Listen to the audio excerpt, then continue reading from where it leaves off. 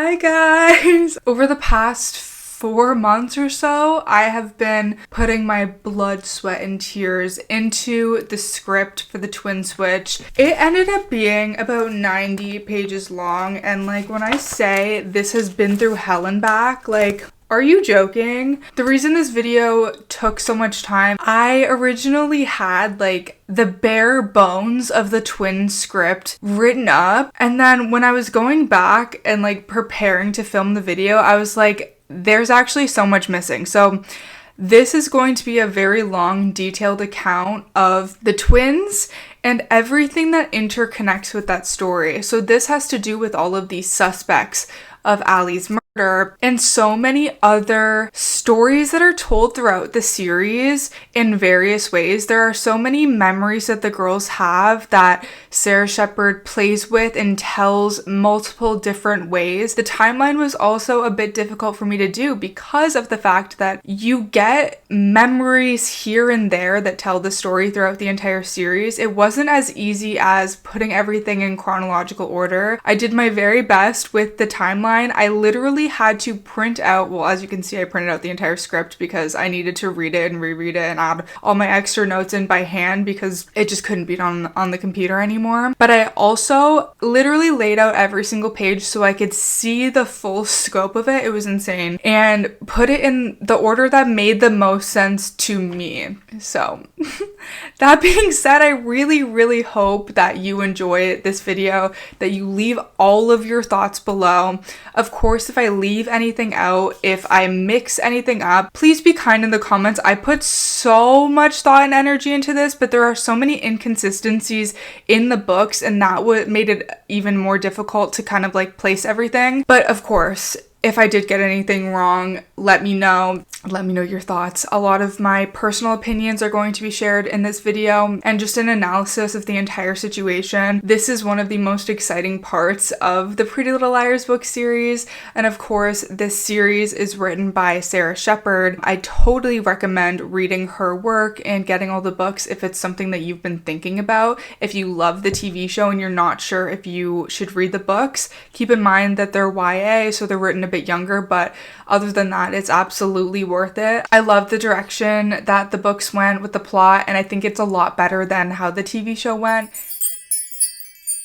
I just want to clear up any misconceptions because I've gotten a few comments of people being like, come back to YouTube. We need YouTube videos. I need long form videos. Absolutely love the enthusiasm. I'm grateful for everybody that's here and watches my videos.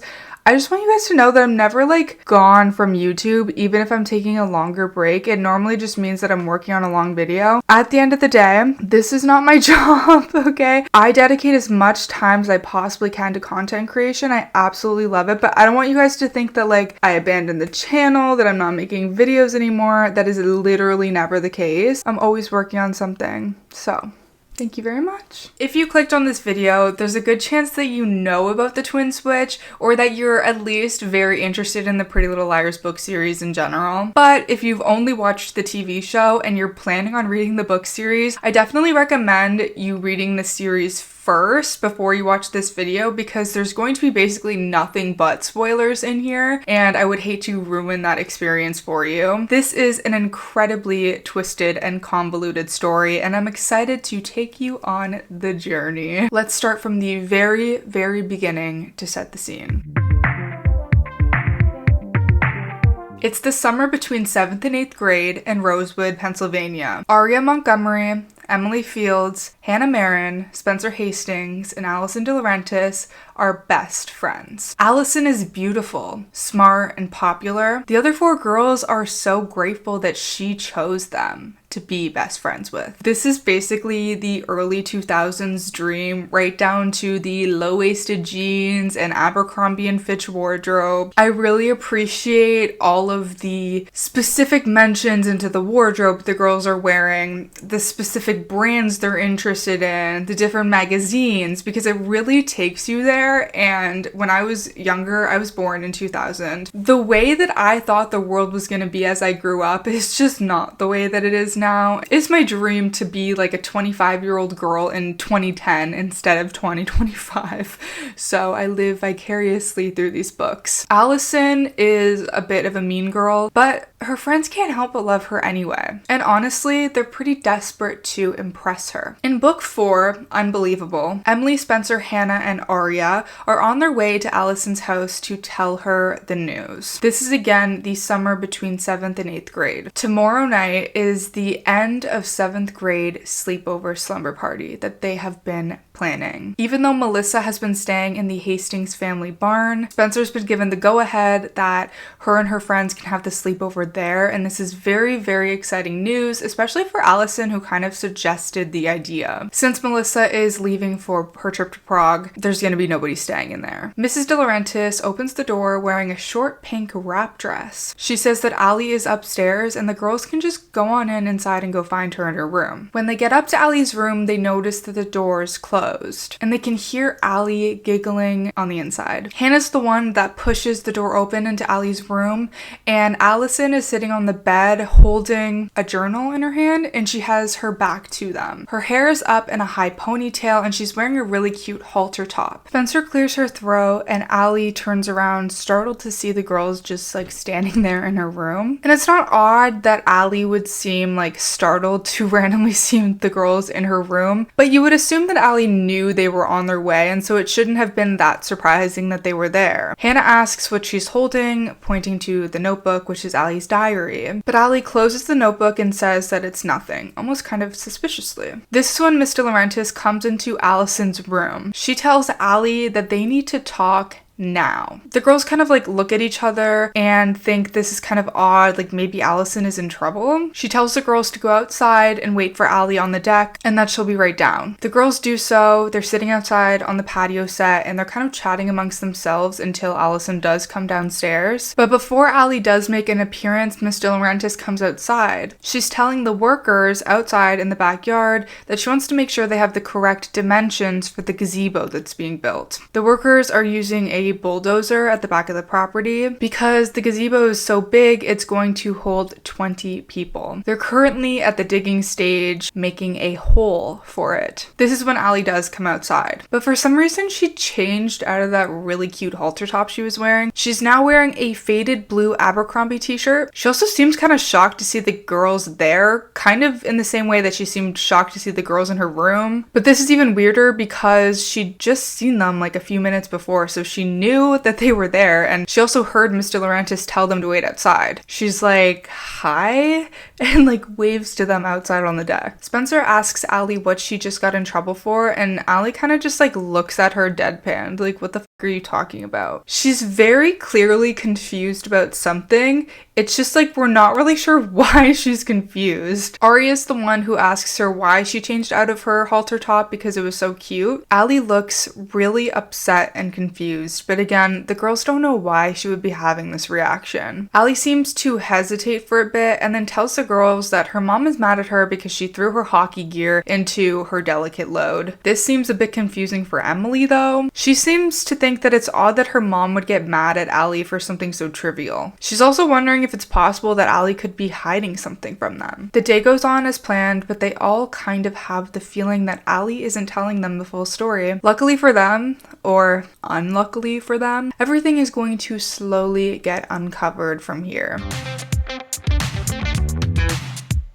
I first heard about the twin theory when I was a teenager and I was watching the Pretty Little Liars TV show for the first time as it was airing. I would follow all of these Instagram accounts that would screenshot like all of the details from the TV show and make all these conspiracy theories about who A is and who's involved in what and what happened to Alison. And one of the largest theories was the twin switch, and this obviously came directly from the book series. I think around the time when I got really into this was around season 2 or 3 of the show. This was kind of the tipping point of not taking so much inspiration from the book series anymore, and they kind of did their own thing, and I would think that was the most like detrimental thing the TV show did. But season 1 of the show is more similar to the book series than everything else, so I think at that point people were kind of just holding out hope that the big reveal, the main part of the series, is going to remain the same. Of course, viewers would be very disappointed years later. At this point, I was obsessively watching the show on my iPod Touch. Yes, my iPod Touch. This was before I even had a cell phone.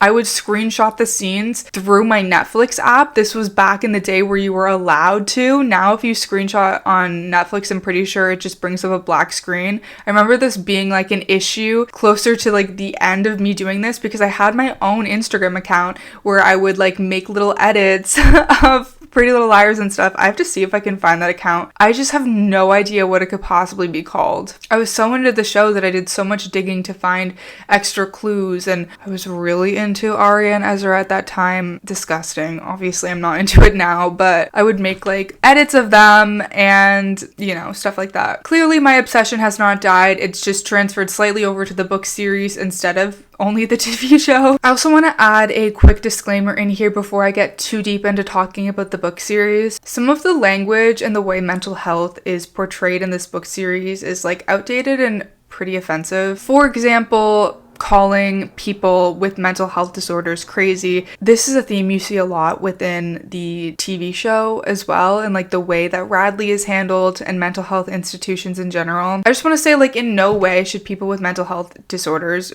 of any kind be like called crazy, and this does not automatically connect them with violence either. I think the way it's described in the book series is just not handled with very much sensitivity. There was obviously a lot of mental health issues present having to do with why these people commit so many crimes and, you know, stalk characters and all of this stuff, and it's just not portrayed in a way that is realistic. I want to try to be respectful in the way that I've explained things, but due to the nature of like what I'm covering, a book series that was written in the early 2000s, it's kind of like baked into the plot, and I just want to make that very, very clear as we get into this. But I know that you guys are already aware of this because at the very least you've probably seen the TV show. But back to the twin theory. In simple terms, the twin theory was the theory that Alison was going to have a twin by the end of the TV show. That was going to be the big plot twist.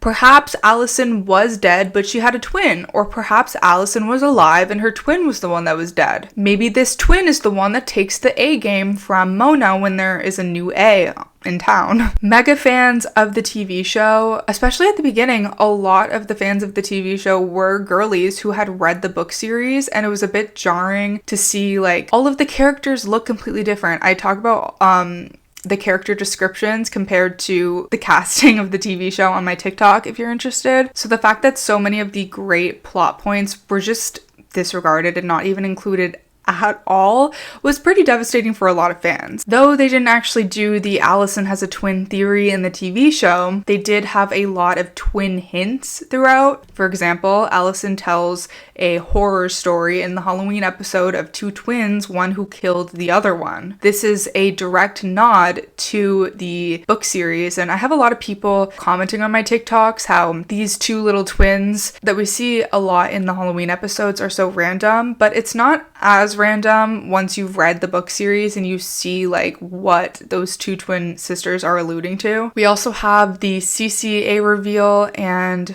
you know, Alison's mom had them dress up in the same outfits a lot. Then obviously at the end, Spencer was the one that had a twin, and I think, you know, there's so many issues with this. This kind of like is the most hated thing that the TV show did across the board. So many blog posts, articles talking about how much this is hated. So many tweets, posts across the internet. Majority of people in my comment sections saying that they hated this, and I agree. I hate it. I think it's terrible. I do want to mention that as much as I do see a lot of hate on Alex Drake, I also do see some people in my comments who like her as a villain. My thing is, I think that she had potential if she was written into the show much earlier. Not everybody hates the ending. I do want to like show both sides of that, so it's not just like a universally hated thing. It's just the thing that I see hated on the most overall. The biggest issue with this is the fact that Alex Drake was not a character in the TV show. So it was kind of a slap in the face for us to spend 6 seasons trying to narrow down who the person could be and then have it not even be a character in the TV show. Like, that isn't fair to the audience. It was too obvious to do Alison has a twin because everyone was expecting that. It was too obvious to make Arya A because that was people's next guess. It was too obvious to make Alison A because at that point it wouldn't really make sense. It wasn't done well. It didn't seem like Troyan had maybe enough time to perfect that British accent, because I think that she's a wonderful actress and that was done terribly. The entire end part just came off as gimmicky and cheap and not thought through. And so much of the show already had plot holes and was not thought through. So it's a bit disappointing. We unfortunately lost the plot. And I think that version of me from 2010 to 2013 would just be so severely disappointed to know how the series was going to end. Like the series that I rewatched over and over and over again. I spent every single summer just rewatching those episodes on my little iPod Touch. And the twin switch in the book series was done so incredibly well, in my opinion. There are issues in the book series as well, and we'll get into a few of those inconsistencies in this video. I could easily tell you in a few sentences what the twin switch is summed up if I wanted to, but where is the fun in that? Plus it might be a bit confusing without all of the context, which is exactly why I added so much context. So I'm going to take you along for the twisted ride and explain exactly how everything went down. In this video, we're going to discuss Ally's twin, how the twin switch happens. We're going to uncover everything that happens the night that Alison goes missing, as well as everything that happened the day before the sleepover. That's what we talked about at the very beginning. And all the possible suspects for the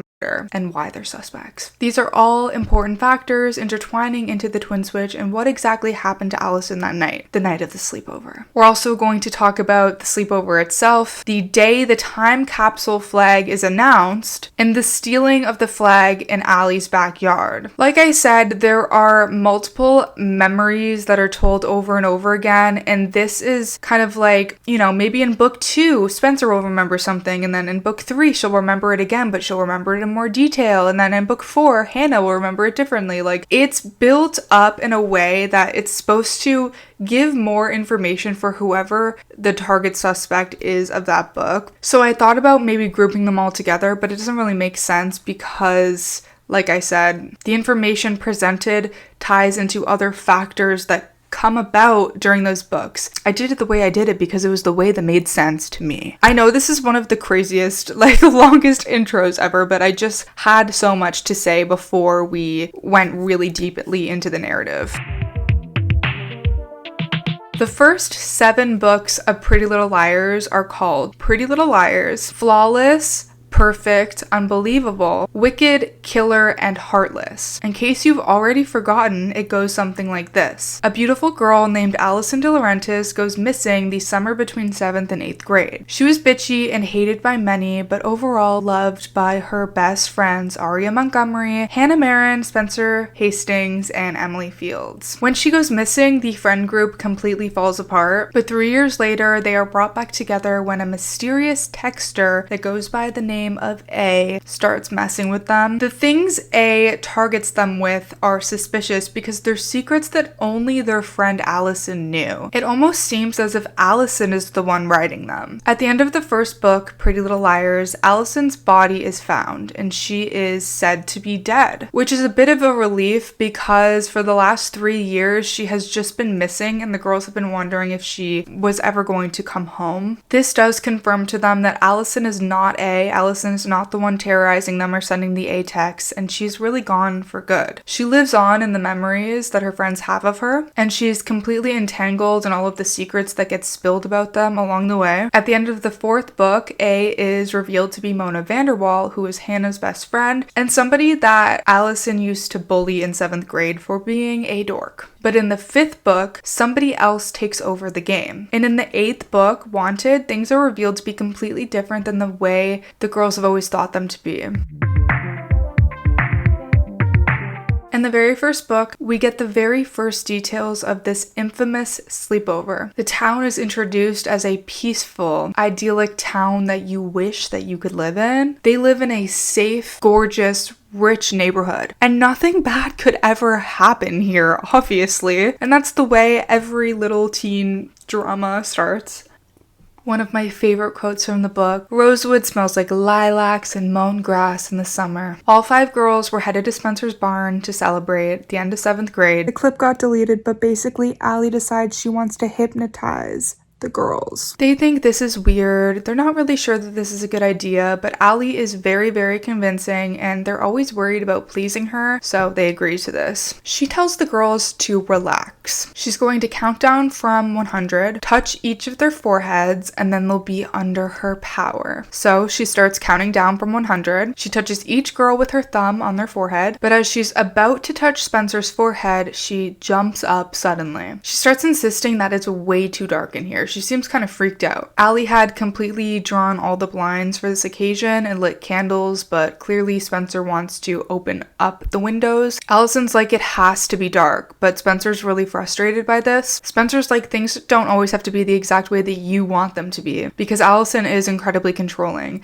and Spencer's usually the only one that is willing to stand up to her because they're very competitive with each other, even though Spencer at the end of the day does still want to please Allie. In other words, not everything is always about Allie, even though Allie believes it to be, and this is a very hard pill for her to swallow. Spencer points to the door, tells Alison to leave, and she does as she's told. But after a few seconds, Spencer seems to regret this decision and goes after her. She calls after her, but she can't find Alison. Alison is gone. And it's interesting that this section in the first book is ended off this way because we learn later on that there's more information to this, and that's not entirely true. Alison doesn't just disappear and Spencer never sees her again. There's more to the story. So I think that Sarah Shepard did just write things a certain way and then decide to add things later, even though it didn't necessarily make sense based off what was already said. But it's kind of written in the way oh, she just didn't remember and now she's remembering. So I guess go off, queen. Also, supposedly when Spencer chases after her, it's nighttime, I think. I'm pretty sure this happens at night. And yet Spencer wants so bad to open the blinds as if it's light outside still. So I don't know if that's an inconsistency or if I'm just missing something here, but something ain't right. Hannah, Emily, and Aria wake up from being hypnotized, I guess. And Emily tells them about the dream that she had of Alison. She says, Alison fell down this really deep well, and there were all these giant plants. I'm noting this because I just find it interesting and it's maybe slightly significant for later. We have a lot of that going on throughout this video. In book 3, Perfect, jumping forward a bit, we learn that Aria wasn't actually hypnotized. She had listened to Allie and Spencer fight. When they ran out of the barn, Aria had waited a minute or two and then ran after them. She called both of their names, but she couldn't find them, and she started to wonder if Allie and Spencer had just ditched all of them. This is an interesting perspective that I had not remembered until my most recent reread, but Spencer ends up coming back to the barn alone. Aria notices that Spencer looks lost, as if she's in a trance. This is also important for later. Hannah asks where Allie is. I don't know, Spencer whispers. I don't know. I thought I heard her scream. The next morning, the girls still haven't heard from Alison. They come up with all sorts of ideas for places that she could have gone, but one by one, they all get calls from Mrs. DiLaurentis asking if they've seen Alison. At first, they cover for her because this is what teen girls do, and it's also said that this is something that they do frequently. I don't know, for each other or for Allie specifically, but she's always up to something and she has older friends, so I guess they have to cover for Allie every once in a while. But they all begin to freak out a little bit by the afternoon when Allie still hasn't come home. In the 7th book, Heartless, we learn a bit more about this day, the day after Alison has gone missing. The 4 girls meet at Alison's house to talk to Alison's mom. Again, she had called each girl mid-morning to ask if they'd seen Alison because she never came home. Alison's mom seemed really worried when they told her no, but when she called back later and they said that they still haven't seen her, she starts getting really, really upset. They start thinking about how Alison has been kind of distracted lately, maybe even growing a bit distant in the last couple of weeks. When the girls talked to her, it always seemed like she was lost in thought, she wasn't really there talking to them. Apparently, the only thing that interested Allie were their deepest, darkest secrets, and she didn't really want to talk about anything else. But other than that, kind of seemed like she was maybe even losing interest in their relationships. This is very interesting considering what we're going to learn about her later on. Spencer starts feeling really guilty for telling Alison to leave now that she's not anywhere, but she insists to the girls that she didn't see where Alison went and she doesn't know where she is. This isn't entirely true, like I mentioned before, but we'll circle back to this later. They discuss how they should continue covering for Allie and tell Mr. DiLaurentis that Allie's with her hockey friends. She plays field hockey with the older girls. They're actually kind of just annoyed at Allie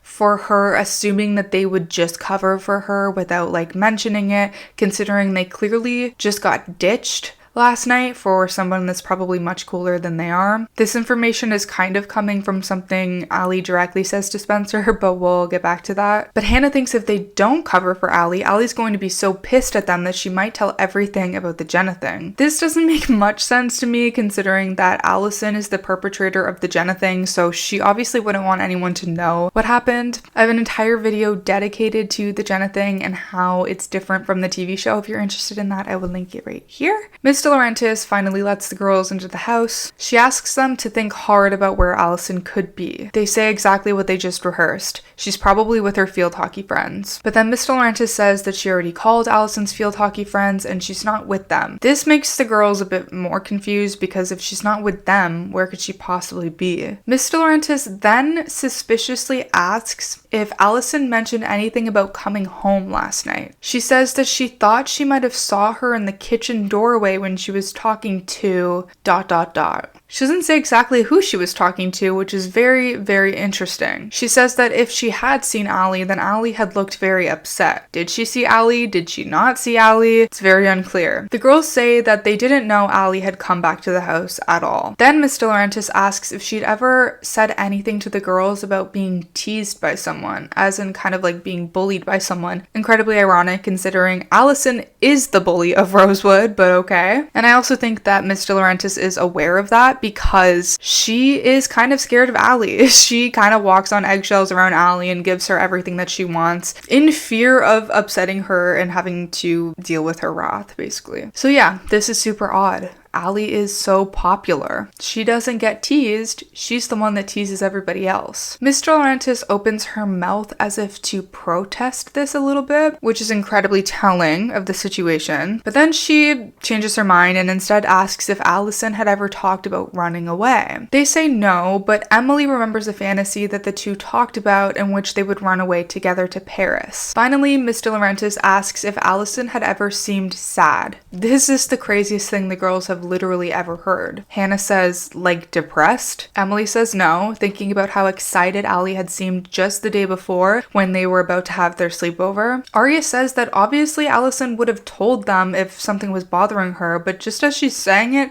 she wonders if this is even true. Allie had been a bit secretive with them. As much as she loved knowing the girls' secrets, it always seemed like she was hiding something. Mrs. DiLaurentis asks again, like, are you sure you don't know anything? I tried looking for her diary, but I couldn't find it. She couldn't find the diary. Interesting. She wanted to see if Alison had written anything inside about where she was going. Hannah says she knows exactly what the diary looks like because they had seen her writing in it yesterday, or I guess 2 days ago. She asks if she should go upstairs and look for it, but Miss DiLaurentis says no to this. And when Hannah says it's no trouble and stands up to help, Miss DiLaurentis like yells at her. I said no, she says. There's a reason why she's so frustrated and so on edge with the situation, obviously. It's not only because her daughter is missing, but we'll get into that. I'm picturing the woman from the show as I'm reading this. I'm hearing it like said from her voice and it just feels so creepy to me. I think that the actress does do a very good job at playing her and it sends chills down my spine, truly. She thanks the girls for coming over. After she leaves, Emily says that she's overreacting. Alison is obviously fine.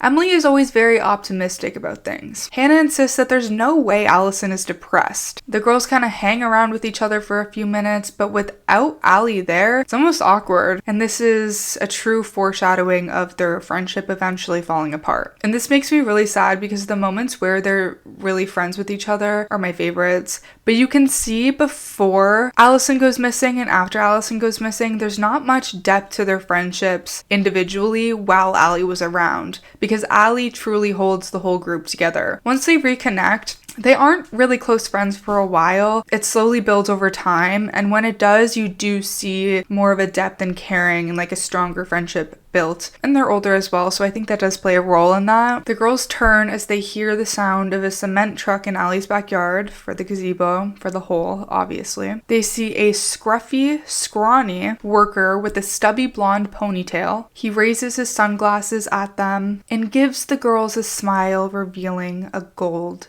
tooth. Let's keep this person in mind for later. Alison had told them stories about how these workers were really creepy and constantly catcalling her in the yard. She had apparently bragged to them that even older guys like her, which is obviously disgusting and actually terrifying. The truck slowly backs up and concrete pours down a long chute straight into the hole. Allie had been telling them about this gazebo project for weeks. She explained that it was going to have a hot tub on one side, a fire pit on the other side, and a bunch of big plants, bushes, and trees surrounding it. It was going to feel tropical and serene, she told them. Allie's going to love the gazebo, Emily says confidently. She'll have the best parties there. That's a direct quote from the book. So fucking eerie. Like, knowing what happens to her and like what just did happen, what they just witnessed, pretty much, absolutely sickening. I actually want to cry. Like, I actually want to cry. Concrete is pouring out of the truck. They have no idea what's in that hole. They separate. Aria walks down the driveway and she looks into the trash cans at the end of the driveway. I guess it's trash day. She sees an empty prescription bottle that has Alison's name on it. She wonders if they're like antibiotics or allergy meds, but she completely brushes this off. This will be kind of important later for Aria, and of course that's why I'm mentioning it now. As the girls go their separate ways, they're all wondering if Allie had completely ditched them, like not only that night, but as friends altogether. And here's another direct quote from the book. None of them could have predicted that by the following day, the DiLaurentis' front yard would be filled with news vans and police cars. Nor would they have known where Allie truly was, or whom she'd really planned on meeting when she'd run out of the barn that night. After some time passes, the girls start to feel kind of relieved at Allie's absence. They have time to come to terms with the fact that Allie was never really that nice to them. They were actually frequently afraid of her and the passive-aggressive way that she handled their secrets. And as much as they miss her and as much as they're like worried about what happened to her, they can't help but feel these things. And she was missing for 3 years. So throughout book 1, Pretty Little Liars, we learn about Spencer, Hannah, Aria, and Emily's lives in 11th grade without Alison. They start receiving these text messages signed A, threatening to reveal all of these secrets that only Alison knew. And you know what? Now that I'm thinking about it, all of these secrets are 3 years old. I know some of them are still accurate, such as like with Byron cheating, like this still plays a part in Aria's life now. But for the most part, like who gives a like, this show was 3 years ago when they were in 7th grade, and like all of these secrets are holding them captive. Aria had been in Iceland for 3 years at this point, and without her there and without Allie there, the girls aren't friends anymore at all. They all separately experiment with the idea that possibly Allie is sending these messages to them because of course it is signed A and it's kind of in the tone of Alison and it's with information only Alison could know. So maybe she is alive and maybe she's out there somewhere and she's texting them, but why would she be doing that? They all miss her, but they're all uncomfortable with the idea of her returning because it would completely change everything. But in chapter 30 of this book, it is revealed that Alison's body is found in the backyard of Maya St. Germain's house. This, of course, used to be the DiLaurentis' house, and it was buried under the gazebo. They had moved back to Maryland about 2.5 years after Alison's disappearance, and that's when Maya's family moved in. This is something they do frequently. They move around a lot, and it always has something to do with their kids. This is just such a miserable family, honestly. I can't believe they all stayed together so long. In chapter 31, Ella and Byron, Aria's parents, are discussing Alison's body being found. Apparently, the police and everybody knew for sure it was Alison's body because of a ring that was found on her corpse. But they're still doing a DNA test to make sure that this is true. Aria remembers this exact ring. It's a white gold initial A ring, A as in for Allie. Allie's parents had gotten it for her at Tiffany's the day after she got her tonsils taken out. apparently. And it's mentioned quite a few times throughout the book series. She says that Allie liked to wear it on her pinky finger, but I want to point out that this is not always true. More often than not, Allie is described as wearing it on her pointer finger, not her pinky finger. So does she wear it on her pinky finger or her pointy finger? Pointed. I said that with so much fucking confidence. It's crazy. Aria's getting really morbid with it, and she starts wondering who could have possibly killed her. Her and the rest of the girls attend Alison's funeral, where they run into Mrs. DiLaurentis. Of course, she's back in town for the funeral. Guys, I'm putting the footage in for Allie's funeral, and like, hello? Is this lady supposed to be Allie's mom? I've watched the pilot 300 million times, and I've never been like, who is that lady? Who the is that lady? She is very, very kind to them and asks them all to sit in the front row together to honor Alison. This is near the end of the first book, and it's the first time they compare notes on somebody terrorizing them. So they realize they've all been getting these threatening messages, and they're all very reluctant to share with each other what it is that they're all getting terrorized about. They seem to think that it's even worse that now they know it's definitely not Allie, but it's somebody impersonating her. At this point, Toby is the main A suspect, and in the second book, Flawless, it's really, really talked about, and I have a whole separate video up on Toby Cavanaugh and his whole part in this, which will be right here. So at the end of book 2, Flawless, Emily kind of formed some sort of relationship with Toby. They're not dating, but Toby seems to really like her, and she really likes being friends with him. But the rest of the girls all suspect that he's really, really creepy. He might have something to do with Alison's death, and he might even be the one threatening them and sending all these text messages. This is particularly valid because of how much he hated her. And he had good reason for hating her, but also he's not a good person in the book series at all. He did terrible things to Jenna. And so, in my opinion, everything that Alison did do to him was necessary. They knew that Alison was keeping secrets from them that entire last summer, specifically about seeing an older boy. They thought this older boy could have been Toby. I forget how much older he is than them. Was he older in the TV show? Because he became a police officer awfully fast, but I always thought that they were the same age, but I guess they're not. We learn later that this older boy is actually Ian,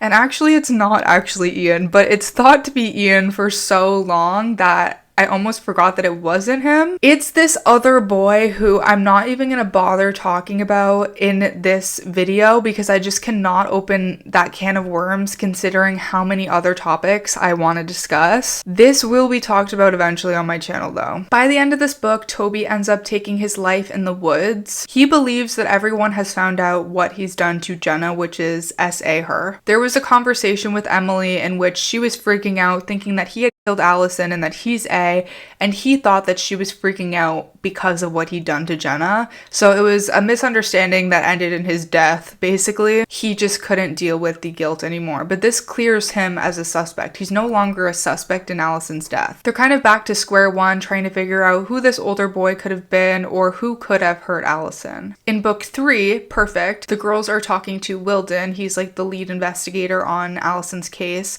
And I really like Wilden in the book series. There's a lot with him that's like not wrapped up properly, but I really enjoy him. And he ends up dating Melissa later on in the series, and I really, really liked them as well. There was a lot of potential with him. I would have really liked to see more of a relationship develop, like kind of like a brother-sister relationship with Hannah and Wilden. This was especially present when Wilden was dating Hannah's mom, and I think he was a bit of an asshole sometimes, and he was a bit narcissistic maybe, but that's just kind of like the nature of his character. They just completely 180 him and like only keep the bad parts of him in for the TV show, and he's one of like the most hated characters. Although I never hated him that much. I thought he was good at being a villain. Did I even finish that sentence? They're talking to Wilden to try to figure out who Allie's is. On page 67, Wilden specifically asks the girls if Alison had ever been acting weird in that last summer. Apparently, she had a boyfriend named Matt Doolittle. This is one of only 2 times that I remember him being mentioned.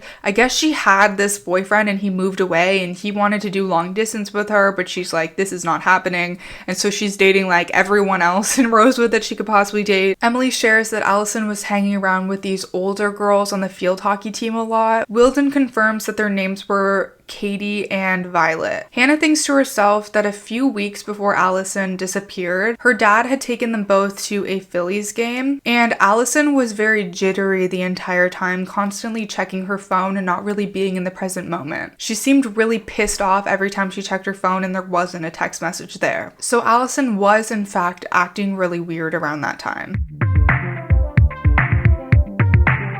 On page 118, Spencer gets an A message that says, "Need another warning, Spencer? Alison's mirror is right in front of you." And she gets this message while she's staring at her own reflection in the mirror. Could it possibly be herself? I guess we'll get back to this because Spencer Hastings is a suspect. On page 126, Hannah starts scrolling through some of her old messages with Alison. Allie is joking about being in love with somebody, and then says that Spencer's at the door. Spencer was there to practice field hockey drills with her. Hannah had said to tell Spencer no, wanting to get more information out of her about this boy that she's seeing. And Allie said, don't tell Spencer no, she'll like hurt you. Kind of just nodding to the fact that Spencer was very intense. And it's just giving Hannah a reason now to suspect that Spencer could have done something to hurt Alison.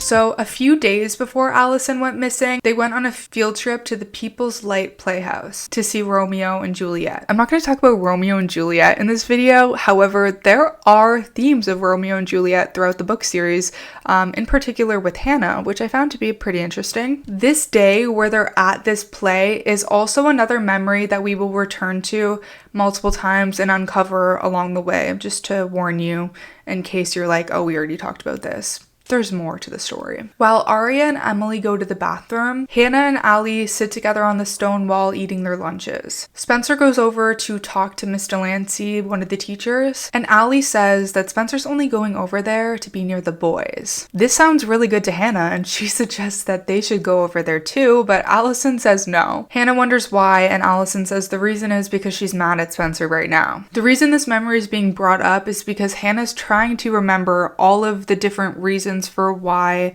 Spencer might want to harm Alison. There could have been a deeper problem between them, a reason why Alison was mad at Spencer, maybe a big enough reason to want to kill her. She won't say why she's mad at Spencer, and Hannah eventually lets the subject go. This is because Allie and Spencer often had conflicts with each other or were just mad at each other for certain things because they both had such strong personalities. But then Alison starts crying. And this is concerning for Hannah because she's actually never seen Alison cry before. Hannah's also taking this memory at this point as evidence that Alison was acting weird at the time. She was acting out of character. On page 147 of this book, Arya is at Allie's grave and she starts wondering about this A note that she had previously gotten that said, someone wanted something of Allie's. This is another clue that will somewhat lead her to Spencer. She thinks about how everyone wanted something of Allie's. Hannah wanted her personality. Emily loved her. She just wanted her, period. Mind, body, and soul. Arya wanted her ability to flirt with boys. She also wanted her beauty, and Spencer was always jealous of her for one reason or another. She wonders what Spencer and Alison were really fighting about that summer. So now let's go back to the night that Alison has gone missing via Spencer's memory. On page 153 of this same book, Spencer is talking to her therapist. She's explaining to her about how much her and Alison fought back in 7th grade. She admits that Allie had been acting different and that she felt threatened that Allie was forgetting all about them. They all really wanted to keep Alison's attention so that she wouldn't ditch them for good, and I think maybe this stemmed with how precarious it was that they were all chosen in the first place and put into this group, and how easily it was for her to ditch her original friends, Naomi and Riley, who I will talk about a bit later. Spencer felt like Allie owed her something because they all had to make so many sacrifices to be her friend, such as keeping really big secrets like the Jenna thing, which they didn't really want any part of, and Alison kind of just dragged them into it. So not only does Spencer feel jealous of Allie, but she's held on to so much anger and resentment for Allie as well. This is when she gets something really big off her chest. She's been having this dream about the night that Alison went missing, and she's been feeling really guilty about it, but she knows that she's missing something, that she's not getting the full picture, and she needs help remembering it. Hey, I'm sorry about all the mic popping yesterday. I got a little too excited. I'll try my best not to do that, but honestly, like, zero promises because I'll probably do it again. Today we have the little ghosty mug. So we're talking about Spencer and her repressed memories. Her and Allie are fighting outside of the barn the night that Allie like leaves the barn after they fight. They fight a second time, and Allie is saying that Spencer looked in her diary. Spencer says to the therapist that Allie always thought Spencer was looking at her diary, but Spencer never did. Her therapist decides to hypnotize her to try to get her to remember the rest of the memory. Very interesting approach considering this is exactly what went on that night. Obviously, I know nothing about therapy practices, so maybe this is like what you do. I don't know. Seems a bit traumatizing though. Spencer imagines being outside the barn that night. Alison is staring at her, shaking her head. "You try to steal everything away from me," she says, "but you can't have this." Spencer's like, "I can't have what? Like, what are you talking about, girl?" I don't think I've literally ever had a good hair day, like, ever in my life. Anyway, Allie says that Spencer already knows because she read about it in her diary. Spencer's like, "I've never read your diary. I don't care to read your diary. I don't care about anything that's in your diary, girl. Like, what is happening?" Spencer calls Allie delusional, and then Allie tells Spencer that she's the delusional one. Spencer gets really, really angry and kind of shoves Allie's shoulder. This is something we see with Spencer happening quite a lot. She doesn't know what to do with all the anger that she has inside her, and so she often resorts to actually physically hurting the people that she loves, and that's really, really scary. "Friends don't shove friends," Allie says. "Well, maybe we aren't friends," Spencer says. "Guess not," Allie says. In this memory, Spencer can see that they're still talking to each other, as in Allie's lips are still moving, but she can't hear anything else. This part of the memory is very repressed still. She doesn't know what happens next, but she can feel that like something bad must have happened. All she does know is that she felt such intense rage in that moment, and as she opens her eyes, she hears this really loud crack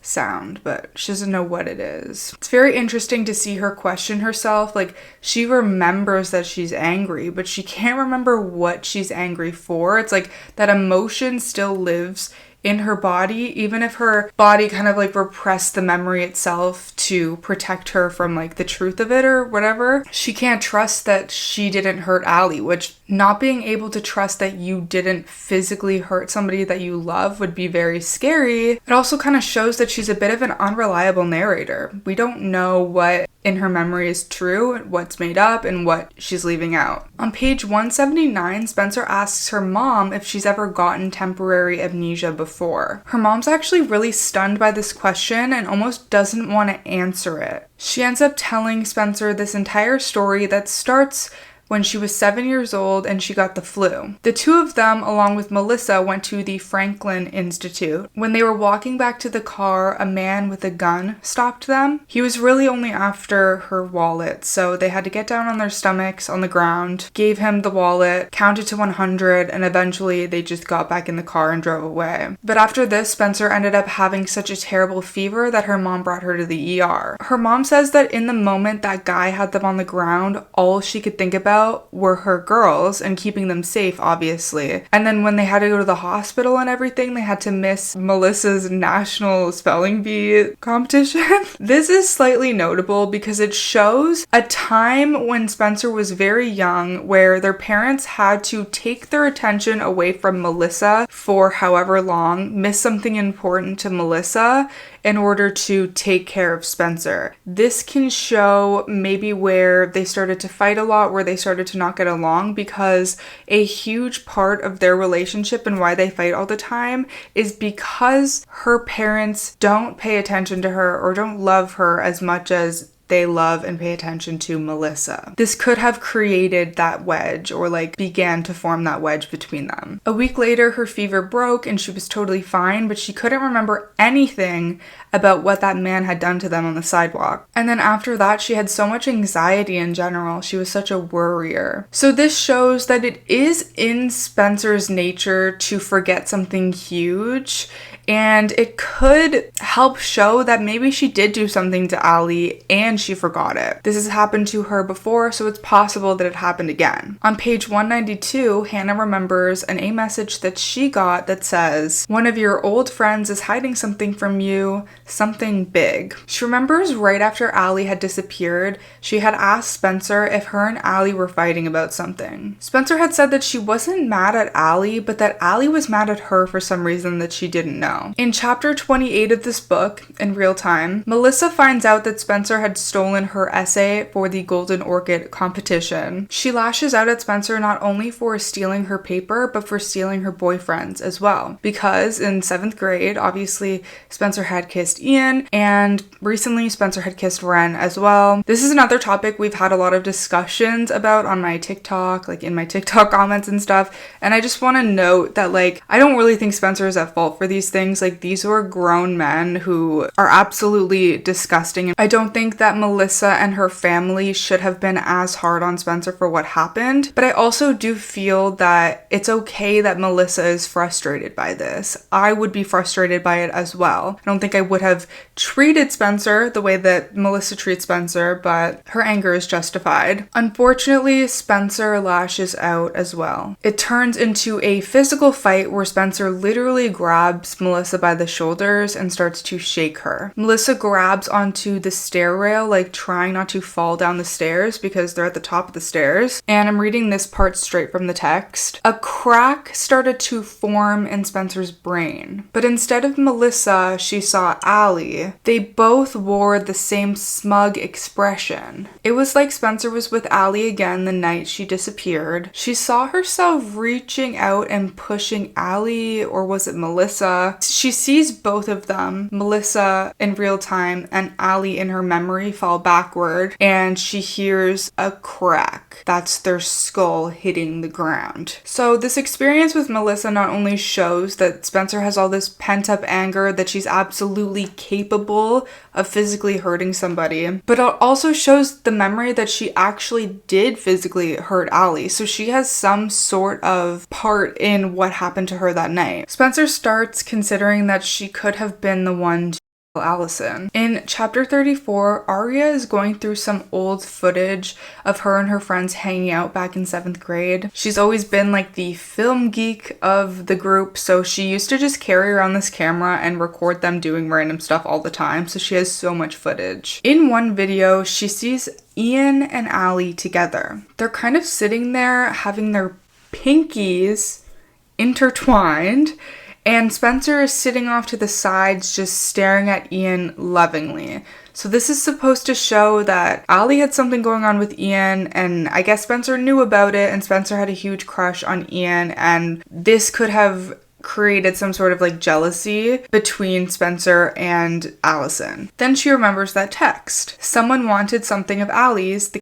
is closer than you think. She thinks that obviously Ali's secret could have been that she was dating Ian. This could have been the older boy that she was seeing. Maybe she told Spencer, and maybe Spencer had a vendetta against her ever since then. I do think it is a little bit crazy to find all of this information out from this random video. Like, it's so, like, such a coincidence that she was able to find a video of Ali and Ian, like, intertwining pinkies, and that she was able to really, like, see that on the video. I'm like, okay, detective. So at this point, clearly all of the evidence is pointing towards Spencer being the killer. But literally everything is manipulated in such a way in this book series to make anyone look guilty at any point. Then she remembers another text message that she got that said, "You all knew every inch of her backyard, but but for one of you, it was so easy. Which would make sense considering that Spencer and Allie were neighbors, so Spencer would most likely be able to know Allie's backyard better than the rest of them. And Arya is really suspicious of her. I want to say that it honestly didn't take too much to turn Arya against Spencer. Like, she was pretty easily convinced of this, so I thought that was a little weird. In chapter 35, Spencer is remembering a bit more about the night that Alison went missing. She can feel all of the overwhelming emotions of her younger past self in the moment that this happened. She feels like she's really there even though she's only dreaming. Spencer calls out Allie's name and then eventually finds her on the path. Alison tells her that she's gonna go somewhere so much cooler than hanging out with them, which is obviously like pointed because the girls don't feel as cool as Allie. They don't feel like super deserving of her friendship, and they feel like she could leave at any moment to go hang out with people cooler than them. And then we have the, you try to steal everything away from me, but you can't have this. Can't have what? Again, Alison accuses Spencer of reading her diary, and Spencer says that she didn't do that. Spencer shoves Allie's shoulder, and she falls backward because the path is slippery. They talk about how they're not friends, and then Allie says, you think kissing Ian was so special, but you know what he told me? You didn't even know how. Ian told me that when we were on our date. You're so lame, acting like you don't know that we're together. But of course you do, Spence. That's why you like him, right? Because I'm with him? Because your sister's with him? Alison tells Spencer that Ian only kissed her because Alison asked him to. Okay? This is super important for later. Spencer's like, why would you do that? Because she was so happy that Ian kissed her, that Ian was interested in her. This was exciting for her. Allie's like, I just wanted to see if he would do anything for me. Did you really think that he liked you? She is ruthless. This completely pushes Spencer over the edge in terms of rage. Spencer pushes Allie as hard as she can, and Allie falls straight into the wall that surrounds the Hastings property. And there's that crack noise and also the smell of blood. The smell of blood. Okay. This is all Spencer remembers. Again, she can't quite remember what happened after that, but after remembering this, she's really freaking out. But then she's like, okay, but Allie was found in a hole in her backyard. She wasn't found on the path by the stone wall. Spencer knows that she couldn't have carried her all the way from her backyard to Allie's backyard by herself. In chapter 37, Arya tells Emily that Spencer must have killed Alison, and that they must have been fighting about Ian that entire summer. In book 4, Unbelievable, Arya tells Wilden this information. She tells him that Alison was seeing Ian, Melissa Hastings' boyfriend. Wilden is basically like, do you really think that you could drag someone your own size all the way into a hole? Like, do you think Spencer would be able to do that by herself? It doesn't really make sense. It doesn't really add up. I think it's odd that he's not taking this more seriously. Like, maybe Spencer had somebody else do it with her, right? Maybe it's more than one person involved. Maybe there's aspects to it that you don't know. Maybe they were standing above the hole and Spencer just pushed her in. Like, you don't really know. So he's smart in knowing, like, okay, it's not likely that Spencer was the one who did this, but it was kind of weird just to, like, completely disregard everything that Arya was saying. Arya's like, well, if I was mad enough, maybe I would be able to do that. Trying to convince him that Spencer really did do it. I don't know why she, like, is so intent on Spencer being the one who did this crime. But then he says that Spencer would have had to calm down enough after that to go back to the barn and act completely normal in front of her other friends, which is a good point. She would have had to act like that never happened and then continue on this lie for years and years, and that's not something that someone like in a blind rage would probably be able to do, right? Like that would be very, very calculated. Plus she was in 7th grade. That would be very hard for a 7th grader to pull off. So I do want to note here that his main reason given for why Spencer probably wasn't the one to do it was because of her physical size. She was similar in size to Allie, thus it would have been difficult for her to carry this out all on her own. But given what did actually happen, this theory just like doesn't follow as well, and obviously we'll get into that closer to the end of this video. I just think that this lead should have been taken more seriously by Wilden, given everything else. But this essentially closes the chapter on Spencer being a suspect. Later on, Spencer and Melissa actually make up a bit and they bond a little bit. Spencer confides in her about her thinking that she could have been the one to hurt Alison. Melissa tells Spencer that she doesn't think that she even has that in her, which I think isn't true because Spencer just pushed you down a flight of stairs, but okay. But this does help Spencer believe that she wasn't the one who did it. During this conversation, we also learn that Melissa has known all along about Alison and Ian, and I think she's such like a difficult character to crack because she's very hard and seems like she respects herself and she loves herself and she's a very, very smart and accomplished person, but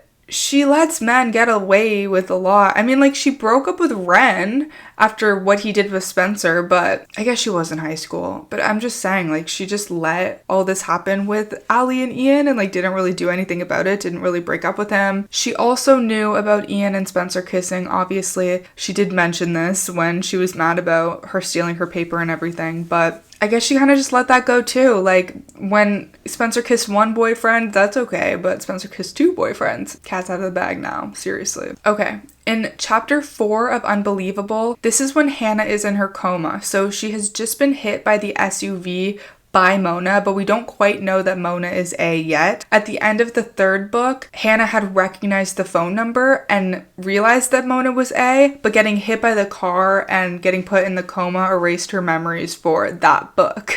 I also completely cover all of this in my Mona video if you want to watch that.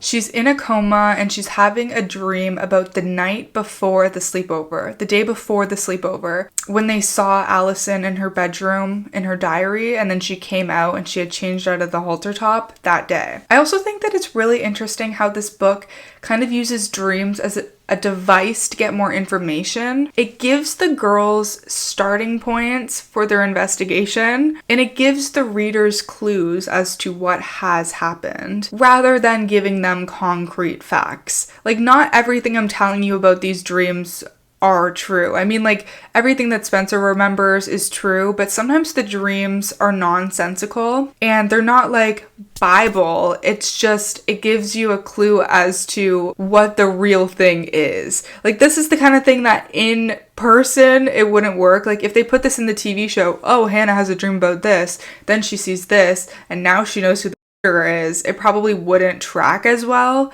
but because it's like a teen book series, it does work well. So I'm giving you all of these clues even though they're not real sometimes, because they do lead us to what is real. It all goes the way that we discussed previously, but this time Hannah is the only one that's aware of the situation. Ali seems startled at first that the girls are on her patio and everyone is acting exactly the way that they had that day, but Hannah is the only one not chained to this script. She's aware that, like, Allie's gonna go missing. This was 7th grade and now they're in 11th grade. Like, that all of these things were going to happen, but none of the other girls are aware. She stands up and she tells Allie that she needs to talk to her and warn her. She says something awful is going to happen to you and we need to stop it. But the conversation continues as normal, as if nobody can see Hannah. Nobody can see that she's standing up. Nobody can see that she's waving her arms and that she's freaking out. They're just like acting like they normally would that day. They talk about her mom being mad at her over the laundry. They talk about the sleepover the next day. But Hannah interjects, saying that they shouldn't even have the sleepover. Finally, Ali does pay attention to Hannah. She grabs Hannah's wrist and she tells her that she's making a big deal over nothing. A big deal over nothing, Hannah says. Ali, you're going to die tomorrow. You're going to run out of the barn during the sleepover and you're just going to disappear. It seems that she could see Hannah and she could see what Hannah was doing, but she chose to continue on with the predetermined narrative and just ignore her. But Ali tells Hannah not to worry, that she's actually okay. To Hannah,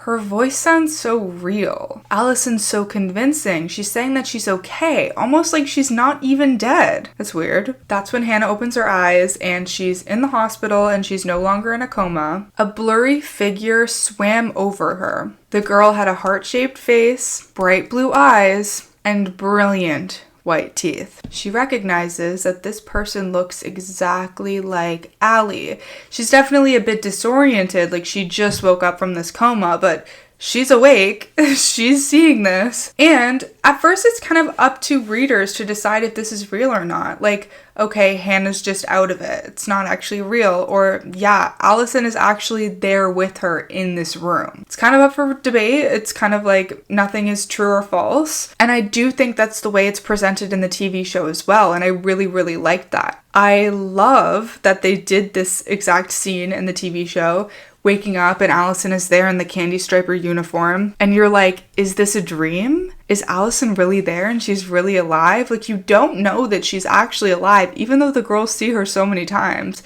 until you see her in that red coat. And she says, did you miss me? Again, Allie says to Hannah, just like what she said in that dream, that she is okay. And then Hannah passes out again. In chapter 11, Hannah returns to this dream. Give it a rest, Allie says to Hannah, trying to get her to stop with all of this worrying. But Hannah tries to tell her that she's in danger. Things aren't always what they seem, Allie whispers. So, if things aren't always what they seem, and the way they seem is that their best friend Alison is dead, so their best friend Alison isn't dead, what does that mean? And this is when Hannah wakes up from her coma for good. In chapter 12, Emily is remembering again all of the conversations that she used to have with Alison about them running away together. Allie had this idea that she would assume another identity, saying that becoming someone else is probably really easy. I just thought this was a bit of an interesting little tidbit for later. She was fully convinced that she could completely become a different person and it would be easy for her. Why would she think that, right? In chapter 14 of this book, Officer Wilden comes to Spencer's house to talk to Spencer, Melissa, and Ian, who are all there together because Melissa is dating Ian again. Again, why would she date Ian again, knowing that he cheated on her with 2 7th graders when they were, 12th grade? And one of them was her sister? Hello? Are we okay? He has some more questions for them about the night that Alison went missing. Spencer confirms again that her and her friends were in the barn that night. Melissa says that she never saw anything strange happening out in the yard. Oh, I don't think I mentioned this, but Melissa was supposed to go to Prague that night, but she didn't actually leave till the day after. So Melissa and Ian were just hanging out in the house that night. Spencer's a bit confused about why Melissa's not immediately ratting her out for what she just told her about the conversation she had with Allie and like pushing her that night. Melissa just pretends like that information does not exist, which is a nice little sisterly moment. Spencer doesn't want to tell the police about the conversation she had with Allie because she doesn't want to be like a real suspect in the investigation, so she's totally okay with this. Wilden then asks Melissa if her and Ian were together the entire night, and she says yes. This is very interesting because what we'll find out is that this isn't actually true. There's a look of terror on Melissa's face for a split second before she says yes. He then asks Ian if there was anything happening between him and Alison, and he denies this. He says that Allie had a crush on him and they flirted a little bit, but beyond that, nothing. Spencer is shocked that he's lying to a cop, which is funny because she's also lying to a cop, and she obviously knows that Ian and Allie were dating, or there was at least something going on between them. She sees Melissa smirk because of course Melissa also knows that this is true, and it's giving me the vibe that like Melissa knows it on her own. Like she hasn't told Ian that she knows. I don't really know how you have an entire relationship with someone with that kind of secret and like you clearly don't have trust for them. But Melissa doesn't out him either. She keeps both of their secrets.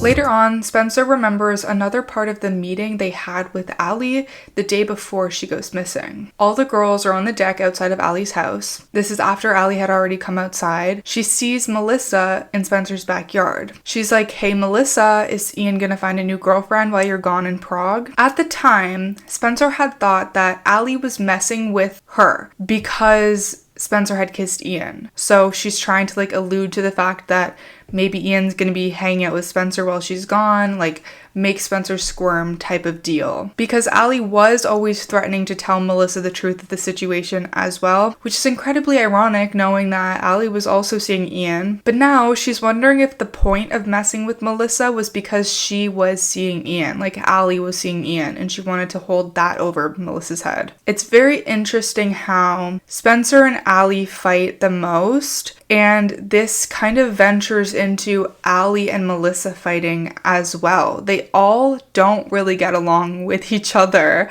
and there is a reason for this that we will talk about later. Spencer also thinks like maybe Allie knew that Melissa knew, and that's why she was being so bitchy about it. Spencer also remembers seeing Melissa look long and hard at the hole in Allie's backyard, which is incredibly creepy in retrospect. Suddenly, in real time, Spencer remembers the time that she got that A message. The mirror is right in front of you. She was looking in the mirror, so she thought it had referred to herself, but actually, Melissa was also in the background of that reflection, so perhaps it was meaning Melissa? And I do think this is crazy, like after we have come so far with Spencer and Melissa's relationship, now she is so easy to suspect Melissa of something. It's just like, Spencer is one of the more annoying characters. I actually really like her as a character. I think it's interesting how she's the smart one, yet she constantly makes these crazy mistakes, but I think she backtracks the most. Like, she doesn't really learn from her mistakes.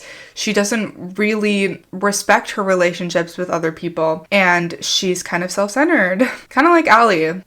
I wonder why. So, Melissa Hastings is our next suspect. In chapter 21, Emily is also remembering the day before the sleepover. After Allie comes outside on the patio for a couple minutes, Emily goes inside to use the bathroom. After she passes through the kitchen, she hears Jason whispering angrily to someone in the house. "You better stop it," Jason says. "You know how that pisses them off." And another person whispers back, "You know I'm not hurting anything." Emily's confused because this whisper kind of sounds like Allie's, but Allie's outside. So who's in the house? Is there another like young girl in the house talking to Jason? Like, who would he be so mad at? It's very suspicious. Jason says, "I'm just trying to help you," and he sounds really frustrated. In chapter 23, Hannah is having another dream, and in this dream, she's driving. There's a blurry figure sitting next to her in the passenger seat, and she can't really see who it is, but she can see that this person is blonde. When the girl speaks, it sounds a lot like Alison. "I'm okay," Allie says, and then opens the car door and disappears into the night. Allie really wants Hannah to believe that she's alive for some reason. In chapter 29, Aria remembers the day before the sleepover as well. She thought that the diary, forgetting they were there, outfit switch thing was kind of weird. After the others had left, she kind of stuck around for a while, sitting at that table in the patio, finishing her knitting. So when she had left, she was on her own. She went around the house to grab her bike, and then she saw Allie. She was standing in the middle of the yard, transfixed. She looks at her own dining room, and then she looks to the Cavanaugh's house. Aria asks Allie if she's okay, but she doesn't move. She just says, "I just wish she was out of my life forever." At the time, Aria thought she meant Spencer since they were always fighting, and it also kind of points toward Jenna. As she was looking at the Cavanaugh's house, there's like a whole other thing going on with Jenna, of course, there always is, but we know who she's actually talking about, and of course this will be revealed later. In chapter 31, this is when Jenna tells Aria about the Jenna thing and what had actually happened. I have a full video on the Jenna thing and like the true story of what happened in the Jenna thing in the book series. We learned that Jenna was actually a part of the plan and that Alison was trying to help her. She wanted to help Jenna get rid of Toby, who was essaying her,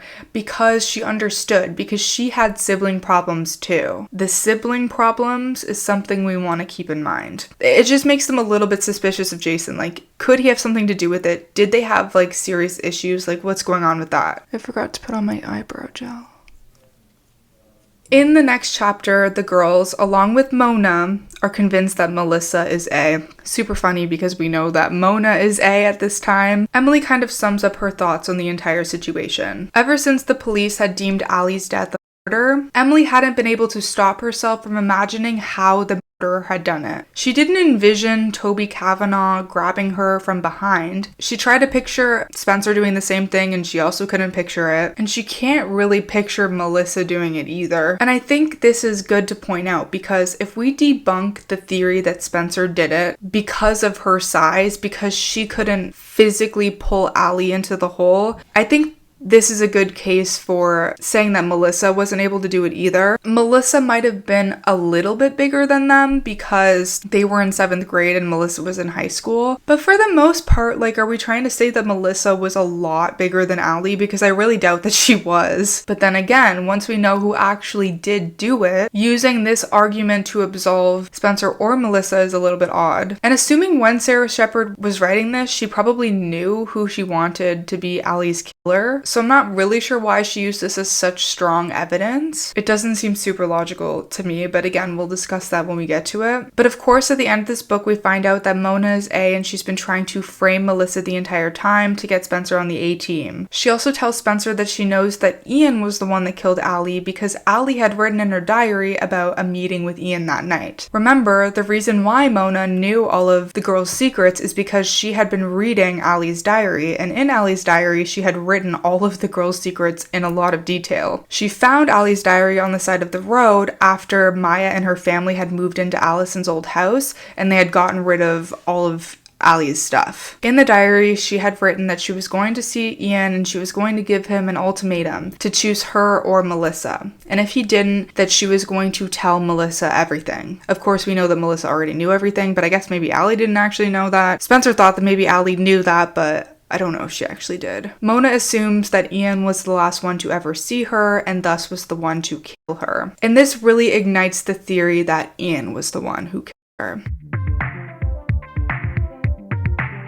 At the end of the book, Spencer remembers the night of Alison's disappearance again. She sees Allie fall back into the stone wall. She hears a crack. This time, she sees Allie on the ground. So we get a continuation of the events, finally. Allie kind of just slumps against the wall, grunts, and then stands up. She's fine. This confirms that she did not actually hurt Allie, even though she was very violent with her. Sarah Shepard is the queen of false alarms, but remember what we learned earlier about her smelling blood? Like, this insinuates that Alison had some sort of injury, like maybe she bonked her head and she had like a cut on the back of her head or something, but this is not mentioned. We're just supposed to think that she gets up and she's totally fine, like nothing actually happened to her, and this goes against Spencer smelling blood, unless that was just her memory, like her imagination trying to fill in the blanks. Spencer is about to speak, but something down the path distracts her. Allie takes off super fast, like starts running into the trees, and Spencer does not follow her. She hears Allie giggle and then she sees two shapes on the path. And I just want to mention this here again, like this is not consistent with how the story goes forward. Like her giggling does not make sense. Spencer couldn't make out who the second person was, but she was pretty sure that it wasn't Melissa. I also think that the giggle is very interesting because it's giving like how when A is terrorizing the girls, they'll often hear a little giggle, like see a flash of blonde and hear a little giggle, so it's kind of giving that. After this, they go to Ian's arraignment because of course he has been arrested for the murder of Alison DiLaurentis. This is when they see someone in a black Lincoln with a chauffeur. Emily sees just a pair of eyes looking at them. Emily thinks to herself that she's only seen that pair of blue eyes one other time in her life. But she brushes it off, thinking that it might just be something like in her subconscious mind trying to tell her that she's seeing Allie,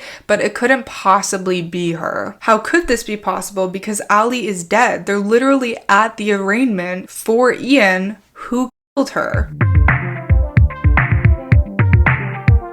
In book 8, Wanted, we get to see the night that Allie disappeared from a bit of a different perspective, aka the night of the sleepover, the infamous sleepover. As Allie is putting out all of the vanilla scented candles, very important because Allie's signature scent is vanilla, and she's pulling the blinds closed. She hears, or I don't know if she hears it, but this is happening outside, like there's a whirr, there's a whirring sound, a whir, a snap and a whir. None of of them look towards the window. None of them hear these snaps coming from outside, kind of like a camera. There is somebody outside taking pictures of them with a Polaroid camera, but nobody knows this. And this is new information to the readers as well. There was enough space between the blinds to get like blurry Polaroid images of them. Also, this camera will be very important for later, but this is the first time that we're seeing it, so it is fascinating. So as the night is supposed to go, Spencer tells Allie to leave, and this is what's written. When she does so, she doesn't glance fearfully around the side of the house. She doesn't sense danger, the presence that lurks. Maybe it's because Allie is preoccupied keeping a dangerous secret, or because she has someone to meet right now and someone else to avoid. We're getting so much information. Allie is supposed to meet somebody. Is that somebody Ian? That's what everyone thinks. But she's also trying to avoid somebody. Is that the person who killed her? Because it seems to be like those two people are distinct, which would mean that Ian probably didn't kill her. So Allie starts down the path and Spencer catches up to her. The normal situation happens. You try to steal everything away from me, but you can't have this. Accuses Spencer of reading her diary. You think kissing Ian was special, but he said you don't even know how. The sound of Allie's shoes slipping, the crack, her falling, everything. Aria steps onto the porch and looks around. We know that she wasn't actually hypnotized. Something definitely seems off to her in this moment. She cries out Allie's name, but there's no answer. Aria goes back inside. Eventually, Spencer goes back inside too. And here's another direct quote from the book. By this time, the photos have been scooped up off the ground and stowed away safely in a pocket. But then the camera goes off again by accident, and another photo emerges. The girls do hear something outside, but they decide it was probably just like a tree branch or something like that. Eventually, they leave the barn because they're so embarrassed that Allie ditched them and never came back. She clearly had something much better to do with her time than hang out with them. The friendship might even be over. And I guess indirectly it was. I'm editing right now and there's like a video of me taking a sip out of a ginger ale, and I'm like looking at the ginger ale, I'm like tasting it in my mouth. What? I don't know what the fuck was wrong with the ginger ale, but it is killing me.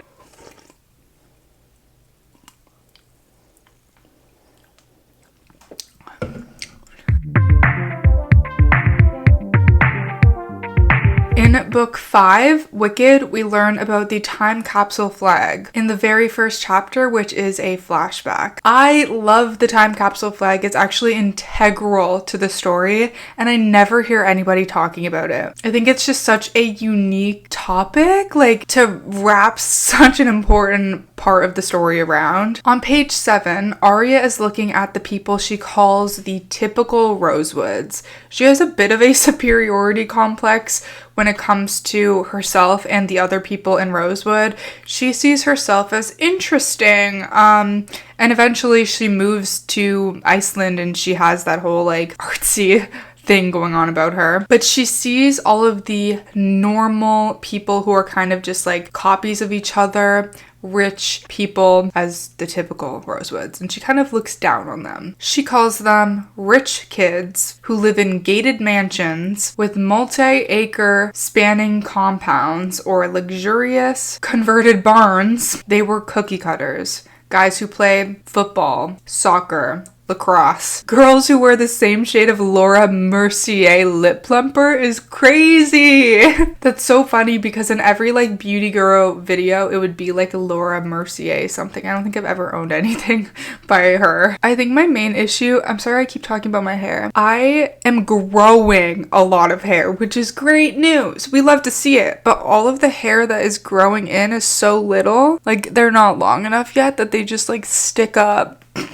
It's driving me crazy. She couldn't tell one typical Rosewood person apart from the other, except for Alison DiLaurentis. No one mistook Alison for anyone else ever. Very intentional writing from Sarah Shepard. I think that's brilliant. I think that's so good. At this time, Alison is best friends with Riley Wolf and Naomi Ziegler. In the TV show, we only see them a couple of times. The most prominent time is in the episode where Mona's having her glamping birthday party and she's mad at Hannah. She's hanging out with them, and I don't even think think they like speak. In the book series, they play a much larger role because they're kind of like enemies to Mona and Hannah, but when Mona and Hannah aren't talking, she befriends them. And then eventually, after Mona's out of the picture and Hannah has a lot going on with her stepsister Kate, Kate becomes friends with Naomi and Riley as well. And so Hannah is like frenemies with them. Like sometimes she's friends with them, sometimes she's enemies with them. It really depends on the context and what else is going on and what they're needed for. But this all began as Alison being best friends with them. People loved Allie. They followed her lead. She was the queen bee of the school. Everybody just wanted to be like with her or like her or whatever. So the Time Capsule Flag game started in 1899, the year Rosewood Day was founded. I cannot believe that this school was founded that long ago. I do think that the way the school is described in the book series is not accurate to the way it is in the TV show. It's kind of just giving public school in the TV show, but in the book series it's supposed to be like a quite prestigious like private school vibe, I believe. I always pictured it like as having like wood floors, like being very like barn-like almost. So each year the administration takes a flag, like a school flag, and cuts it up into a bunch of pieces. They give it to older students, and each older student is in charge of hiding the flag somewhere. And then everybody over a certain age gets to look for them. So once you're in 6th grade, you're allowed to participate, and this is why it's such an exciting year for the girls, because at this point, Hannah, Emily, Spencer, Aria, Alison, they're not friends yet, and this is the very first year that they're able to participate in this. Whoever finds a piece is able to decorate it, and then they're like honored in the school assembly, and all the pieces go in this little like time capsule box that's buried. It's also revealed that Allie has been the queen bee since 3rd grade specifically, which is important. So she's only been there for about 3 years. In real time, Hannah remembers Alison just randomly dropping Naomi and Riley as friends. She told Hannah and the others that they could never speak to them ever again. Hannah's wondering like why she would do this to her best friends, and this is revealed later on. Back to the actual like memory of when the time capsule flag was announced. Allie had announced to everybody that Jason was in charge of hiding one of the pieces and that he was going to tell her where she can find it. I'm not really sure what, like, I understand why she told everyone this. She wants to have power over everyone. She's in 6th grade, so she thinks this makes her cool, but she is completely outing her brother, and this is definitely against the rules, and it doesn't really make her look cool because at the end of the day, it's like you're cheating. Like, that's not really cool, but whatever. That's when Ian Thomas comes up to her. He's like, you already know where one of the pieces is? And she's like, yeah, are you jealous? Remember, he's older. He's Jason's age. Ian denies this, but he tells Alison that because she's like blabbing to everybody, somebody might try to steal the piece from her. And this is actually a part of the game as well. There is a stealing clause in the rules that levels the playing field among students. If you can't find a piece, you can be smart enough to steal the piece. I think this is kind of crazy because it's such an invasion of privacy. All 4 girls, separate from each other, they're not friends yet, none of them are friends with each other, decide that they're going to steal Allie's piece of the flag. And I think that is kind of crazy, being that there was no like communication about this. They just all decided that they all wanted Allie's piece of the flag separately. Allie says to Ian, the only way someone's gonna take this piece of the flag from me is if they kill me for it. A little bit eerie, I don't know. He says, well, if that's what it takes, which isn't looking good because as the girls are like remembering things, they're also trying to put the pieces together in a way that proves that Ian is guilty of killing Alison. He's our next suspect. But then he smiles easily, like he's a cutie,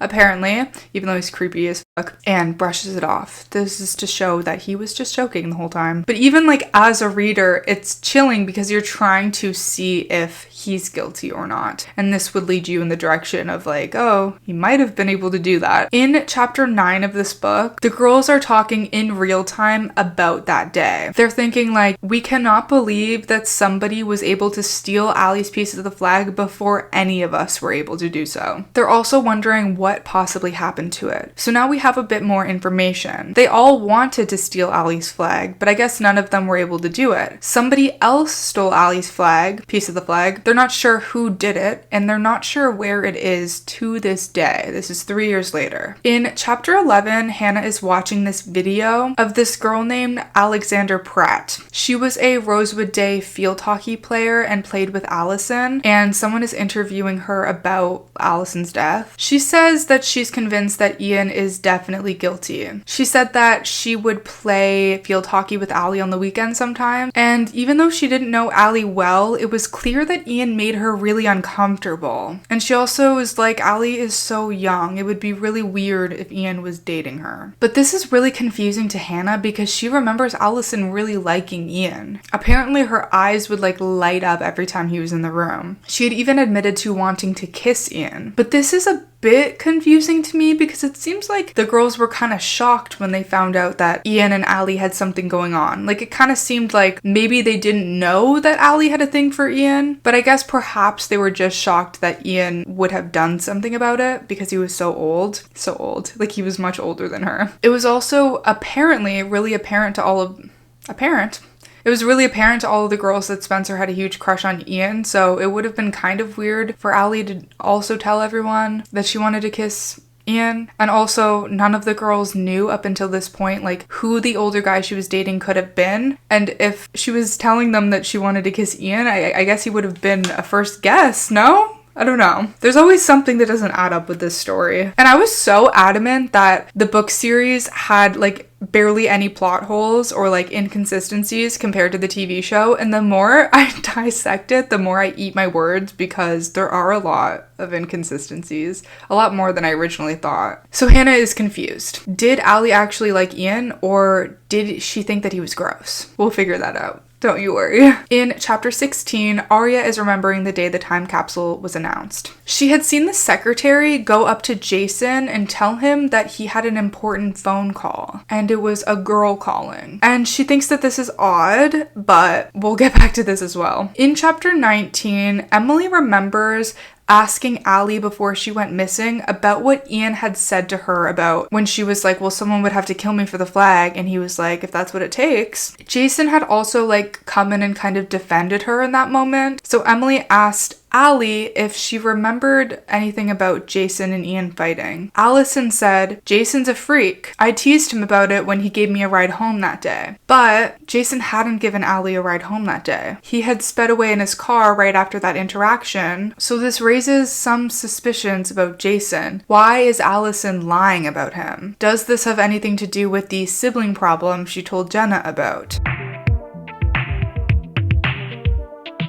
In chapter 21, Spencer is having a dream about the day the time capsule was announced. Even though Allie and Spencer weren't friends at the time, in this dream, I guess they're talking to each other. Allie announces the piece of the flag might as well be hers, and then she asks Spencer if Spencer is excited for her. She asks Spencer if Spencer is planning on stealing it from her, and she says no. But then a voice from behind her says, yes, she is. And we know that she is actually planning on stealing it from Allie. A second, older Allie stands on the sidewalk. She was a little taller and her face a little thinner. A blue string bracelet was tied to her wrist. She wore an American Apparel t-shirt and a rolled up at the waist hockey kilt. This is the same outfit that Allie had worn to the end of 7th grade sleepover, which obviously hasn't happened yet. So let's keep this in mind. This older version of Allie, the version of Allie that Spencer ends up being friends with, is a little bit taller, her face a little bit thinner. She also has the Jenna thing bracelet on, which of course, this version of Allie in this memory wouldn't have this because the Jenna thing hasn't happened yet. She's totally gonna try and steal it from you, the second Allie says, but she doesn't. Somebody else does. This version of Allie, this taller version of Allie, seems to know everything that's going to happen,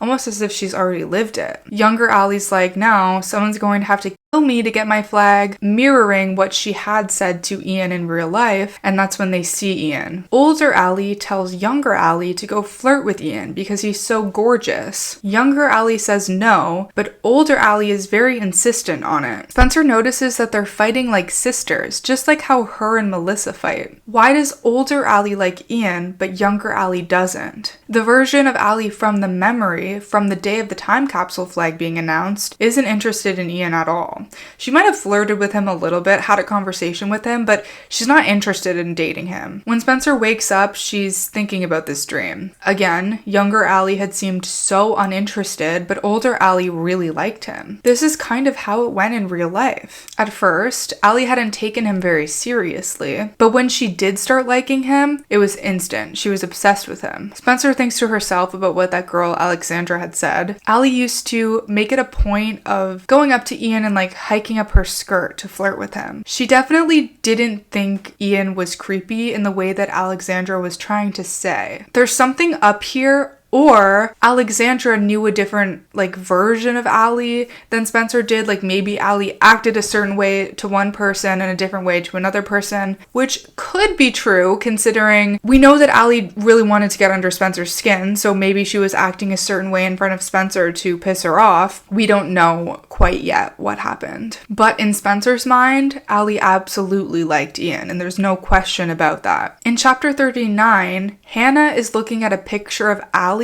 from that time capsule day, from before she was friends with Allie. She notices that Allie's eyes almost seemed almond-shaped and that her cheeks were kind of puffy. She thinks that this girl in the photo kind of looks like a knockoff Allie, but then she blinks, she kind of takes a step back and she's like, okay, no, that's just Allie. That's just my Allie. Obviously, I'm just looking too far deeply into it. Okay, it's a little weird.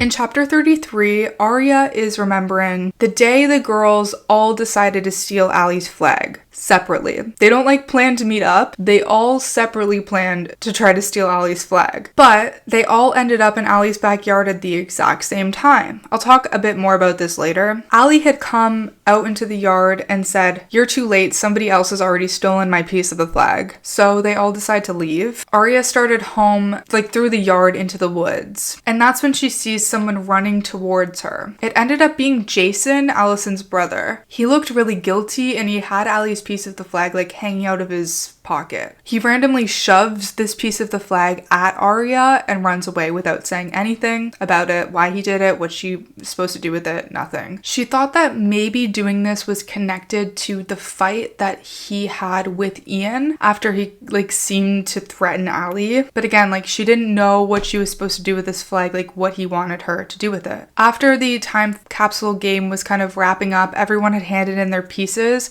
Arya still held on to the piece. The administration had a whole announcement saying whoever has the piece, please bring it in. And she just didn't do anything with it. She just kept it. She hid it. By this point, she actually became friends with Allie and she felt kind of embarrassed about the whole situation that she just never brought it up ever again. I remember feeling very shocked when I read this in the book that Arya actually had it because it felt very random. So to this day, this piece of the flag is still in a shoebox at the back of Arya's closet. So now we have a few questions answered. Jason was the one that actually stole the flag and he, for some reason, gave it to Arya, and it's not actually missing because Arya has had it the entire time. In book 6, Killer, we get an actual flashback of the girls actually trying to steal the flag. I'm not sure how they expected to do this. Were they going to break into her house?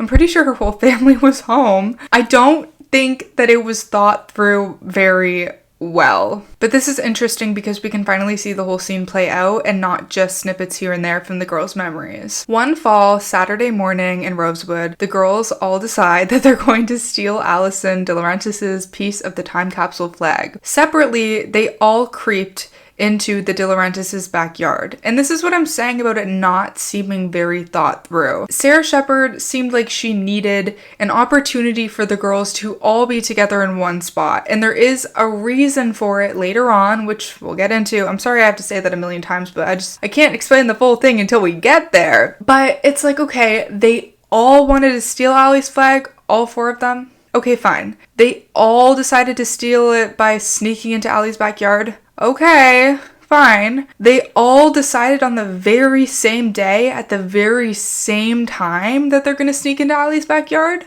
Without consulting one another, without ever being friends? Really? Okay.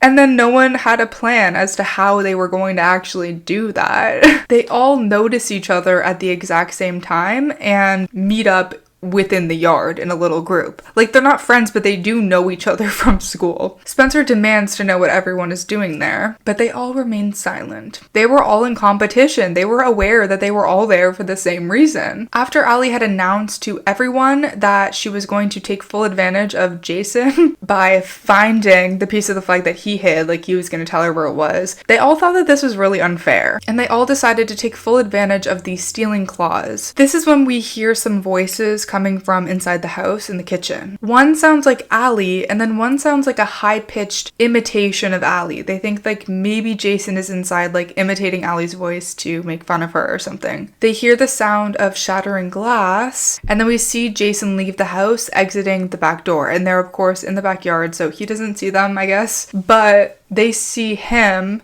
and he just kind of goes into the woods with the piece of the flag until after the girls leave, and then like I don't know how long they're there. It's not very long, but it's long enough that it's like what is he doing in the woods? What has he been doing in the woods this whole time with that piece of the flag? Like, what was he planning on doing with it? He's just watching them, and then when Arya decides to go home, he decides to give it to her, or was he waiting for Arya to leave so that he could give it to her? I don't know.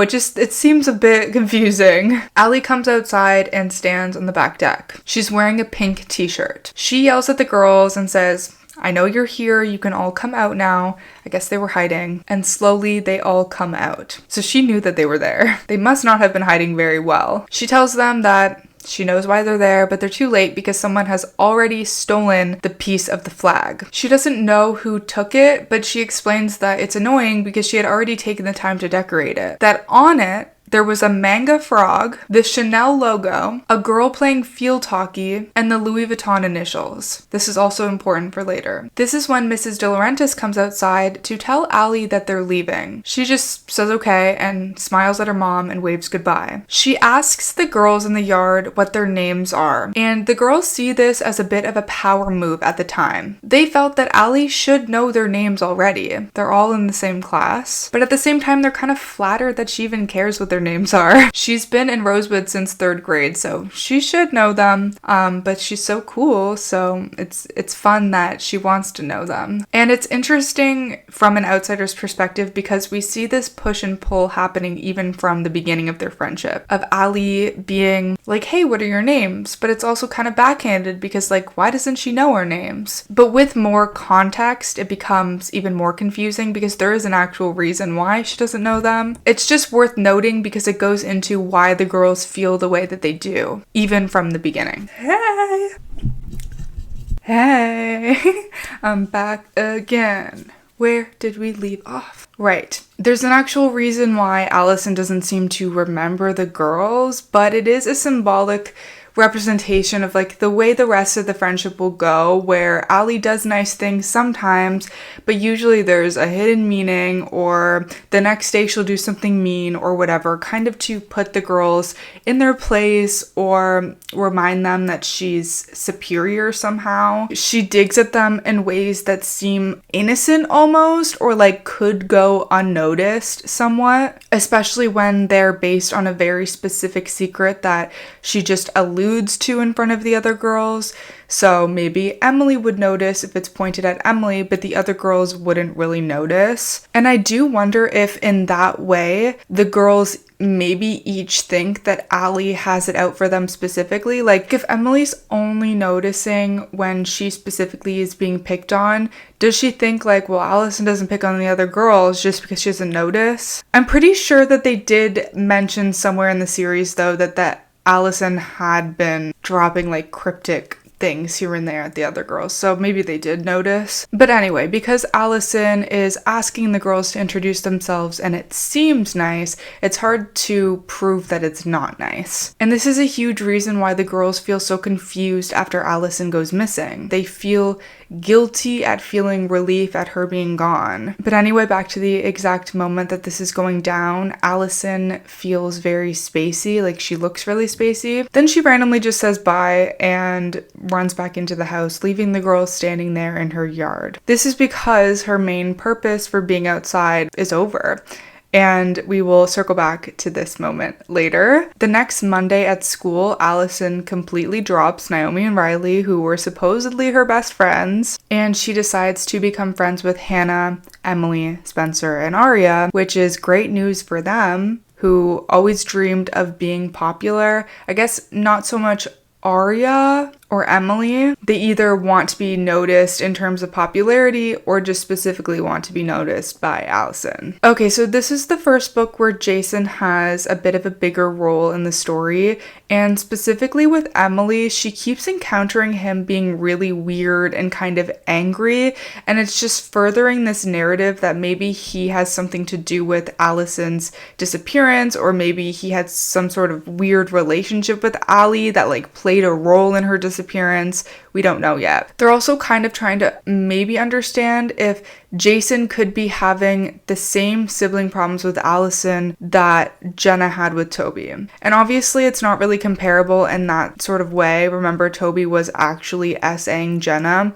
They are wondering if that is the same between Jason and Alison, but we know that that's not necessarily true. I don't know why I said necessarily. It's literally not true. Alison and Jason did have certain issues with each other, but he's not even really the main point of that, you know? But the way that Emily always sees the good in Allie despite everything she's done, Aria kind of has this with Jason. So Aria's always had a crush on Jason for as long as she can remember, even before her and Alison were friends. So it's really hard for her to accept the fact that Jason might not be as cool as he seems to be, although she does have limits to this admiration where Emily doesn't really have any limits. And I know that by the end of the book series, Emily does turn against Alison without giving you too much information on that. I think that when Sarah Shepard came out with the audiobook The Liars, she completely undid any of this progress because, again, I don't want to spoil anything, but she, again, is kind of in Allie's loop. So I don't think Emily ever did really fully overcome that. It's unfortunate that the audiobook did that because I think otherwise I would maybe have a different opinion on Emily and Alison altogether. I'm just saying that I think Aria has boundaries in the way that Emily doesn't. Aria is trying to figure out why Jason might have taken that piece of the flag from Alison and given it to her all those years ago. She's almost trying to prove his innocence to herself. She doesn't want to have to think anything bad of him. She doesn't necessarily think that Jason had bad intentions or is doing anything bad to Alison, but this is very clouded because of the crush that she has on him. His relationship with Alison is truly fascinating in my opinion, and we'll get to talk about that a bit later. But she also notes that she remembers Allie feeling almost a bit relieved when Jason had left the house and gone towards the woods that day. Like the day that he stole the piece of the flag from her. And of course, there is a reason for this that isn't as clear-cut as that he was mean to her. Spencer said that she wanted to steal Allie's flag because she thought Allie had cheated her way to winning, which she absolutely did. And Spencer is very competitive and she likes things to be fair, even though she often doesn't do things in a fair way either, such as stealing her sister's essay for an essay competition. She did feel bad about that though, I will say. But Spencer's like, maybe Jason also felt annoyed that Allie wins so easily and that he like facilitated this for her. Maybe he felt guilt about it. Maybe the breaking point was when Allie told everybody in the school what he had done for her, and so he was trying to right that by taking the piece of the flag back. That's something to consider for sure. In this book, Emily had gotten a picture sent to her from A, which is a photo of Alison and Jenna Cavanaugh, and who she assumes is a partially concealed Naomi Ziegler, who of course used to be friends with Alison. This is suspicious because it proves Alison was friends with Jenna, which she didn't know because obviously Alison wasn't close with Jenna. She blinded Jenna, she bullied Jenna, but it's going to be important in the story. On page 158, Aria is hanging out with Jason. I really loved the idea of this ship, and I think the TV show and the book series both kind of fall short with it in different ways. I really liked Jason and Aria's flirtation in the TV show, but much like why we don't like Ezra for her, Jason is too old for her. And he was also very creepy with his involvement in the NAT club and those creepy photos that he had of her that he says Alison took, but we don't know for sure if Alison did take them or not. I can't remember too much of them, but they like hook up later on, like in the time jump. So in the book, they were cute at first too. I believe she's still in high school though, so it's a bit suspicious. But Jason does really have these weird anger issues, and I don't think this is really his fault as his family is incredibly fucked up. But the storyline between Jason and Arya in the book series is so fucking weird. Add it to the list of video ideas I want to do because what? Like, it's so weird. They're so suspicious of each other. Jason is kind of mean to her, and it's kind of like a don't meet your idols type of thing because she spent so long being so in love with him, I guess, from afar, that when she finally did kind of go out with him, he was just a disappointment because he was so weird. And it's a whole separate story of how they got to this point that I'm not going to cover in this video, but they're talking about the day the time capsule flag was announced. She brings up that one thing I mentioned earlier about he had gotten a phone call from a girl and the secretary had pulled him aside to tell him this. She was suspicious because the secretary had told him that it was his sister, but she had seen Allie heading into the gym locker room earlier, so obviously it wasn't Alison because Alison is at school. How could it be his sister? How could it be his sister? In chapter 17, Emily is remembering the summer between 6th and 7th grade. She had been at Alison's house when the DiLaurentises were packing for the Poconos house. That's their like summer house that they have. While the whole family were carrying their items to the car, Jason was just sitting in a lazy boy. Emily asks Allie why he's not helping, and she's like, he's in one of his Elliott Smith moods. They should put him in a mental ward where he belongs. Obviously, this joke was in poor taste, but it was just a joke. Emily asks seriously if Jason needs to be in a mental ward. You know how Emily is. She's like, oh, he needs to be in a mental ward? Allie laughs and says, no, I was just kidding, but she does have this sort of weird look on her face that makes Emily suspicious. Emily is starting to think in real time that maybe Jason has a serious enough mental illness that he could have actually hurt Alison. I don't think I added this into the script, but she does have this encounter with him where he accuses her of like hitting his car or something, and he gets really angry with her and she's really uncomfortable, and that kind of skyrockets this negative opinion that she's forming of him. In chapter 20, Arya is remembering all the times where Jason kind of seemed really protective of Alison. At one of their sleepovers, Alison's mom had asked Alison to feed the cat, but apparently last time she had fed the cat like the entire can of wet cat food, and she was like, why would you do that? That's weird. Also, you forgot to give the cat's hairball medicine, like what's going on? She's like, you've been feeding this cat since 3rd grade. Why are you all of a sudden forgetting how to do it? Which is of course very suspicious, but that's when Jason appears. He tries to comfort Allie and says, hey, if you need me to feed the cat for a while, I can. And this of course is very opposite to like what we know of Jason so far. He doesn't seem to be that kind. Like, he seems nice in a protective, like hard, angry sort of way. But Allie completely brushes him off, and he almost seems like shocked at this attitude of hers, like why she's being rude to him. Like maybe they're normally closer than this, but this doesn't fully track, and it's very frustrating for me, and we will circle back as we do. Arya's also remembering the day the time capsule was announced and how Jason had defended Allie against Ian when he said that creepy thing about having to kill her to get her flag or whatever. Is it possible that if Jason and Allie had sibling problems, it was Allie who was causing them and not Jason? It seems like she was the one being mean to him despite him putting in effort for them to be closer.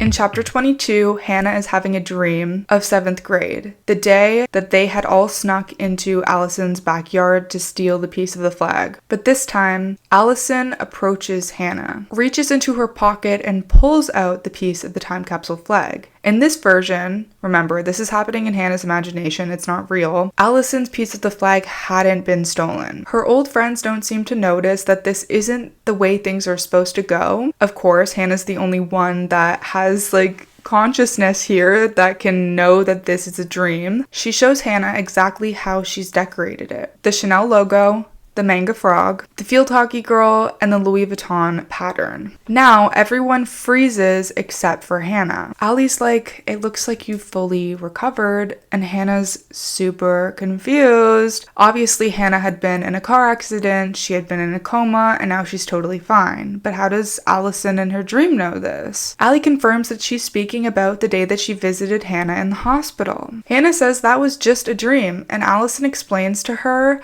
that patients can hear you talking to them when they're in a coma. She tells Hannah that Hannah needs to find the flag, and if Hannah can find it, then she'll tell her all about it. All about what? Hannah asks. The two of them, she says. They know everything. Sometimes I don't notice when I'm singing.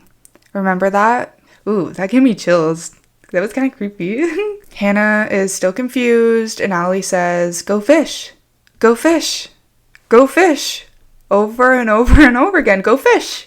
Go fish. Go fish like the card game? Hannah asks. Go fish. Go fish. Go fish. Allie keeps repeating over and over and over again. So we got 2 clues in this dream. Go fish and sometimes I don't notice when I'm singing. And actually a third clue that there was 2 of them. Okay, so just so you know, we do have these 2 new suspects, but Ian is still a suspect. Later in this book, Hannah remembers Wilden's car being parked at the DiLaurentis' house. Wilden was very close friends with Jason. There was a sticker that had a fish logo on it. This is the go fish clue that Alison was trying to tell Hannah. I'm not really sure why, because nothing really happens with the Wilden storyline. I'll explain a bit more about that. Hannah also knows where she saw that exact sticker last. The DiLaurentis had a sticker like that because it's the sticker that got them into their gated community in the Poconos for their Poconos house. The weekend that Alison had gone missing, apparently Jason and Wilden were at the Poconos house, and that was their alibi. Now, the clue, sometimes I don't notice that I'm singing.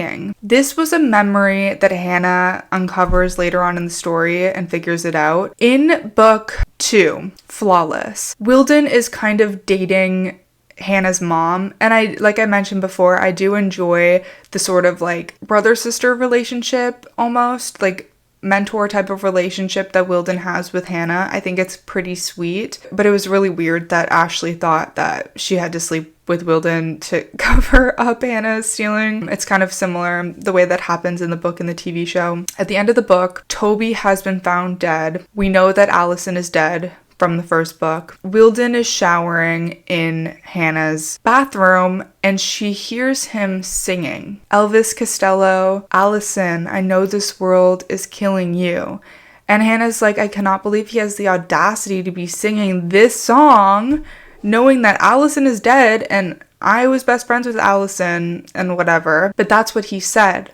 Oh, sorry, sometimes I don't notice that I'm singing. So those 2 clues were both pointing toward Wilden being one of those 2 people. And since they're already suspecting Jason at the time, the sibling problems thing and how hard Emily is going in on Jason being weird, Hannah tells the girls that Jason and Wilden together had something to do with Alison's murder. She honestly thinks that maybe they hurt Alison by accident and they had to cover it up. Maybe they didn't really have malicious intent. So in chapter 26, Emily is attending this party at the Radley. Radley has turned from a mental institution to a hotel. That's where the TV show gets the inspiration from. She's kind of looking through the old rooms and she finds a book open with a list of names inside. It looks kind of like a log. One of the names was Jason DiLaurentis. His name appeared on the first page 3 times. March 6th, 13th, and 20th. She flips the page.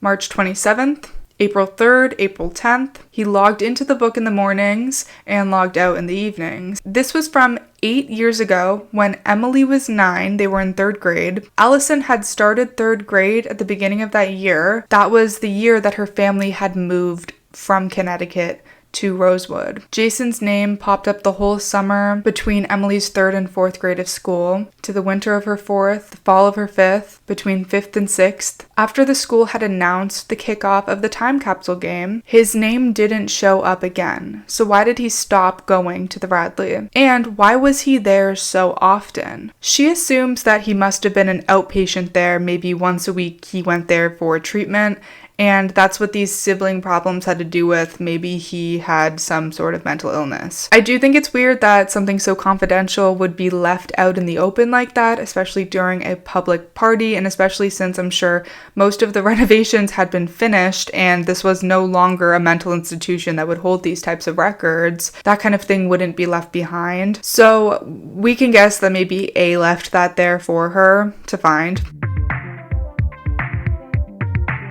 In Book 5, Wicked, we are deep in the storyline where everyone truly thinks that Ian is the one that killed Alison. I'm putting this here because at this point we have really built up Ian as a suspect, as well as Jason and Wilden, and Ian has a lot to do with why Jason and Wilden are suspects in the first place. Their stories kind of all intertwine. Remember at the end of Book 4, Mona had told Spencer that she read Alison's diary. The night that Allie went missing, she wrote in her diary that she was going to see Ian and give him an ultimatum to either choose her or Melissa, or she was going to tell. Mona assumes that this meant that he was the last one to see her and thus had to be her murderer. Obviously, Mona ends up dying. You can hear more about that in the Mona video, blah, blah, blah. But Spencer ends up telling Wilden about Ian being Alison's murderer, just like Mona had told her. It's significant that Wilden was the one that was told. Wilden is the one investigating Alison's death, but he's also a suspect. Ian was arrested after it was found out that he had been Alison's secret boyfriend. Emily remembers the glare that Ian had given her and the rest of the girls when he was sentenced after pleading innocent. She thinks that he blames them for him getting arrested. But does this mean that he's innocent and he's mad at them for dragging his name when he didn't do anything wrong? Or does this just mean that he's mad that he was caught? In chapter 6, we see that Ian continues to deny his involvement,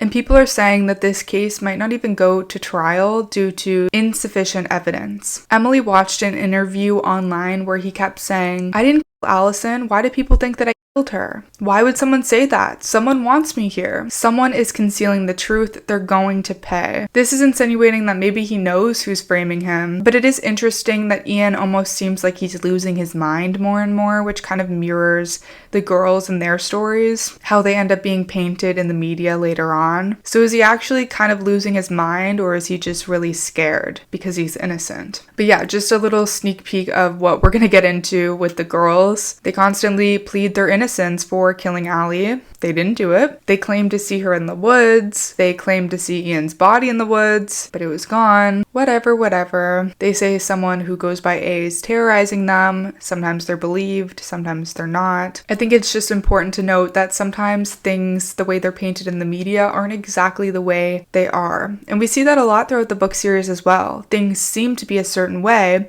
but it's just manipulated in the way the girls are remembering things, or the way the details are twisted, the way the media is presenting things.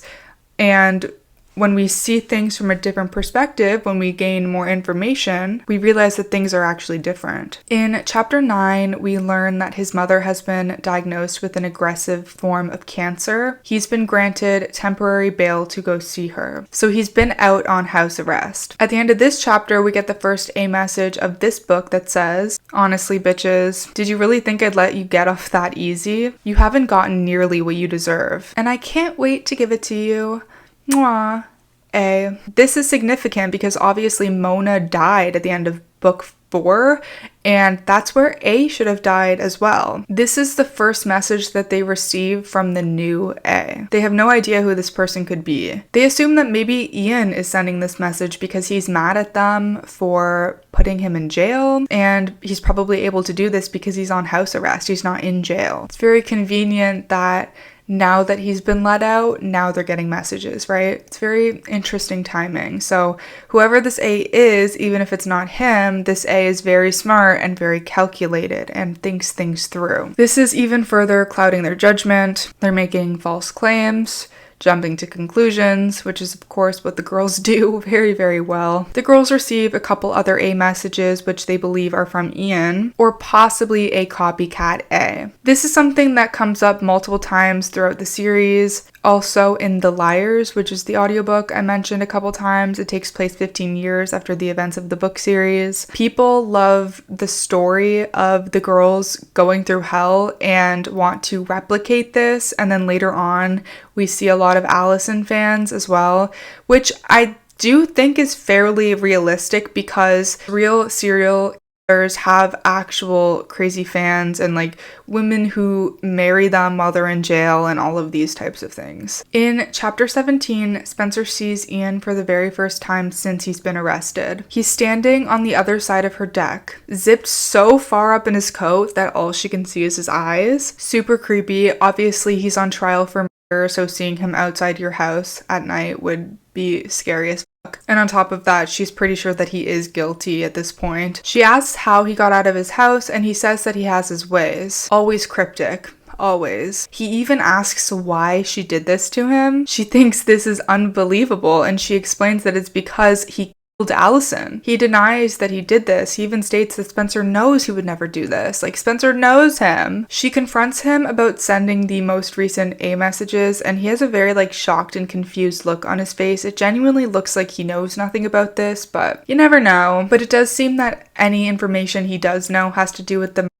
directly and not the A messages. It seems like it's maybe two separate things. Spencer tells him that he's weird for even being with Allie and that he was taking advantage of her, which we know is true. It's weird as fuck. Say what you want about Allie and who she is. Say what you want about his innocence regarding this murder. He should not have flirted with her, agreed to meet with her, or anything else. Even if he's claiming that he didn't do anything else, like he didn't kiss her, he didn't do anything. Well, we know that he did kiss her. Even all of the other things that seem more innocent, like I never dated her, I never did anything with her, but I was supposed to meet her that night.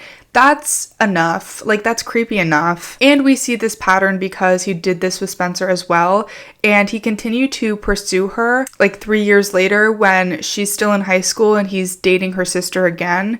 He doesn't feel guilt over this. He's still a bad person. And he just constantly cheated on Melissa too. He said that he wasn't taking advantage of her, and she says that she was in 7th grade and he was in 12th. That's a crazy age gap. You're 17 or 18 years old and you're attracted to a 12-year-old, a 13-year-old? That's fucking disturbing. Disturbing. Ian says that they flirted a lot, but she never really seemed interested in taking it further than that. So they didn't. So if she had been interested in taking it further than that, he probably would have. Like, it's so annoying when people plead their innocence about like, well, nothing happened. I didn't do anything. But it's because they didn't want them to. Like, okay, you, I guess, sort of respected her boundaries a little bit, but you were gonna take whatever you could get. If she had been into it, if she had initiated more, it would have happened. So that doesn't mean that you're a good person for not doing it. And the way that it was fairly normalized in this series is weird as well. Like, Spencer's calling it out right now, but for the most part, it was kind of just stated as, this is something that's happening. And maybe that's done well, because when we see the perspectives of the girls when they were young, it was mostly just normalized, probably because they didn't see an issue with it. It probably seemed really cool at the time to date someone so much older without, you know, seeing it for what it really was. And I think the way that Alison is written, it's kind of bad because she's written to be very mature, almost like a young woman instead of an actual child, and that kind of confuses things as well. So I don't know if I realized how wrong it was when I was reading it when I was younger. You know what I mean? Like, reading it now as an adult, I can see like how bad it was. But it's hard to make those connections on your own when you're young. So it could have been more explicit. I'm glad that it was very explicit here. So she didn't want to take it further than that. But then suddenly she changed her mind and she was very interested in him. But he also said that it kind of seemed like she was only paying attention to him to maybe make someone else jealous, which is interesting. Spencer just keeps repeating that he Allie, and he's like, what if I told you there's something that you don't know about that night? He says that the cops are trying to frame him, but there's something that will prove his innocence. He saw 2 blondes in the woods that night. Okay, this is gonna prove his innocence. One of them was Alison. He seems to be insinuating that one of them could have been Spencer, but Spencer is like, it wasn't me. Maybe that's why he was coming to her with this information specifically, thinking that maybe Spencer knew more than she was leading on. He says, if it wasn't you, I don't know who the other blonde was. But of course, Spencer was outside with Alison. I think maybe the point is that Spencer didn't run after her into the woods, so it couldn't have been her actually in the woods. I'm guessing there's like a stone wall surrounding Spencer's property and then the woods after that. So they had this like confrontation by the stone wall, but when Allie ran away, it was in the woods to meet Ian, and Spencer doesn't know anything about that. Okay, so by chapter 29, Ian has gone missing. He did not show up for his trial. So he was on house arrest, he was supposed to be at home, and then he was supposed to show up to his trial to see if he was innocent or guilty. But he did not show up, which is obviously like criminal behavior. But in chapter 29, Spencer receives an I am message from him. I am instant message. I am, not I am message. It says, Spencer, meet me in the woods where she died. I have something to show you. She literally runs immediately to go meet him. She believes that this is real 100%. Spencer is not so smart in the books. She's a bit impulsive. She makes really crazy decisions. It's like maybe she's really book smart, but she gets overwhelmed and she gets distracted, and she doesn't have very many street smarts, like at all. So this is happening during a party at the Hastings' house. She runs outside the woods, like outside her house, because that's where Alison died. Wait, maybe in the woods where she died. But she died in the hole in her backyard, which wasn't in the woods. Like, yeah, that's near the Hastings' property, but that's not in the woods. What? Okay. First time I noticed that. This is when the 3 girls get an A message. You told, because they told Wilden about receiving A messages and they weren't supposed to. And now one of you has to pay the price. Want to know where your old BFF is? Look out the back window. It might just be the last time you see her. A. Go now, alone, or I make good on my promise. So did Ian actually message Spencer, or was it A? In the woods, Hannah encounters a figure. This is a person in a hood, and this person shushes her. She can't make out who it is, but the frame is a smaller person, so probably a woman or a girl. Such a symbolic, symbol of A, like the black hoodie, but this is something that's done more often in the TV show than it was in the book series at all. This person completely disappears without a sound or a trace. We can assume that this was A. So does that mean A is a woman? When the girls find their way back to each other in the woods, they also find Spencer. Here's a quote directly from the book. Spencer's jaw trembled. Her eyes lowered toward whatever was on the ground. It doesn't make any sense, she said. I just got a note from him. Then they see Ian's body. And they could tell that it was him because he was also wearing his class ring. We love using rings as identification, apparently. From the way his skin looked, it looked like he had been dead for a while, thus he probably wasn't the one messaging Spencer, right? But Spencer is floored because she genuinely thought he was the one messaging her to come and find him, and that he had more information to share with her about the night that Allie went missing. At the end of this book, they get an A message that says he had to go. A. So Ian clearly isn't A, but was he the one responsible for killing Allie? Or is A the one that was also responsible for killing Allie? At the beginning of the next book, Killer, the girls go and get Wilden from the party and bring him to this place in the woods where they just saw Ian's body to prove that Ian is dead, but Ian's body is completely gone. So frustrating. One of them, I guess you wouldn't want to stay in the woods with the dead body, but somebody should have stayed. They theorize maybe somebody came, such as A, and moved the body. Hannah explains that she had seen somebody in the woods, a woman, but at this point nobody really believes the girls. It seems like maybe they're making things up for attention and that Ian's not actually dead and there wasn't a woman in the woods and there's no A. So nobody believes that Ian is dead. Nobody believes that the girls saw a dead body in the woods. This is the beginning of them being called the pretty little liars in the media, because everyone thinks that they're lying at this point. They're troublemakers, and this is something that is continually used against them, and it's actually very smart of whoever is a very, very smart and calculated person who is making all of these moves to make them not only seem crazy, but feel like they're going crazy as well. And this is a great manipulation tactic to have everyone turn against them. It'll make things harder for them in their personal lives, in the media, and also make things more dangerous for them, because nobody's going to want to protect them or believe when they're being framed for something, right? In chapter 9 of this book, Spencer is on Melissa's computer when Melissa gets an IM from Ian. It says, "I'm sorry I left without telling you." Remember, they were dating at the time. "But they hated me. They found out I knew. That's why I had to run." So, is Ian actually alive and they didn't see Ian's body in the woods? Like, was it a decoy body? Was it somebody else?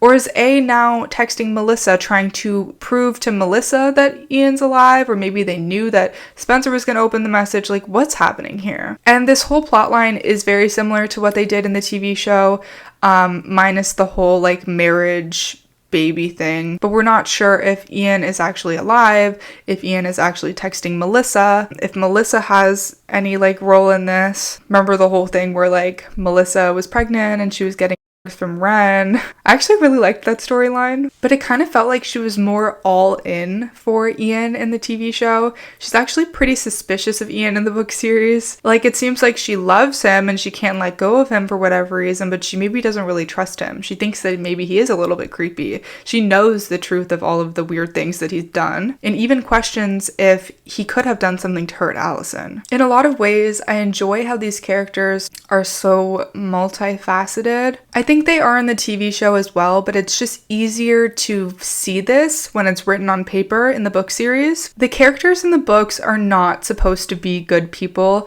And I think in the show, it's depicted a certain way for us to want to view these as good people. Maybe not Melissa, but at least the girls. This is something I love discussing with people who love the books and the show. In the show, the girls still make terrible decisions, but first and foremost, they're painted as the victims. Somebody you're supposed to root for even when they mess up. But in the books, you really see how they're just like twisted, messed up teenagers who don't necessarily learn from their mistakes. They often put themselves first, regardless of how it will make others feel, or even what kinds of consequences they will face. These are not characters that you can fully back, even if you do love them and side with them and understand why they do the things that they do. It's cool to be able to have an inside perspective on why they make the choices that they do. Because even when they do something terrible, you can see their thought process and be like, well, maybe I would do something similar in that situation, or maybe I wouldn't, but I understand why they came to that conclusion. A good example of this is the Jenna thing. In the show, Allie looks terrible for the Jenna thing,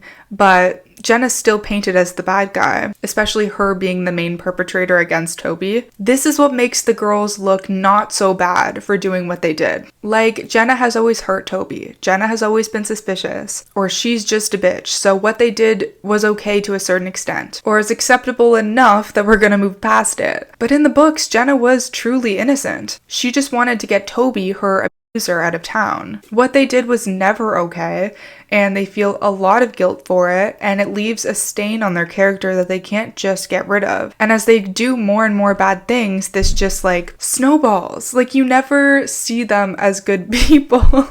It follows them throughout the entire series. The more bad things they do, the more disgusting their characters become, and they do learn and grow a little bit here and there, and you do still love them because we can see how their family shaped them, how what Allie did to them shaped them, the mental issues they go through, and how they feel after being terrorized by A for so many years. Things aren't black and white. And I'm not trying to sit here and state that like things in the TV show are black and white and that those characters aren't complex.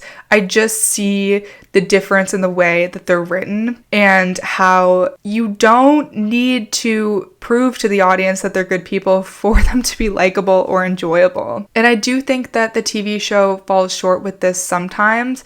And it might have to do with how we can't really get into the minds of the characters as well and truly see their motivations for everything. So they fit more securely into character archetypes, like these molds of who their character is and how they should act and what they should say in certain situations. They're held more closely to their personality traits, and they don't necessarily break these character molds unless there's a strong enough reason for them to do so, like when Spencer goes to Radley after seeing Toby's body. That changes things. That event changes the way her character acts in certain situations, but up until that point, she was the smart, studious girl, right? Up until that point, Spencer just acted like Spencer, and we knew who Spencer was, and we weren't surprised by the way she acted. Book Spencer, in comparison, is a bit more unreliable. You can't guess her moves as easily. You can't uncover her past as easily. All of this to say, I really like Melissa's character in the book a lot better than I liked her in the show. The push and pull she has with Spencer makes it so we don't really know what we're going to get from her, how she's going to react, if they're going to be on good terms or not. We do see a little bit of that in the show, but it's more similar to the way people actually act in real life. Sometimes people act completely out of character. Sometimes we have mood swings and it leads us to do the wrong thing, or we say something impulsively. We change our minds over and over and over again, and we have certain reasons for doing so, and we are able to explain them to ourselves, and that's why sometimes we see this in TV shows, but for the most part, unless there's an actual big reason, they're going to act the way that they're supposed to act. Okay, that was a really long rant for no apparent reason. I'm going to go get another cup of coffee and then come back and continue. I literally run on coffee. Much better.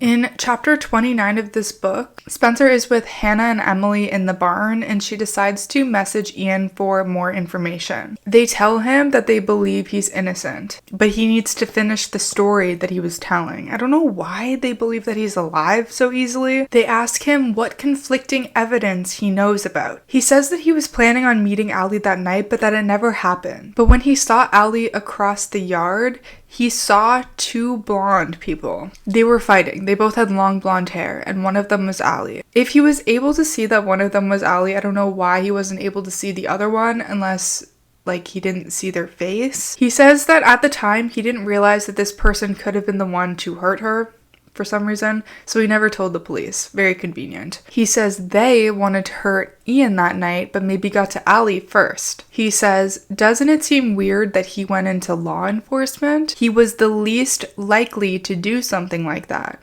but guilt can do crazy things to a person. He is insinuating that Wilden Allie, and that he went into law enforcement to cover it up, or that maybe he felt so guilty that he wanted to make the world a better place by becoming a police officer or whatever. But he was unlikely to do that kind of thing because he was such a party guy in high school. So was it suspicious that Wilden was so eager to arrest Ian? Did Wilden have it out for Ian? Is Wilden trying to frame Ian for a crime that he committed? And is it easy for him because he's a police officer? Ian says they were supposed to be at the Poconos house, but nobody knows that they were really in Rosewood. Spencer asks for him to say their names, so he says Jason DiLaurentis and Darren Wilden. And this is what I mean about him playing a role in why those two were so suspicious and how their stories intertwine so deeply. This just confirms what they were already thinking. The girls talk about how Jason's hair was actually pretty long back then, so it could have been him, one of the blonde people in the woods with long blonde hair. Suddenly the girls hear a match being struck. Arya is on her way to Spencer's barn at the time to meet up with them, but her car doesn't start, and the fastest way to Spencer's house on foot is actually through the woods. This is where she sees a figure in the woods. Okay, deja vu, there's always a figure in the woods. The person is covering the woods in gasoline and then goes to strike a match. Arya screams as everything goes up in flames. It's worth noting that she uses the he pronoun to describe the person, so perhaps this person is bigger than the original figure in the woods. Maybe it's a man. So does this mean that there's perhaps an A team?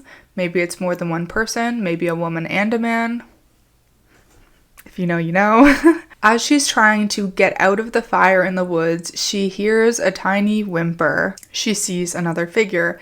This time, a smaller one. Was it the woman from before, the one that Hannah had seen? But their leg is caught under a tree branch. She can't really see the person's face well because it's dark and this person's face is covered in soot. She helps them, and then the two of them run into Emily and Hannah. Emily asks this person if they're hurt and asks what they were doing in the woods. They said that they got a note from someone telling them to go into the woods, but they think this person must have actually been trying to them. This is obviously crazy for the girls to hear because this is exactly what's happening to them. Is there another person that's getting A messages? But Emily's mind starts turning. She recognizes this person. The girl had bright blue eyes, perfectly slightly upped her nose, bow-shaped lips, and an angular, heart-shaped face. This is kind of giving the scene where in the TV show there's a fire and Alison helps them out of the fire before she comes back. But it doesn't look like this girl recognizes them at all. Emily is amazed because she knows for a fact this is the girl that she loved, the one she's been looking for. Standing right in front of her,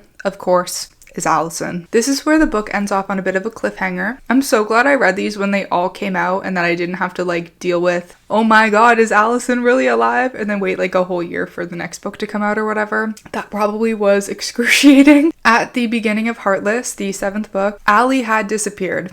Again. Or whoever this mysterious girl is that looks like Allie that was in this fire that doesn't recognize them for some reason. The girls try to tell the cops that they need to find her. Obviously the cops are there because there was just a fire in the woods, and the girls are suspicious because why are they there at the scene of another incident? They basically think that the girls are crazy because this thing with them seeing Ian's body in the woods had just happened. Now they're trying to say that they see Alison in the woods. Are these woods haunted? What's going on? After everyone has put Allie to rest, Allie is dead, Allie is gone. Now they're trying to say that Allie's alive. They're gonna look crazy. Emily is the most convinced that what she saw was real, but of course she's the one that's in love with Allie, so she's not gonna let it go as easily. But the other girls kind of start to second guess if what they saw was real. There was a lot of smoke. Maybe they hallucinated it. And I'm sure they just also don't have any interest in being painted as crazy at this point. I'm sure they're exhausted and just want to live normal lives. Okay, but we're going to backtrack a little bit and then return to Heartless. Back in book 6, Killer, there is another time capsule game happening. Remember, this happens every single year. Hannah finds a piece of the flag and she decides to decorate it the exact way that Alison had done in 7th grade, kind of as an homage to her. We don't know why. Maybe she just misses her. Maybe it was a compulsion thing. Maybe she still kind of wants to be her subconsciously. Could just be grief. We don't know. Hannah had never actually seen Allie's piece of the flag, but she had written down exactly what Alison had described was on it. When Arya looks at Hannah's piece of the flag, she's confused. Why did you draw a manga frog on it? Hannah says, I decorated this in Allie's honor. I decorated with everything that Allie said was on her piece of the flag. This is when Arya has to admit that she has Allie's piece of the flag. She hadn't told the girls up until this point that she had it. It was still a secret, but she has to tell Hannah that what she remembers being on Allie's flag is actually wrong. But Hannah knows that that's not true because that day she had literally gone down and written exactly what Allie had said, and she has that piece of paper. The day of the fire, which happens after this, of course, I mentioned we backtracked, Arya was bringing the piece of the flag to them in the barn when they were messaging with Ian. They have all been wondering all this time where it is. In the hospital after the fire, so now we're back on track, okay?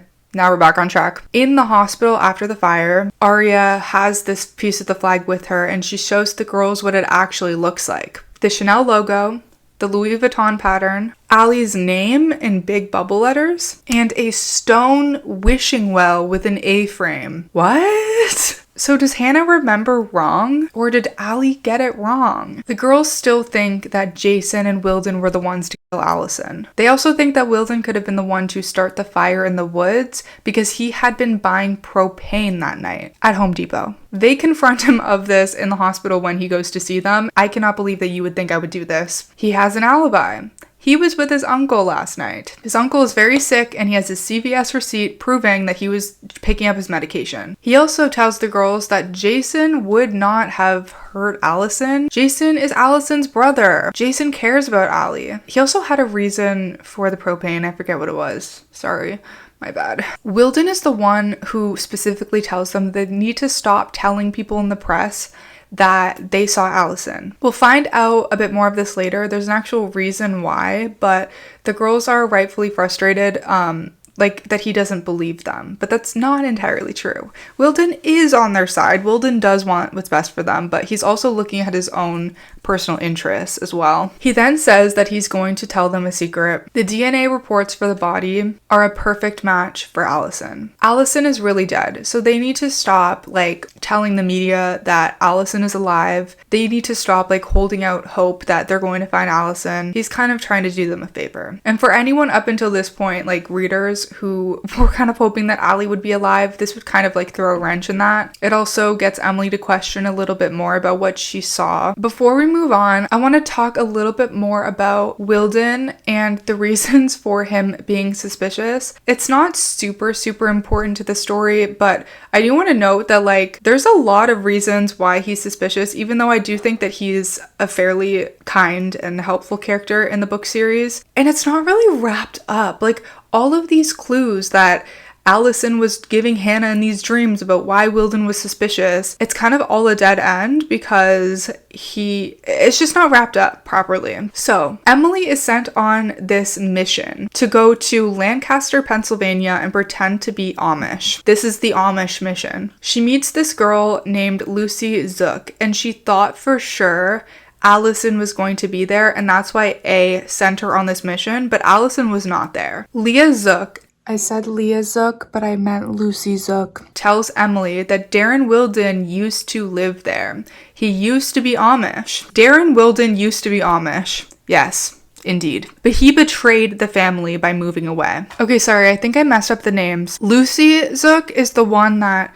Emily meets, but Leah Zook was Wilden's girlfriend at the time. So around the time when Wilden leaves the Amish community, Leah goes missing. This is kind of giving like Sarah Harvey, like the Sarah Harvey situation that they did in the TV show. Everyone thinks that Darren Wilden killed Leah, his girlfriend. I believe he moves and lives with his uncle and finishes out high school, and then he becomes a cop later on. So Emily is convinced that it's not actually Alison's body in the hole, it's Leah's. Wilden also has a tattoo that is the same symbol as on Leah's grave. There's not actually a body in the grave, it's just like for the family to lay her to rest type situation. And that maybe he's covering it up by saying that it's Alison. But again, we don't really hear anything else about what happened to Leah. In chapter 4 of this book, Hannah's dad, who is now her sole parent because her mom, Ashley, moved to Singapore for a business thing, confronts her and says that Dr. Atkinson, the school psychologist, thinks that Hannah might have post-traumatic stress disorder from Alison's death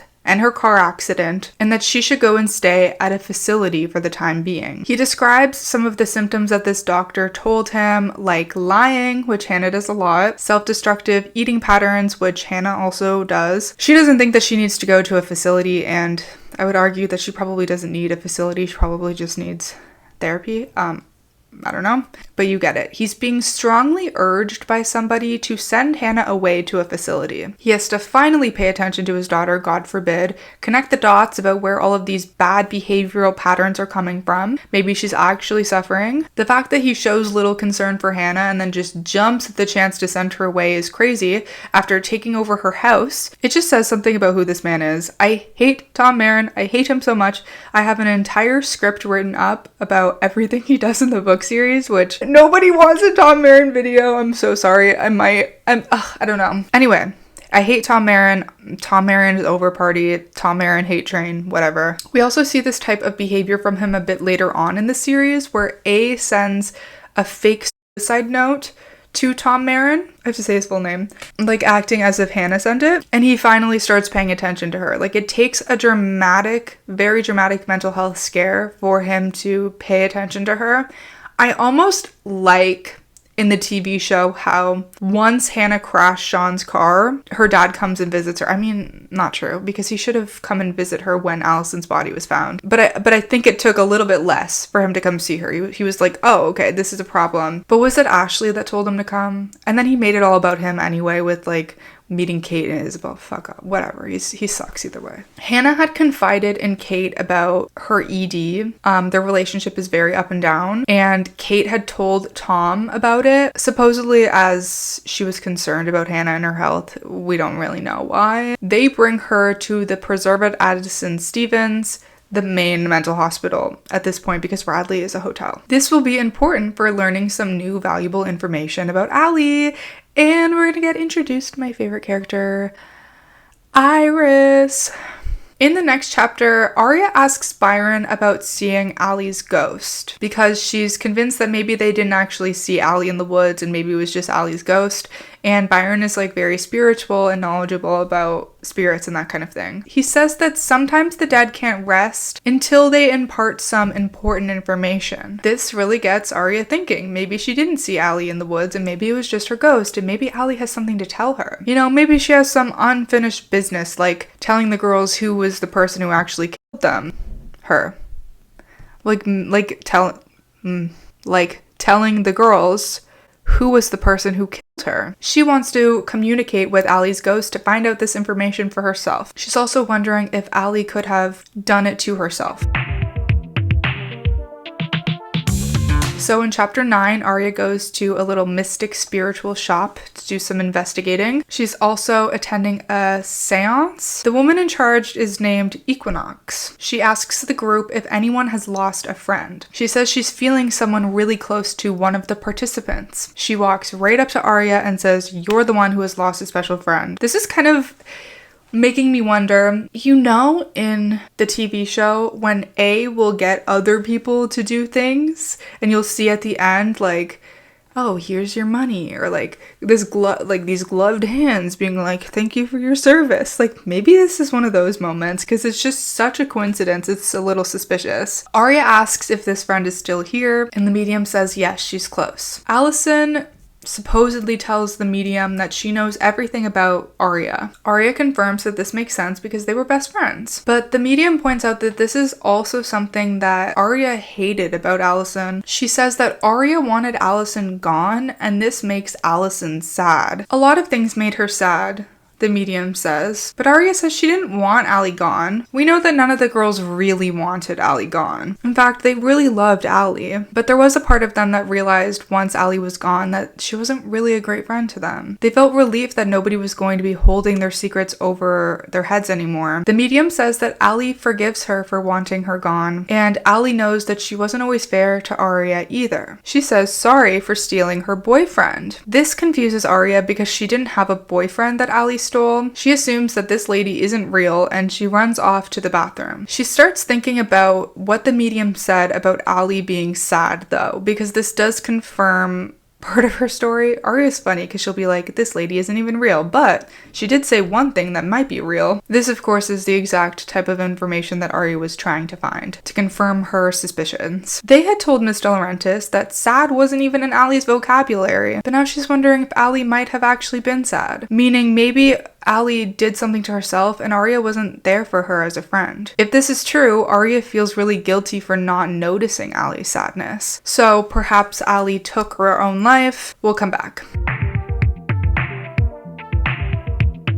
So Spencer's mom is also a suspect for a point in time in this series. In chapter 11, Spencer is remembering more from the night Allie goes missing. After Allie had ditched them and the rest of the girls went home, Spencer decided to just go up to her room for the night instead of spending the night in the barn. And in the den, Melissa and Ian were there, but her parents were gone. Later, she wakes up and she sees two figures in the foyer. One was Melissa and one was Mr. Hastings, and they were yelling at each other. Melissa sounded angry and her father sounded defensive. Melissa also says something about we need to find her, maybe talking about their mom? So Spencer's reviewing this memory and wondering if maybe her mom had been missing that night too. She's been noticing how her mom seemed to kind of hate Alison, so of course she's turning to another family member. Maybe Melissa didn't kill Alison, so I guess her mom did. She can't trust anyone in this family. Every time I reread this series, I'm amazed by how sick and twisted the Hastings family truly is. In the next chapter, we are back with Hannah in the preserve. She meets this girl named Iris. Iris tells Hannah that they don't hang out with losers because Hannah was like at the table with some geeky girls. Hannah obviously clings on this type of personality really, really easily. It kind of mirrors the way that Alison was and the way that Mona was. This girl happens to be blonde as well. Duh. Iris is essentially a knockoff Alison. But I always do enjoy an imperfect, morally gray, complicated type of person. Someone who's a bit mysterious and you have to work a bit to understand them. And this is why Allie is such a beloved character in Pretty Little Liars. Despite being a bitch, despite all of the terrible things she's done, she's interesting. And of course it's a bit more cut and dry in the TV show because she doesn't have a twin. She changes a lot as a character. And a lot of people don't like her change, me being one of them. I think it does serve a purpose and she had good points, but for the most part it was a bit boring for me. But at the beginning, everybody, can acknowledge that Allie's not a good person and still love her. Hannah and Iris become friends instantly. She feels a bit better knowing that she has a friend there and someone who actually understands her and who she is. They also both have eating problems, so they can relate to that, and they have daddy issues, so they can relate to that. In the next chapter, Aria is remembering some unsettling things about Alison and Allie's family. She's really trying to remember anything that she can about Alison and if she struggled with depression. She had overheard Allie talking to her mom a few years ago. She was saying that she feels so guilty. Her mom replies that it's not her fault and that this is the best thing for their family. And Allie says, "But that place," and she sounded so sad. Aria also remembers what Emily told her about Jason and Radley. She thinks perhaps Allie had felt guilty that Jason was sent away, or that but he wasn't really sent away. What they think about him going is that he went once a week. So, of course, this is a good guess, but it's still off base. In chapter 16, Iris takes Hannah to her special secret spot. Hannah asks how Iris knew about this place, and Iris tells Hannah that Courtney showed her. This is the first time we hear Courtney's name being uttered. So it's very, very exciting. Courtney gave her the code. It's like this little room. I want to say it's like almost like a balcony outside, but maybe it's covered.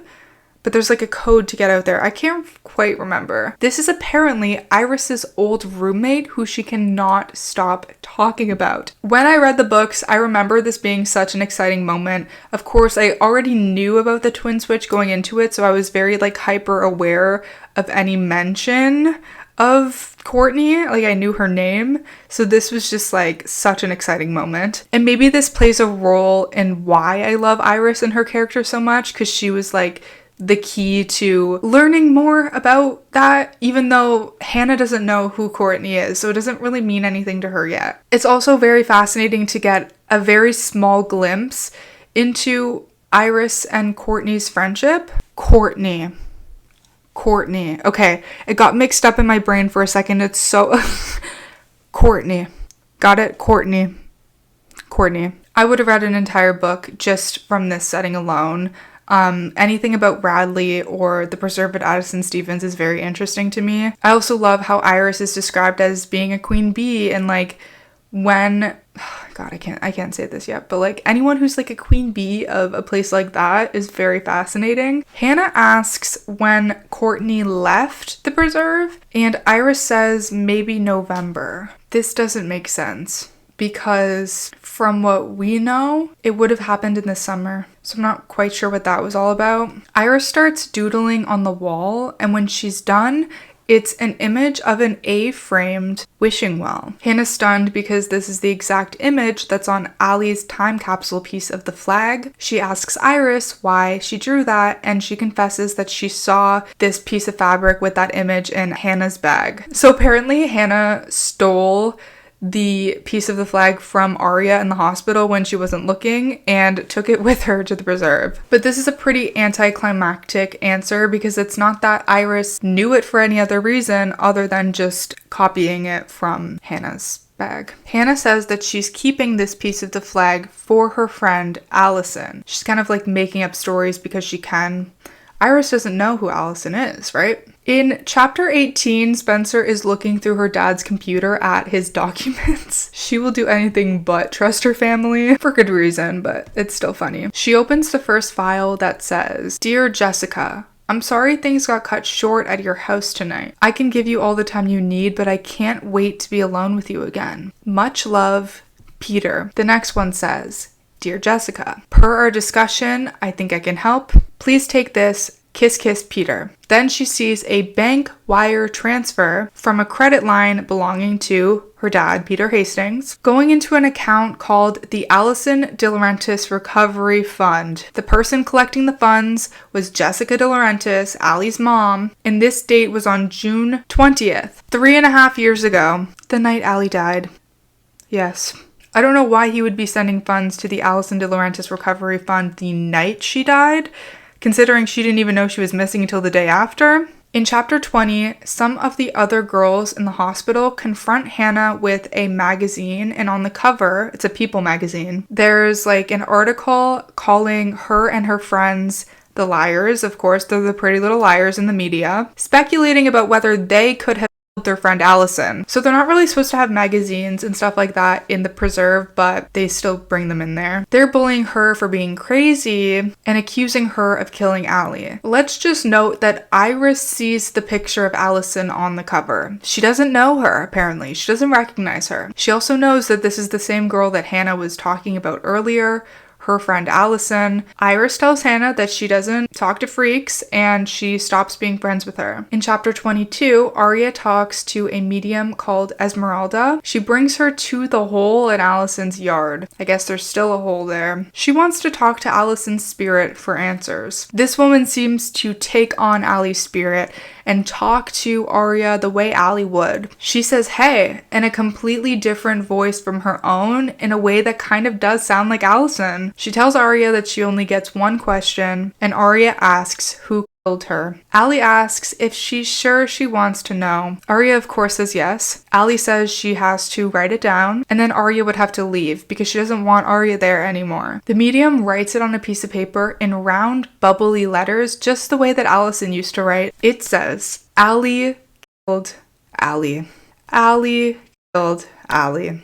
For Aria, this seems to prove that Allie did unalive herself, right? But there's another meaning to it, which will make more sense later. In chapter 23, Spencer IMs with Ian again. Let's remember at this point, she believes that he could be alive, but that he is on the run. He is supposed to be on trial, probably in jail, and he is on the run, so this is illegal. She wants more information out of him about the night that Allie died. He says that Wilden and Jason hated him and that they were planning on messing with him the night that Allie died. Spencer asks if he remembers Melissa fighting with their dad that night. This gives me chills. This is so creepy, and I'll explain why later. He ends up telling Spencer that Melissa was talking to their dad that night. Melissa was really upset, and he was pretty sure that she had just found out about her dad's affair with Jessica. He says that she was afraid her mom was going to do something really stupid, like in retaliation. Like she hated Allie for some reason, and maybe it was because her husband was having an affair with Allie's mom. He shares that he already knew about the affair because he accidentally saw them one day. He was the one who told Allie about it. He says the real reason Jason wanted to mess with him was because he had told Allie about the affair and it really upset her. I guess she took the news of the affair really, really hard. Jason had thought that Ian had just wanted to be cruel, but that wasn't the case. And I guess Wilden already hated him, so they kind of band together to mess with him. It's unclear what they were going to do. Maybe kill him. Seems a bit intense for this type of situation. He also points out that Spencer, Melissa, and Allie all look really alike. And he's sick as fuck because he says, maybe that's why I was into all of you. Actually, not only is it creepy for being involved with literal 7th graders, and it was creepy enough that he was interested in Melissa and Spencer, who were sisters, but if we're going to assume that there was some sort of affair, they all look alike because they're siblings, that's even fucking creepier. All 3 of them are siblings. This is when Spencer realizes that her and Allie do really look alike, and that they are half-sisters. If her mother had known about the affair, that would explain why she hated Allie, the product of the affair. If she had found out about the affair that specific night, she might have done something and then needed to cover up her tracks. And much like the other pieces of information that the girls get, they're really just looking for their suspicions to be confirmed. So they're kind of biased in their investigating skills. Of course, they are teenagers. In chapter 24, Hannah is having a dream about Allie again. She looked taller, older. Her face was more angular. Her hair slightly darker blonde, and there was a smudge of soot on her cheek, as if she had just emerged the fiery woods. So this is maybe the person that they saw in the woods, or who she thinks they saw in the woods. Allie says, "She knows more than you think. We were best friends once, but you can't trust her." Hannah is unsure who she's referring to. Allie says she wants to hurt you like she hurt me. When Hannah wakes up from her dream, she sees another drawing next to the wishing well. Irises. Very interesting. There's also a drawing of a girl with a heart-shaped face, Cupid's bow lips, and blue eyes. A drawing of Allie. Of course, she did see Allie in the magazine, so is it just to mess with her maybe? In the next chapter, Aria gets arrested because she had found Ian's class ring in the woods the night of the fire, I believe, but never returned it to the police, so she was like hiding evidence. This is a whole different story, but what's important to this story is that Jason DiLaurentis was the one to turn her in. As she's getting arrested, she says, "Since when did the police take advice from psychos? Don't you know Jason's been in and out of mental hospitals for years?" They still think that he was a Radley patient, had some mental illness, and that he had something to do with Allie's death because of this mental illness. Jason says that she has it all wrong, but doesn't explain further. This does ultimately make her think a bit deeper about whether or not he was the one in the mental hospitals, because he's saying that she's got it wrong. Kind of a weak way of clearing his name, but it still does somewhat clear his name. I'm wearing jeans, but I'm gonna try to record in jeans. If I'm not comfy cozy, I just cannot function, but I have a few minutes to continue filming, so I thought I would just get in as much filming time as I can so that I can get this video up. In chapter 27, Spencer confronts her parents. She explains that she knows exactly what happened the night Allie died. She tells her mom that she knows her mom found out about her dad and Allie's mom having an affair. She asks her mom how she could have hurt her sister, because Allie is her sister after all. She asks her dad how he could cover it up. It was his daughter after all. This is when Spencer's mom turns to her husband and says, "I knew it." She had suspected this very situation, and this confirmed it for her. He had always denied it, that there was any involvement with Alison's mom. Spencer is shocked because she's realizing that this is her mom's first time actually knowing for a fact that her husband was cheating on her, which means that she didn't know before and she didn't find out the night that Allie went missing. Her dad admits to everything, but he says, "I didn't know about the kids till later." He's saying he did have the affair, and I guess this affair went on for years, but he didn't know about Allie until after. Like, he didn't know he was Allie's dad until later. Not that that makes anything better. And let's just remember that he said kids with an S on the end, as in kids, plural. What does that mean? Is Jason also his kid? Like, what does that mean, right? Spencer explains to her mom that she thought she did it because of how much she avoided talking about Alison, like after Allie went missing. Every time Spencer wanted to bring up the subject or talk about it, she wasn't interested. Her mom is appalled that Spencer would ever believe that she was capable of doing something like that. She said that she never talked about it because Spencer's best friend was murdered. She wanted Spencer to be able to move on with her life. I get that, but also like avoiding talking about it is not really the way to do that. And I just want to say that I'm not normally on the Hastings family side at all. Like, for the most part, they make really crazy decisions. They have really crazy pasts. They're usually pretty rude and dramatic to Spencer. They've treated her really bad and they've punished her a lot, even when her actions genuinely just come from a place of like wanting validation and attention from her family. Such as during the storyline where she tries to find her birth mother. She thinks she's adopted for a while. Or even the storyline when she kisses Ren or stole Melissa's essay. Like, the way she was raised in this family is her reasoning for doing all of these things. So you can't defend the Hastings. But even this is brutal. Imagine your own kid genuinely believing that you murdered their best friend with very little if any, evidence to think so. Her mom explains that she was just out with her friends that night and that she knows this for a fact because she answered the police. Like, the police asked her a million times where she was that night, so it's in her memory. Spencer asks Melissa what her and her dad were fighting about that night. She said she asked her dad about needing a ride to the airport the next day because she had to catch her plane to Prague, but she was going to be hungover. He said no because she should have thought of this before. She was unprepared. Spencer rightfully begins to question if she was even talking to Ian or if it was a stranger, like maybe it was all this time. And that brings us back to why I thought those messages were so fucking creepy, because somebody took what Spencer was thinking about there being some sort of problem between her dad and Melissa and ran with it, made up the entire story and like put this in Spencer's head as something that actually truly happened, and it never even happened. Like, it was completely made up. This story about her family that she wholeheartedly believed, none of the information she's been told is even true. So are we supposed to believe all of the information told to us about Wilden and Jason either? To wrap up this storyline from the book, in chapter 31, Spencer has the realization that her dad said kids, plural. She begins to wonder if Jason was her dad's child as well, because what else would she think, right? Obviously, it is still a bit off base, but yes, she does have 2 extra siblings, not just Allie, but Allie and someone else.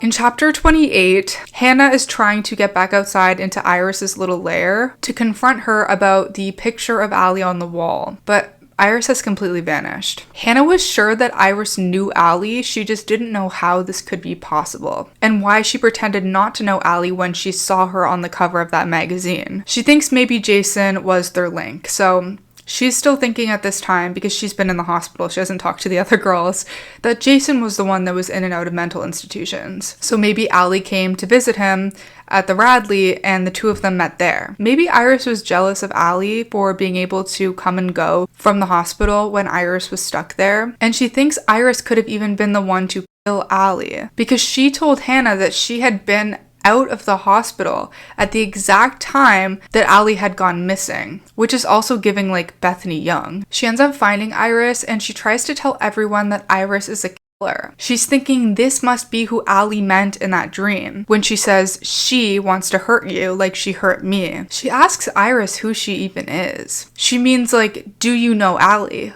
Are you a? And Iris says, what do you mean? I'm Iris and I'm fabulous. And this is Allie's saying. Allie used to always say, I'm Allie and I'm fabulous. She would like flip her hair. I'm Allie and I'm fabulous. This confirms to Hannah that Iris knew Alison. Okay?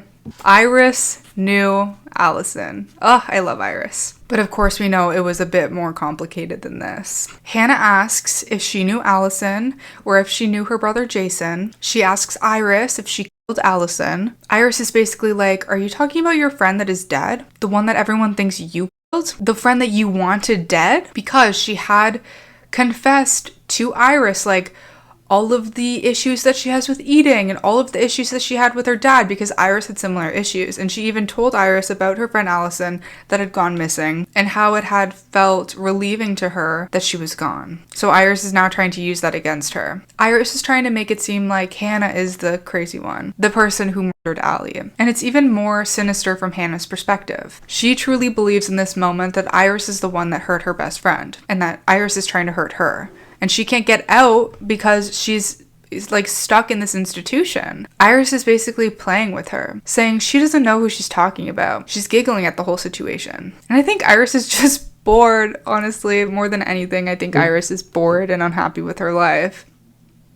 In this book, all of the girls have been arrested, all under different circumstances, but all because they kind of did something illegal and because they're all suspected of killing Alison. All of them are the next suspects. Aria for taking that ring and not giving it to the police. Spencer for messaging with Ian while he's on the run, even though it probably wasn't Ian. I guess Hannah's just a suspect for Alison. And Emily is also a suspect, but she also broke into the police station. So after Emily went on that whole Amish country thing trying to find all this information about Wilden, A sends her to the police station for information about Allie, and she literally breaks into the police station and starts looking through private information. Obviously you're gonna get caught, hello? So they're all arrested because they've been suspected of killing Allie, but they get off pretty easily because new information has come out. And this information is that Billy Ford is the one that killed Alison. Billy Ford is one of the construction workers that was working on the gazebo, like digging the hole, the summer that Allie went missing. Ian has not been found, but this kind of clears him up as a suspect, but technically he's still on the run. This is the moment we've all been waiting for, one of them. This is one of like the biggest main moments, one of the things you really think of when you think of like the twin switch. Not the main switch, but like this is big. In the 8th Pretty Little Liars book called Wanted, everything the girls thought they knew about the situation completely changes. The girls at this point have come to terms with the death of Alison. They've been working through the memories of her bullying them, trying to come up with theories of who could have possibly killed her. They are understanding the balance between the love and the hate that they have for her. I know it's taken us a while to get to this moment, but it was the least confusing order that also allowed me to give you all of the context and background information so that we can bring the full story to you and bring it full circle. In chapter 4 of this book, we get one of the craziest reveals of the entire series. I so wish that I wasn't expecting it going into the series. But it was still exciting. The girls and everyone else in Rosewood make their way to the DiLaurentis' house. They're going to some sort of conference after finding out that Billy Black is the main suspect of the investigation now. Billy Black, guys, I say Billy Black instead of Billy Ford multiple times in this clip. And I was like, why did I think that? Like, where am I getting Billy Black from? Like, I was like, what? Who is that? Jacob's dad from Twilight, Billy Black. Jacob's dad from Twilight, Billy Black, is the real murderer. You heard it here. Anyway, if I ever say Billy Black, I mean Billy Ford. Okay, things. Billy Black is the person that's been accused of not only killing Alison, but also Jenna Cavanaugh. That's a whole different story that I cover in my Jenna video. Mrs. DiLaurentis stands at the podium at her house. She is preparing to give everybody a speech. She says, "The past 4 years have been very painful and difficult for my entire family. We're relieved that we can finally put our daughter's murder behind us. 2 tragedies happened in Rosewood to 2 very beautiful, innocent girls. But that isn't the only reason we've called everybody here. Our family has been hiding a secret for a long time, mostly for safety reasons. The truth is, we have another child. Someone who hasn't grown up living with us because of health issues. Our daughter was recently released and given a clean bill of health. She's saying it is now safe for our daughter to be here because Billy Black has been named the suspect. The murder of our daughter Alison has been found. It's no longer unsafe for this other daughter to be here." A door opens. Out comes a girl. "What?" Arya cries. The girl on the porch had blonde hair, porcelain skin, and a heart-shaped face. And we know exactly who this describes because this is exactly what Alison is described as looking like throughout this series. So what they think is they're looking at their dead best friend who isn't dead. They're looking at Alison. Her deep blue eyes landed on Emily's almost immediately. She literally winks at Emily, and I cannot make this shit up. She winks at Emily. Emily's whole body turns to mush. Allie, she mouths at her. Miss DiLaurentis goes back to the microphone. "This is Courtney, Alison's twin sister." Courtney DiLaurentis, the twin, has been released, literally and also to the public.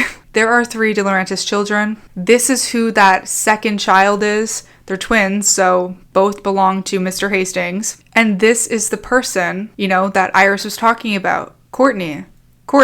She was best friends with Courtney in the preserve. Sensational. Groundbreaking. Love this reveal, no notes. The blueprint was there, and still the show decided to do some crazy ass shit with Spencer's twin. I'm not opposed to there being a twin.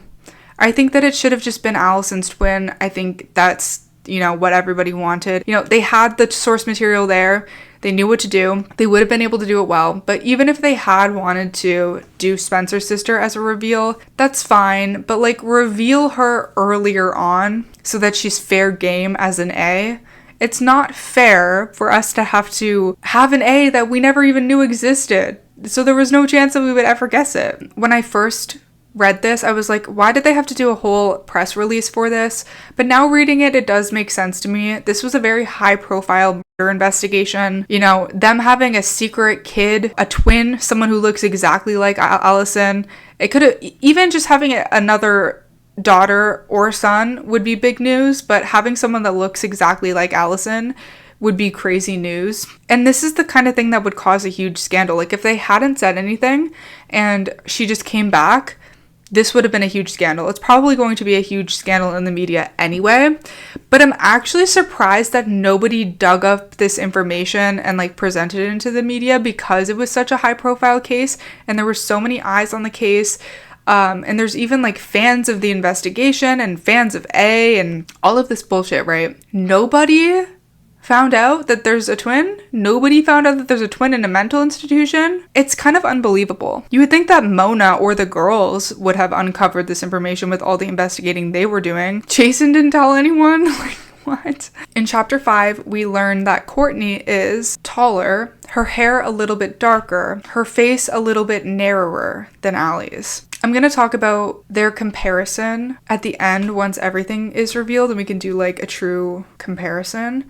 But I do think Sarah Shepard mixes things up here and there. Like sometimes she's spot on, and other times she mixes the two twins up. She wore black leggings, black flats, an oversized blue Oxford shirt, and a cropped white jacket, a striped scarf, and her blonde hair was in a bun. She looked just like a French model. I did a little series on my TikTok where I compared the book characters to how they looked in the TV show, and I kind of like try to recreate this outfit, not like on me, but I just like uploaded images of what the outfit might have looked like, and it doesn't make sense. What's going on with this outfit? I don't know. Courtney looks at the girls and signals for them to follow her into the house. The girls are obviously confused because they don't know this twin. So why does she know them? When they get inside, Courtney says, "You guys were my sister's best friends, right? Spencer, Emily, Hannah, Aria." Courtney says, "Allie told me about you, but she never told you about me, did she?" Emily says no, and Courtney acknowledges that this must be really weird for them. Aria asks Courtney if she was at a hospital or something, and Spencer notes that Courtney doesn't look sick. She looks beautiful. They think that Courtney's parents were referring to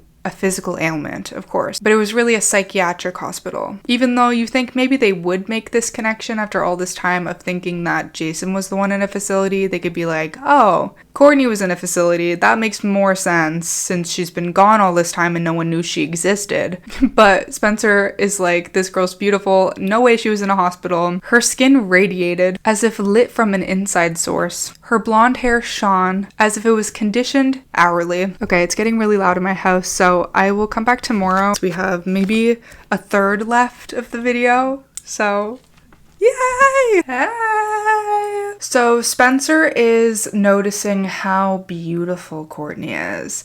She's almost described as like more beautiful than the person that they were originally friends with, which is really weird, right?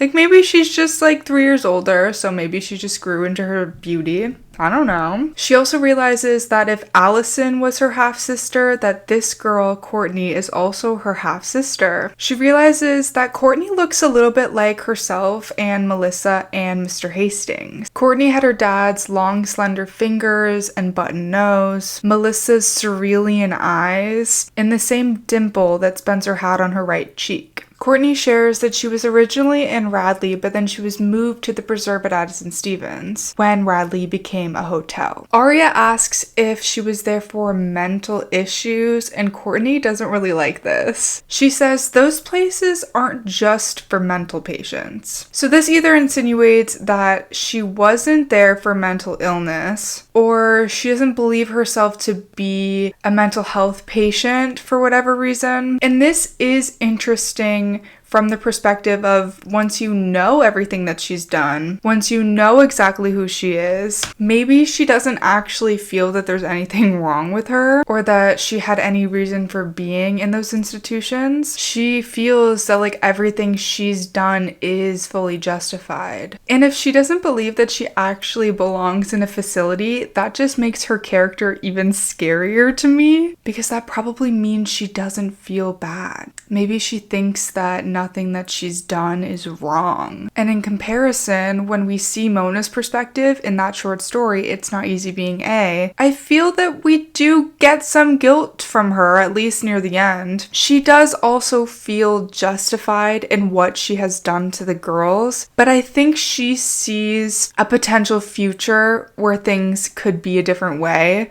And I don't think, this person would really consider a future that didn't involve revenge. Even if Mona can ultimately defend her actions, I think that she does know that what she's doing is wrong. All of a sudden, Courtney apologizes to them for running out after the fire. This confirms that this really was her. This wasn't Alison's ghost, and it wasn't Alison at all. It was actually Courtney. This is what she said. And it's almost like she's getting enjoyment out of shocking them, playing some sort of game with them. It's cool seeing her like befriending the girls and making it seem like she's trying to fill them in, trying to help them, knowing that she has this secret agenda underneath. So what had happened at the fire is she had this contact at the police who was Wilden, and that's why he was acting so weird about, don't tell anyone that you saw Alison because people are going to think you're crazy, because he knew about Courtney already. And it was his job to protect Courtney and keep her a secret for the time being, because she was out of the preserve, but she wasn't out to the public yet. And that's how she disappeared so quickly, because she ran away and called Wilden. She likes holding power over them. And just like we see with the A messages, a lot of this power involves either giving pieces of information to the girls or withholding information, or a combination of both. Sometimes giving partial truths, sometimes completely lying and fabricating information. It's so hard to know what's true and what's not. In this case, Courtney's goal seems to be fairly innocent if you don't know any better. It seems to be about gaining their trust. The girls are thinking that this makes total sense. They think they saw Allie, but really it was her twin. And this makes sense because Alison is dead. So it clears everything up and they're no longer suspicious. They don't think that they're crazy, whatever. So throughout this book, Wanted, we see the girls kind of grapple with this new information and try to understand why their best friend Alison wouldn't have told them this secret that she has a twin sister named Courtney. We also see Courtney interact with each of the girls separately and start individual friendships with them. It was actually fascinating to see her in every single chapter, and I think normally the girls all have their own separate worlds. They don't hang out too much, so they're really only involved in each other's chapters when something big is happening with A or with Alison or something. So normally there's a lot of separation. One chapter will be about Hannah and, she's on a date with Mike or something. And then the next chapter will be Arya and she's with Noel. And the next chapter will be Spencer and she's dealing with her fucking sister Melissa or something. So it is a little bit jarring when you're reading one chapter and Courtney's with Hannah. And then you go to the next chapter and now Courtney's with Spencer. And then you go to the next chapter and now she's with Emily. There wasn't as much separation. I also feel like she acts a little bit differently with each girl. And it's fascinating how she's able to put on this new persona with each girl depending on what her goals are in that friendship and how that girl reacts to things differently.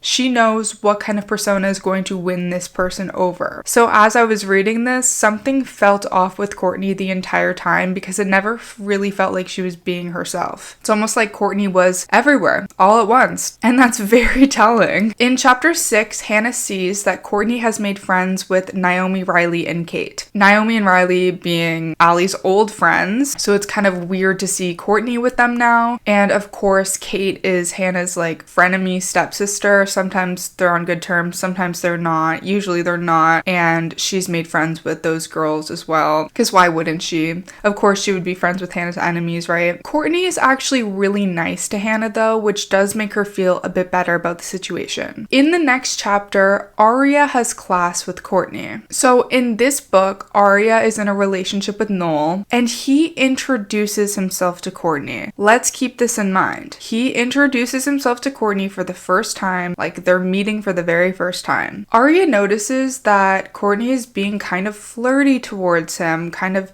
facing her body towards him as she speaks to him. This is apparently what Allie used to do when she flirted with boys. It was her way of marking her territory. This is when Aria starts to uncover more about her past with Allie. In 7th grade, Aria had told Allie about her crush on Noel. Allie told her that she would talk to Noel for her and see if he liked Aria back. But when she did it, she found out that Noel actually liked her, as in Noel liked Alison, not Aria. Alison's like, and I actually like him back, but I won't go out with him if you don't want me to. She was so manipulative. That's crazy. I always have to remember that they were in like 7th grade, because like what the fuck? Alison just doesn't want anyone else to have anything good. It's like, oh, now all of a sudden you like Noel after I told you that I liked him? You know what I mean? So Allie proceeds to go on 2 dates with Noel. One is to the movies, and the second one was to the mall. This is what she tells Aria. But then after all of that, Alison randomly breaks up with Noel because she decides that she has a crush on somebody older. Aria is thinking now that this must have been Ian. But now, in the present moment, she's getting deja vu. This feels like this is happening with Noel a second time. Like, Courtney now is trying to mark her territory on Noel, just as Alison had done back in 7th grade. And this is very threatening for Aria because she's used to Allie getting everything that she wants. In her mind, like, if Courtney wants Noel, she might as well just have him. She's not thinking about like the history that she has with Noel now, like how deep Noel's feelings are for her. She's just being like, if she wants my boyfriend, she's basically gonna have him. Courtney sees that Aria has some yarn and knitting needles in her bag. She says, "You still do that?" Aria feels a bit suspicious of this question because obviously, what do you mean I still do that? Like, you didn't know me before. But Courtney explains that her sister, Alison, told her about the girls and said that Aria knits. Very convenient excuse. Together, they see a news alert saying that Billy Ford might have an alibi, meaning that possibly he wasn't actually Alison's killer after all. Courtney seems really scared by this news. On the outside, it might seem like, OMG, my sister's killer isn't actually found. Maybe I'm in danger now. Like, the whole reason why she was let out of the preserve is presumably because now it's safe for her to be in Rosewood. Of course, once we know the truth, we know that this reaction has a bit of a different meaning to it. In the next chapter, Emily spends some time with Courtney in gym class. Courtney asks her about the time capsule game, like what it is, what it's for. This is when Emily finally pieces something together. Remember the image I mentioned that she got in one of the A texts, where she saw a picture of Alison and Jenna and who she assumed to be partially concealed Naomi Ziegler, like she couldn't see her face? No, now she knows that that partially concealed blonde was actually Courtney. And this is important because that shows that Jenna knew about the twins. We don't know if she knows anything else, like any other details, but we know that she knew that Alison had a twin sister. This makes Jenna's death seem even more suspicious as it happened right before Courtney was revealed to the public. The timing is very interesting. Almost like somebody wanted to get rid of her. My poor baby Jenna. I love her. She deserved so much better. Because we know how obsessed Emily is with Alison, she sneaks a little peek at Courtney as she is changing. Emily just can't help herself. Apparently, she says that Courtney's boobs were bigger than Allie's, but she still had the same tiny waist. Okay, girl. Like, girl, are you serious? First of all, there's like, okay. Second of all, even if we're gonna say that there is some comparison between Alison and Courtney, like someone had bigger boobs. There's a 3-year age difference here. Like, maybe one of them do have bigger boobs, but also they grew up. They were in 7th grade before, and now they're in like 11th. So Courtney notices that Emily is watching and actually smiles at her. Emily wonders if it's possible that Courtney knows about that kiss that Alison had with Emily back in like 7th grade. This happened in the treehouse. She was in love with Allie, and Allie didn't seem to reciprocate these feelings at the time. But like the way that Courtney is looking at her and smiling at her, she begins to wonder if Courtney is flirting with her. As much as I want to be like, Emily is so delusional. Like, there is something wrong with this girl. Courtney does actually seem to be flirting with her. In the next chapter, we get some one-on-one time between Courtney and Spencer. Courtney guesses correctly, that Spencer wants to talk about the affair between her dad and her and Alison's mom. Courtney says that she's always known about the affair. She said that Allie found out, and then on one of her visits to the preserve, she told Courtney about it. Spencer also finds out that Melissa knew ever since high school. Melissa is very mixed up in the situation as well because she was dating Jason for a while, and then she like ditched Jason to start dating Ian. I guess she just never thought that it was important to tell Spencer after finding out from Jason. But I don't know, even if I wasn't like close friends with my sister, like we weren't close, I feel like finding out this type of information about our parents, like I would definitely share that with my sister regardless of how close we were. The next chapter is Hannah's chapter. She receives an email from her mom that says, "Hey Han, I've been offered 6 tickets to the Diane von Furstenberg show in New York City Thursday. Obviously I can't use them. She's in Singapore. Would you like to go instead? I've attached them in this email as a PDF." Hannah tells Kate about this to rub it in her face. Hannah loves to gloat. Kate starts being all nice to her because she really wants to go. Awfully convenient that there are 6 tickets. Hannah, Kate, Naomi, Riley, Courtney.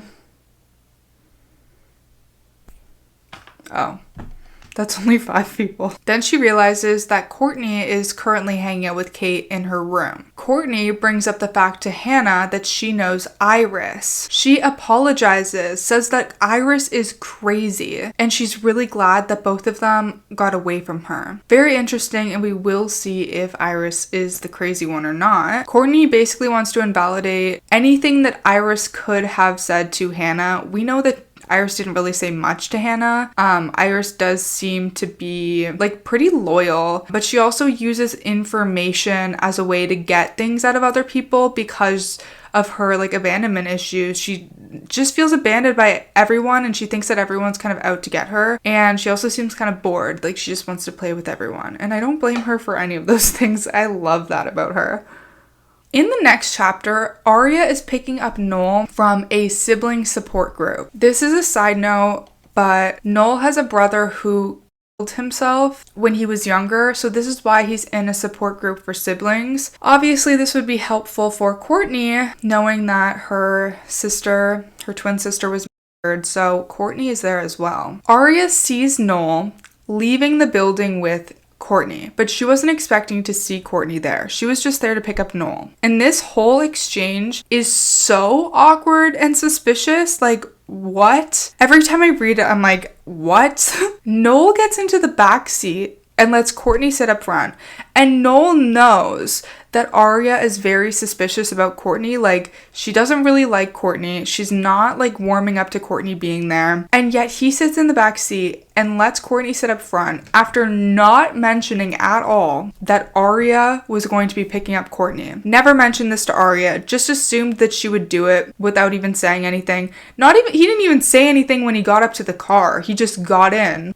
Hello? It's extra awkward because he's not even saying anything once he gets into the car. He's just sitting in the backseat typing on his phone. Aria asks about the sibling support group. Courtney starts openly flirting with Noel again in the car while Aria's their fucking Uber driver. The instructor had her fall back into her partner's arms, who is obviously Noel. He was totally about to drop her. And this is what I mean about how it seems like Courtney has a different personality with every person she talks to. With Hannah, she's very understanding. With Emily, she's very like flirty.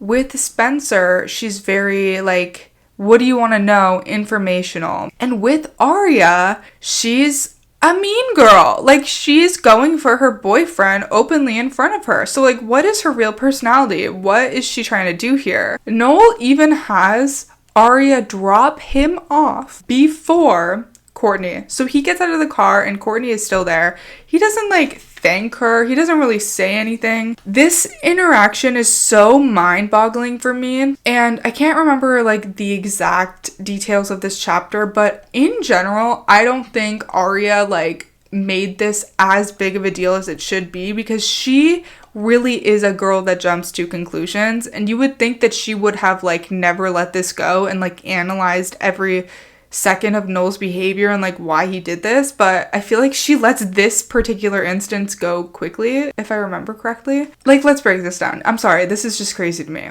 You have your girlfriend pick you up. You invite someone else without telling her, and this happens to be a very complicated person, you know, someone she doesn't like, someone she doesn't trust, someone who's been openly flirting with you.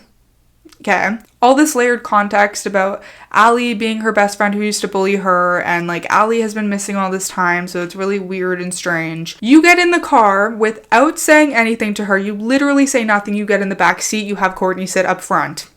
You never say anything the entire way. You just type on your phone. You get dropped off first and you just leave the car. Like, she was literally just there to pick him up. Like, you're not even going to give her a kiss goodbye. You're not going to ask her if she wants to come in and hang out. Like, I don't think there's anything wrong with just, like, giving your significant other a drive somewhere. But, like, I feel like normally you would try to spend some time with them after that. Or, like, at least give them a kiss goodbye. I don't know. It is so odd to me. This is so weird to me. And I normally really like Noel and Aria, so this just seemed like so out of pocket. Aria and Courtney are alone together, and after some silence, they finally begin chatting. Courtney's like, I know what you're thinking. Everyone has been wondering how I coped for so long living away from my family. Everyone's wondering how I could forgive them for keeping me in this institution for so long. I feel like this is not the number one question on my mind or Aria's mind or anyone else's mind. That's what you think Aria is thinking? Like, what? All right. She also decides to tell Aria about her mother's affair. This is significant. This is when Aria realizes that Alison had kind of tortured her with this information about her dad having an affair, knowing that her own mother was having an affair as well. So it's pretty hypocritical. And this is honestly classic bully behavior. You kind of bully someone about something that you're insecure about. I also feel like Courtney is desperate to get on Aria's good side at this point. So she's bringing up this common information. Like, they have this in common and this is something that they can bond about. Maybe if Aria feels understood, she will soften for Courtney a bit. Courtney's not doing a very good job of getting on Aria's good side. In the next chapter, Courtney is hanging out with Emily again. Courtney flirts with Emily a bit. She looks at all the photos that she has. There's a bunch of Allie. She says that she's dying to know what Allie was really like because she never got to see much of her. Courtney leans forward and kisses Emily. I remember being jaw-dropped on the fucking floor when this happened. Like, when I read it for the first time, I was like, no. Courtney? First Allie, then Courtney? But Courtney is the one that's initiating? Like, why? Like, where is this coming from? Right? Like, where's this coming from? It seems a bit fast, considering you just met. They start making out. This would probably be dream come true for Emily. She has been waiting her entire life for this moment. But the crazy part is, she has a crush on Courtney now. It's like, I am in love with your twin sister who's dead, but I kind of have a crush on you now. Like, she's so easily transferred her love over. Not to say that she stopped loving Allie, but it's just weird. Like, now you're gonna go for her twin? Like, you don't even like Courtney. It's just because she looks exactly like Allie. Then, okay, are you ready for this? Courtney says she hoped they would get to do that again. I'm sorry, what was that? Emily's like, what do you mean again? What do you mean again, babe? This is our first kiss. Okay. This is when Courtney drops the ultimate bomb. Almost as crazy as when her announcement of her existence was dropped. She's not Courtney. She is actually Alison.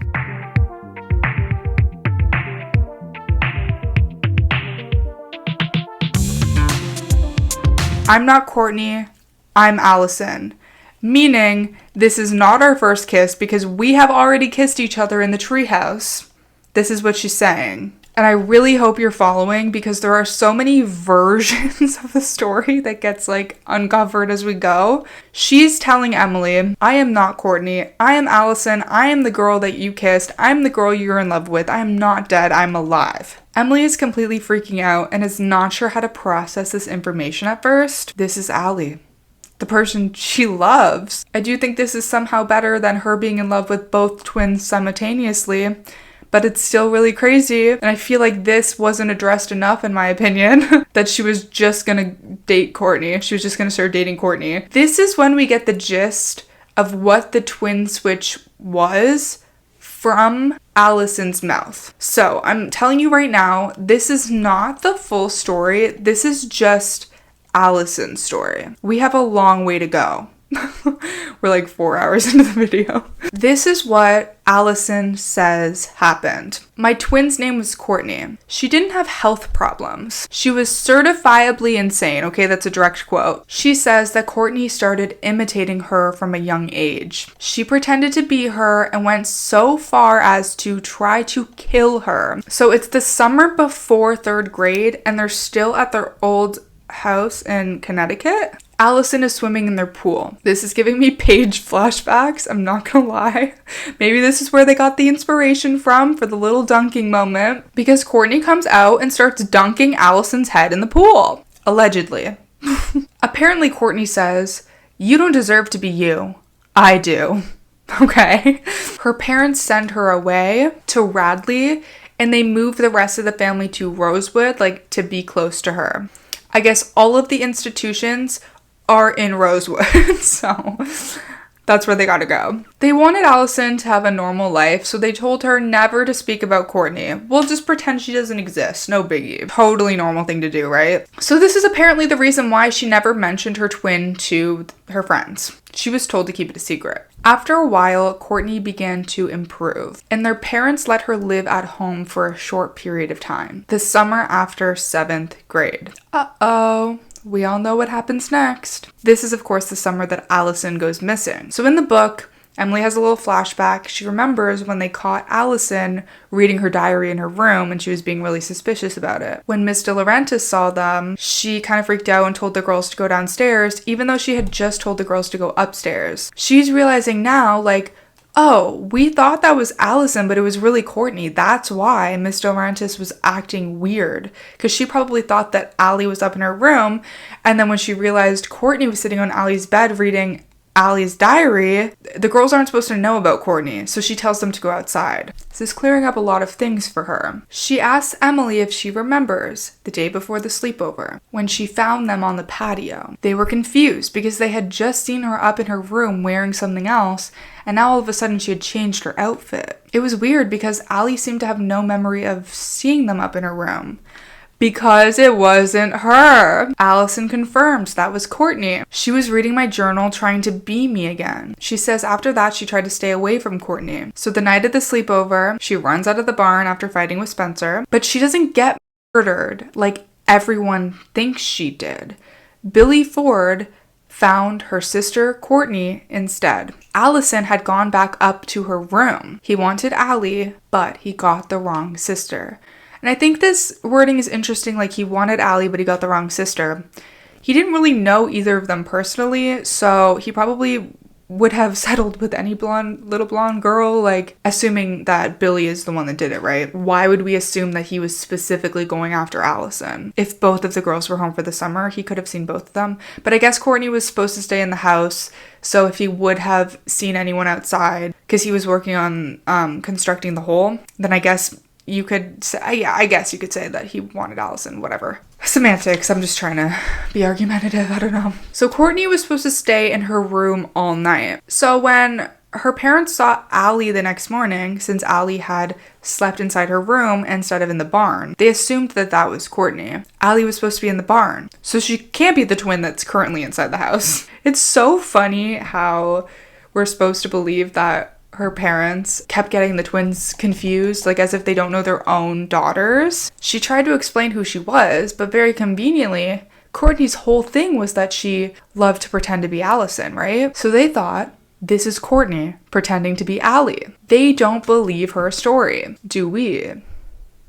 When Allie doesn't come home from the sleepover, they assume that Courtney did something terrible to Allie because of her past of trying to hurt Allie. They thought that they were sending Courtney back to the preserve, but really they were sending Allie back. This is her story. So according to this girl who's saying that she's Alison, Courtney was actually the one that was murdered by Billy Ford, and she was the one that was sent to the preserve, but their identities had been switched. Everyone thought that Allie died, and everyone thought, or her parents thought, that Courtney was the one that was sent to the preserve, even though it was opposite. And that is how she says the twin switch happened. I love how it took us this far to get to the twin switch part, but you see how everything else intertwined, right? I hope you at least had fun with me. Don't worry, we're not done yet. She explains that Jason used to visit Courtney all the time, but he wouldn't listen to her when she said that she was Alison, not Courtney. Because of how serious the situation was, they didn't want anything to do with her anymore. She was essentially abandoned by the entire family at the preserve, which does track because we know that Jason used to visit the Radley, but then the Radley closes, Courtney goes to the preserve, and Jason doesn't really visit anymore after that. But was his name not in the book anymore because he stopped visiting? He does say that he stopped visiting later on, but logically, that was around the time that the Radley closed anyway, right?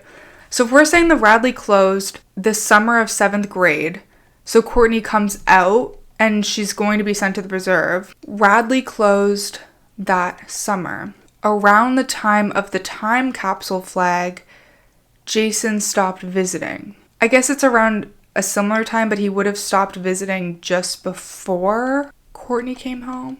Emily questions why she never called them to tell them what happened. She explains that she wasn't allowed to make calls at first, as it was kind of like being in a prison. It was a lot harsher than Radley had been. She goes on to say, I realized the only way to get out was to act like I was Courtney. And even now, her parents don't know that she's actually Allie. They think that she is Courtney, and she's continuing on this persona so that they don't send her away again for pretending to be Allie. If this story is true, her parents didn't bring her home because now it's safe. In a sense, yes, but it's mainly because now Courtney's name is cleared. Now they're like, oh, okay, Courtney wasn't the one that actually killed Alison, so I guess we can bring her home. That's why it's safe to bring her home. I do wish that we got more of her family's thoughts on this though, and like what the real reasoning for all of this was, why they decided to take her out. Emily asked who the body was that was found. She says the body was Courtney's and we have the same DNA because we're twins, so it was true that the DNA was Allie's, but it's also mine because we're twins. That's why everyone just assumed that it was Allie the whole time and didn't question it, because nobody knew that Allie even had a twin, except for their parents. I guess they didn't want to tell anyone that because they wanted to somewhat protect Courtney. I just can't believe no one ever found out. Like, the police were investigating them. Like, nobody found out that there was a whole other daughter? Like, what? So I did some light research on this. From what I can tell, this is mostly but not entirely true. I don't know if this is gonna make me sound stupid. I know nothing about science. I am not a science or a math person at all. So my lane is literature. I guess twins have similar but not identical DNA. But if they do have identical DNA, please correct me below. And explain it to me like I'm literally 5. It would be interesting to know the exact science behind that. She tells Emily that she remembers kissing her in the treehouse. Emily, of course, believes this story completely and is totally in love with her. Barely any convincing was needed. In the next chapter, Emily and Allie are hanging out with Spencer. Spencer, of course, still thinks that it's Courtney. She's also thinking in her head, okay, Emily's crush on Allie transferred over to her twin sister, kind of weird. But that's like really the only time that anyone acknowledges it. And it basically did originally. Like, that actually did kind of happen. So the three of them are hanging out at a club. Spencer is kind of eager to get to know Courtney because they are sisters after all. Allie decides that this is the perfect moment to tell Spencer that she's not actually Courtney, she's Allie. And this one does take a bit more convincing because obviously Spencer is Spencer. She's going to analyze the situation. She's going to have questions, as most people would. She's having a bit more trouble believing it than Emily did. Spencer asks how many times the twins were together in Rosewood. Allie says just once, the weekend my sister died. Emily corrects her. Wasn't there one other time? She's referring to the picture of Allie, Courtney, and Jenna. She says, you're right. Courtney was home for a couple of hours one time when she was switching hospitals. This would have been when she switched from the Radley to the Preserve at Addison Stevens. Okay, you guys, it's like 4 a.m. and I'm just like trying to wrap my brain around this right now. Courtney and Allie were in Rosewood 2 times together. The first time is when Radley closed and they were 12, and this was like when the original twin switch thing happened. The second time is when one of these twins went missing, right? So when was the photo of Allie, Courtney, and Jenna taken? And how did that happen? Like, did they just all hang out? Like, they hung out one time? Like, why did that happen? When did it happen? Who took the photo? Why was there a photo? I need more information. I think I'm just like losing my mind trying to figure out everything perfectly when in fact Sarah Shepard probably did not plan everything out perfectly. And I think that's my biggest problem with this video. Editing me.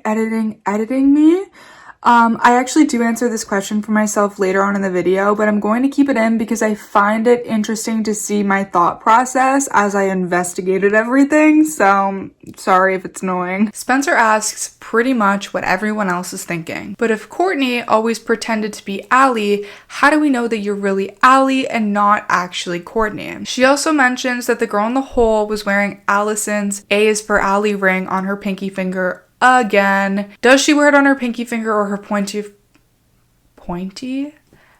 finger? Pinky finger or pointer finger? Which one is it? So if this is Allie, why was Courtney wearing the ring? This is interesting, like seeing this line of questioning. I feel like Emily barely asked any questions, but the questions that she did ask were very kind of innocent, and Spencer's are more analytical, very smart and cynical. She says that Courtney stole the ring and that's why she was wearing it. Emily is being very pushy about this being really Allie and like for Spencer to believe her, unsurprisingly. Allie even apologizes to Spencer for all of the stuff that happened with Ian. She says that she's sorry for telling her that she was going to tell Melissa about the kiss between Spencer and Ian. She says that it wasn't even true that she was in a relationship with Ian, and she didn't even bother to go and meet him the night that they fought. So remember, the night that they fought, Alison confessed to Spencer that she's been secretly seeing Ian and that Ian couldn't possibly have actually liked Spencer. But now she's saying that that was made up. She, I guess, just wanted to upset Spencer. She was never actually dating Ian.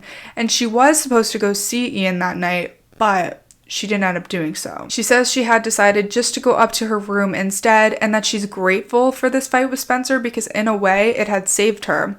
Because if she had gone to meet Ian, maybe Billy Black would have found her instead of her sister. Kind of odd considering, like, oh my god, I'm so grateful I'm alive. I'm so grateful that my sister died instead of me. Like, what? I mean, I guess she's trying to say that she doesn't really like Courtney because Courtney always tried to hurt her, but still, she's trying to appear innocent, right? She says that she found out that she was half-sisters with Spencer right before the sleepover, but didn't say anything because she didn't know how to deal with it yet. This is actually true. She's essentially confirming Ian's story to be true as well. Remember, he still is a suspect. Billy Black is the main suspect. I guess Ian has been sort of cleared, but he still is suspicious because he was on the run. Like, where did he go? Why is he on the run? Anyway, Ian's story was that he never actually met up with Allie that night, thus he was not the one to hurt her. And she's confirming that this is true. Thus, Ian probably didn't kill Allie, and it probably was this Billy Black person. Spencer is rightfully upset with Allie and is asking her a lot of very difficult questions. Spencer thinks to herself how it was a bit of a relief that Allie had gone missing that summer, even though Emily is trying to convince Allie that they missed her the whole time and that she should have reached out. In the next chapter, Kate, Naomi, Riley, and Hannah and Courtney are in New York for this fashion show. Remember, Hannah still thinks it's Courtney. She tells the person manning the door that her reservations are under Marin. They don't exist. Hannah shows the printed copies, and they accuse her of using Photoshop. Naomi and Riley are pissed. They accuse her of doing this on purpose and say that she's not cool, which is literally the worst thing you could say to Hannah, is that she's not cool. Everything she does is in the pursuit of coolness at the end of the day. So obviously these tickets didn't actually come from her mom in Singapore. They came from A, and they were fake. Just to embarrass her, question mark. Kate, Naomi, and Riley leave Hannah there, but Courtney decides to stay back and kind of stay on Hannah's side, even though she hadn't really defended her yet. Like, she hadn't defended her in front of them. Hannah is really beating herself up, saying that she's not very cool. Courtney says that is the stupidest thing you've ever said. Hannah says, you can't say that, you've only known me for 2 days. Courtney says, I've known you a lot longer than that. Okay, here we go again. Hannah is super confused, and Courtney, Allie, brings up the hospital. She asks if Hannah remembers when she visited her in her coma. Super fascinating, because Hannah did have a vision, a dream of Alison in the coma. Or she thought they were just dreams, but I guess they really actually happened. Hannah straight up asks her if she's Allie. And I feel like this was a bit of an odd first conclusion to draw. Like, my first thing would have been like, oh, you're Courtney. It wasn't actually Allie visiting me in my dreams. It was just you, Courtney, her twin, visiting me in the hospital. But she immediately thinks, oh, it was Allie. You must be Allie. I don't know. That wouldn't have been my first thing, but okay. But she admits to being Allie. She tells Hannah that she never thought of her as a loser and that she's stunning now. I don't think this is entirely true.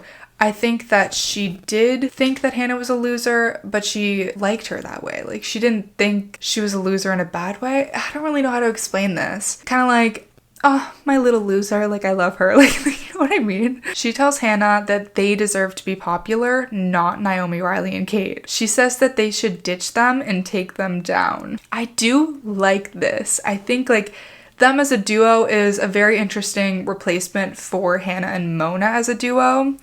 And Hannah thrives when she's not by herself. Like, when someone else is taking the lead, she thrives. But if she's willing to fake friend Naomi, Riley, and Kate in order to take them down, why is Hannah so quick to believe her and like believe that this is Allie and she wants to be friends with me? She believes that Allie never thought she was a loser after all of the time that she spent bullying her in 7th grade. It's just another instance of Hannah being way too trusting, way too forgiving, way too quick. Because she knows Allie was never that great of a friend to her. She has, thought about this a lot in the time that Allie has been gone. Feel a bit disheveled today, but we're going to continue on anyway. In the next chapter, Aria is trying to follow Melissa, who's on a run, because she thinks that Melissa is suspicious. I feel like certain plot points in the series can get repetitive, and constantly being suspicious of Melissa is one of them, but then again, she is the one who's being suspicious, so you can't blame them too much, I guess. But she follows her on a run into the woods, kind of going toward the Hastings property and Spencer's barn. And this is where Aria kind of loses her and actually runs into Courtney. Courtney's like, I didn't realize anyone else knew about this place. This place is described as a crumbling structure that Aria had never seen before. It had a round brick base, half of an A-shaped post, and a rusty metal bucket in the grass nearby. She notices that this is the wishing well that was drawn on Allie's piece of the time capsule flag. Courtney says that she used to come here all the time to think, and that's why she drew it on her piece of the time capsule flag. This is obviously super confusing for Aria, who was just thinking about the fact that this flag belonged to Alison, and now for some reason Courtney is saying that this flag belonged to her. This would have been around the time when Courtney was in the hospital, so why does she even know about the time capsule game? She tells Aria that she knows Jason gave her the piece of the flag, and not to freak out, but she's really Allie. And I think it is very, like, how did Allie know that Aria was going to be there? Like, was it just a coincidence and so she decided to tell her this in the middle of the fucking woods? I don't know, it's a bit suspicious. Aria's getting really freaked out by this, and Ali starts to apologize. She says she's sorry for how awful she used to be, but she's trying to change and be a better person. She wants all of them to be friends again. I got these new cups with straws specifically for iced coffee, but I've been on such a hot coffee kick that I decided to use this for water because I'm always dehydrated. And this kind of makes it more fun. I also had ice cube trays for little pumpkins and little fangs, so I made spooky water. It just makes it more fun to drink. I gotta get one for Christmas. So Aria is kind of in her head about this one. On one hand, she feels like it would be so easy to just give in and become friends with Ali again. But there's another part of her that thinks that this could just be a trick. Maybe Ali just wants to find out more information about her, like about her dad's affair, about her other secrets, and fall into old patterns and continue to bully her the way that she always has. So it is interesting to see how different everybody's line of questioning is, how different everyone's thoughts surrounding it is. Like, Spencer is more worried about whether this is actually Ali or whether she's lying about her identity. And Aria seems pretty accepting that this is Alison. She's just worried about history repeating itself. Hannah was more like excited to have a friend again on her side after the loss of Mona. And Emily is just super accepting because she's in love with Ali and she wants to date her. Plus, Aria's already kind of pissed about the way that Alison has just been blatantly flirting with Noel. On the outside, it does seem like kind of an odd approach, knowing that Aria is the one that would be hardest to win over. Why is Ali being the worst to her, like not being very nice? Really, it is just to manipulate her. It's part of a larger plan, which we will discuss in this video. This is when she notices something white at her feet in the dirt. It ends up being an envelope with 2 blurry Polaroids inside. So you remember that earlier in the video where I said it would, the Polaroid photos would be important. Somebody was outside taking photos of the girls the night of the sleepover, and then they accidentally took a Polaroid of their face. It was kind of framed in the way of they accidentally took this photo. Maybe they don't even know that this photo exists of them, and this photo would show the identity of Ali's killer. Why are they in an envelope in the woods? Clearly somebody put them there, and it doesn't make sense that the current A would do that because it would just reveal the identity. However, A does reveal themselves in this book anyway. So maybe it's just all part of a game. Maybe they just want, I don't know. I don't know. Because there's really no point if you're going to reveal yourself in a few days, like just do it then. You wouldn't really want someone to suspect you earlier than that. I don't know, if I'm missing something, let me know. One of them is a photo of the girls inside. It's when they're all sitting down, heads down, candles all around them. Ali is like going around touching her thumb to their foreheads. She would assume, okay, this must be one of the photos that Billy had taken of them during the end of 7th grade sleepover. Those pictures, like Polaroids of them, were found in his van after all. But the other picture doesn't show what's happening inside the barn, it shows what's happening outside the barn at that time. There is a reflection of this person in the window. Shows the face, but it's kind of blurry, and they have blonde hair, but the features of this face seem a bit more feminine than those of Billy's. And it's awfully convenient that literally everyone in Rosewood has blonde hair. It's kind of funny how the TV show, everyone's kind of a brunette. I feel like most people are brunettes, or maybe there's more of a balance, but almost everyone in the books are blonde. Hannah's actually not. Jenna's not. Literally everyone else is. But it's convenient because it's easier to mix people up this way. It's easier to be like, oh, it was a blonde person, so it could be this person, or it could be this person. Or it's like easier for people to assume who they think the suspect is. And I think that Sarah did this on purpose to make the narrative more confusing and convoluted, because why are there so many guys that also have long blonde hair? Like, okay, Ali has long blonde hair. Spencer and Melissa look just like her with long blonde hair. And Mona looks like Allie a little bit too, and she has long blonde hair. Jason also used to have long blonde hair, and Billy has long blonde hair. So, like, what? But immediately, Aria knows that this photo was not taken by Billy, which is jarring because they were feeling somewhat safe thinking that Allie's true killer was behind bars. And that means that somebody else was watching them that night. Was that person A, or was that person just Alison?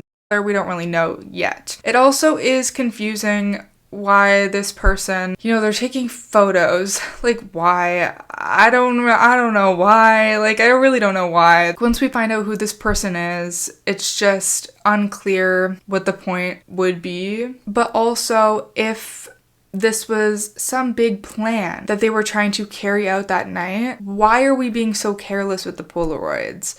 And these are certain things that I feel are weak points in Sarah's writing. Let's not forget that this is a YA series. It's a young adult series. It's not serious. But when you sit down and you dissect everything, it's like, this is the smartest, most vindictive killer ever, and they're super careless about a Polaroid. Like, they must have put it there on purpose.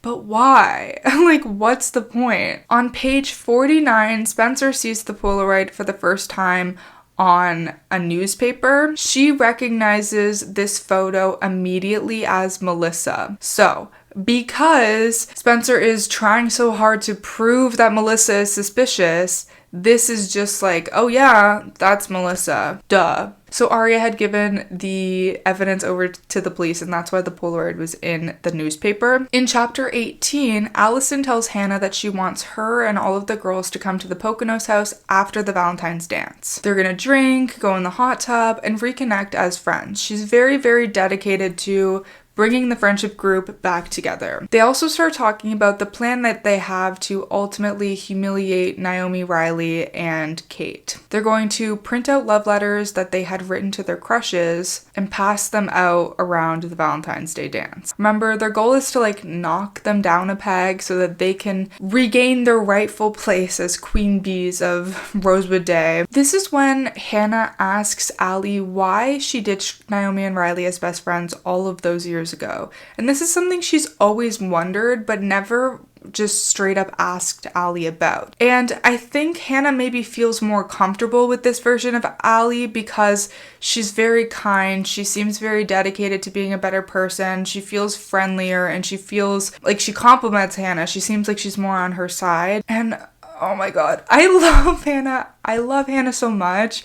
She's so trusting, and she gives people so many chances. And I'm actually tearing up just thinking about this, because she probably was so happy to have a girlfriend again, and just knowing what happens. Allie just says that she realized that they weren't real friends after all, avoiding to fully answer the question. Hannah asks if they did something, and Allie mumbles, "You could say that." Hannah just kind of brushes this off and says this letter idea is awesome. It'll be famous, like that Will Butterfield note. Allie has no idea what Hannah is talking about though. Hannah tries to remind her about the time she found the Will Butterfield note. He wrote it as a love letter to his math teacher, and then Spencer read it out loud on the PA system, over the morning announcements. Spencer just seems like such a brown noser. I know she wanted to be on Allie's good side, but to do that in front of the whole school would have gotten her in trouble, right? Do you really think she would have risked people not trusting her with the morning announcements? Allie doesn't remember this at all, which is very weird. She apologizes for forgetting, saying it was just so long ago. But this is a theme of her just forgetting things here and there and acting a bit suspicious, or just not having answers for things, not wanting to explain things. In chapter 22, Allie, Hannah, Spencer, and Emily are all getting ready together for the Valentine's Day dance. Actually, Emily's not there. And Aria's not there because she's unsure still of if she wants to be friends with Alison again or not. This is when breaking news comes on the TV. They learned that the person in the Polaroid could be the face of Allie's real killer, and that it's a strong chance that it's not Mr. Ford. This confirms to Spencer that it is absolutely Melissa, and this is further clearing his name as the killer. Allie says this is crazy because she knows for a fact that he is the one who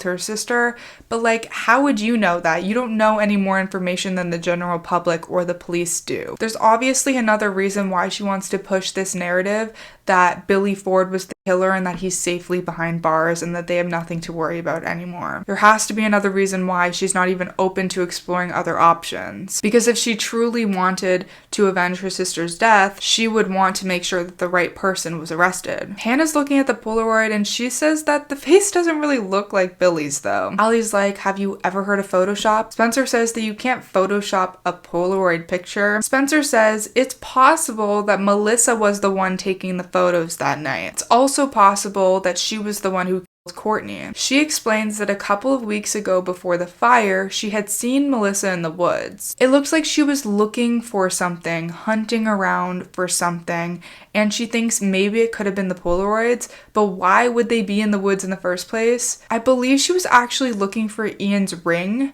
but correct me if I'm wrong. But she's like, maybe she was looking for these Polaroids and couldn't find them, and that's why she started the fire in the woods. Another thing is, those Polaroid photos were in an envelope in the woods, and they were fine. So they weren't there during the fire. Of course, Melissa knew that Ian and Allie were dating around the time when Courtney went missing, and she maybe wanted revenge, so this would fit. So I'm guessing what they're trying to say is that Melissa wanted to kill Alison, but maybe didn't know that Allie had a twin, and so accidentally Courtney. They're currently at Spencer's house, so Spencer decides that they can just break into Melissa's room and snoop around and see if they can find any information. On her computer screen, the only window open is an old photo of Ian and Allie. They're standing together at the People's Light Playhouse, and that was from the memory that I talked about where they went to see like a Shakespeare play. "You're dead bitch" is written over the photo. Of course, Spencer has seen this before. In Unbelievable, Spencer found this in her purse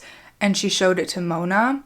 And we're supposed to think that Mona did this because Mona is A. So Spencer explains that this is a photo from Mona. Spencer says that she figured Mona had forged Melissa's handwriting because when she had received it, she had thought immediately that it was Melissa, like that Melissa wrote it on that photo. But Allie says that Mona didn't do this. So in the short story, It's Not Easy Being A, which is separate from the series but still canon, we see everything from Mona's perspective. Spencer finds the photo in her bag, just like it happens in Unbelievable, shows it to Mona, says A did this, but Mona thinks in her head that she did not do this. This was before she was even revealed as A. It's obviously confusing for her because she's the one who's A, so someone else is also terrorizing the girls, and this is her thing. Why is somebody else doing this all of a sudden? This shows there is some sort of overlap between the two A's, which I find to be so cool. Someone was trying to take the game from Mona before Mona was even gone, and I think it would have been so cool to see them like team up or like fight for the role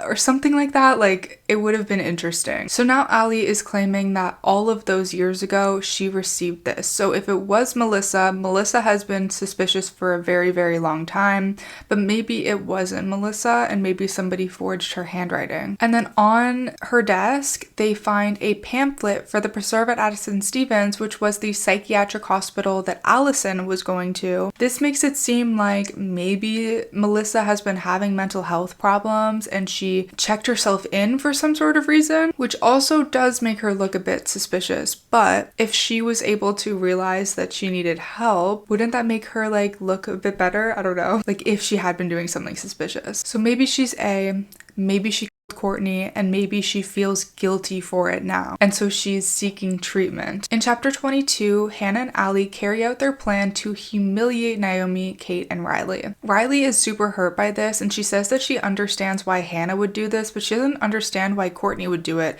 because she seemed to be such a good friend to them. Hannah says that they've had this coming to them for years, and Courtney wanted to get back at them for what they did to Allie. She's still under the assumption that Naomi and Riley did something bad bad to Allie and that's why she dropped them, not that she dropped them just for no reason. They're really confused about why Hannah is saying this. Naomi says they didn't do anything to Allie. One day she just ditched them and acted like she never knew them, but they had no idea why she did this. They say they actually thought it was such a joke when Alison became friends with the other girls because Hannah was such a loser. So they didn't understand why Allie would choose to be friends with Hannah over them. And if they really thought that of Hannah, that must have been a really huge blow to their ego. They honestly just want to let it go, thinking that Alison was crazy, so of course her twin Courtney is probably just crazy as well, because they're identical twins. Hannah says whatever, she wants to continue being friends with Alison. She doesn't really want to believe that this was done for no reason, even though Alison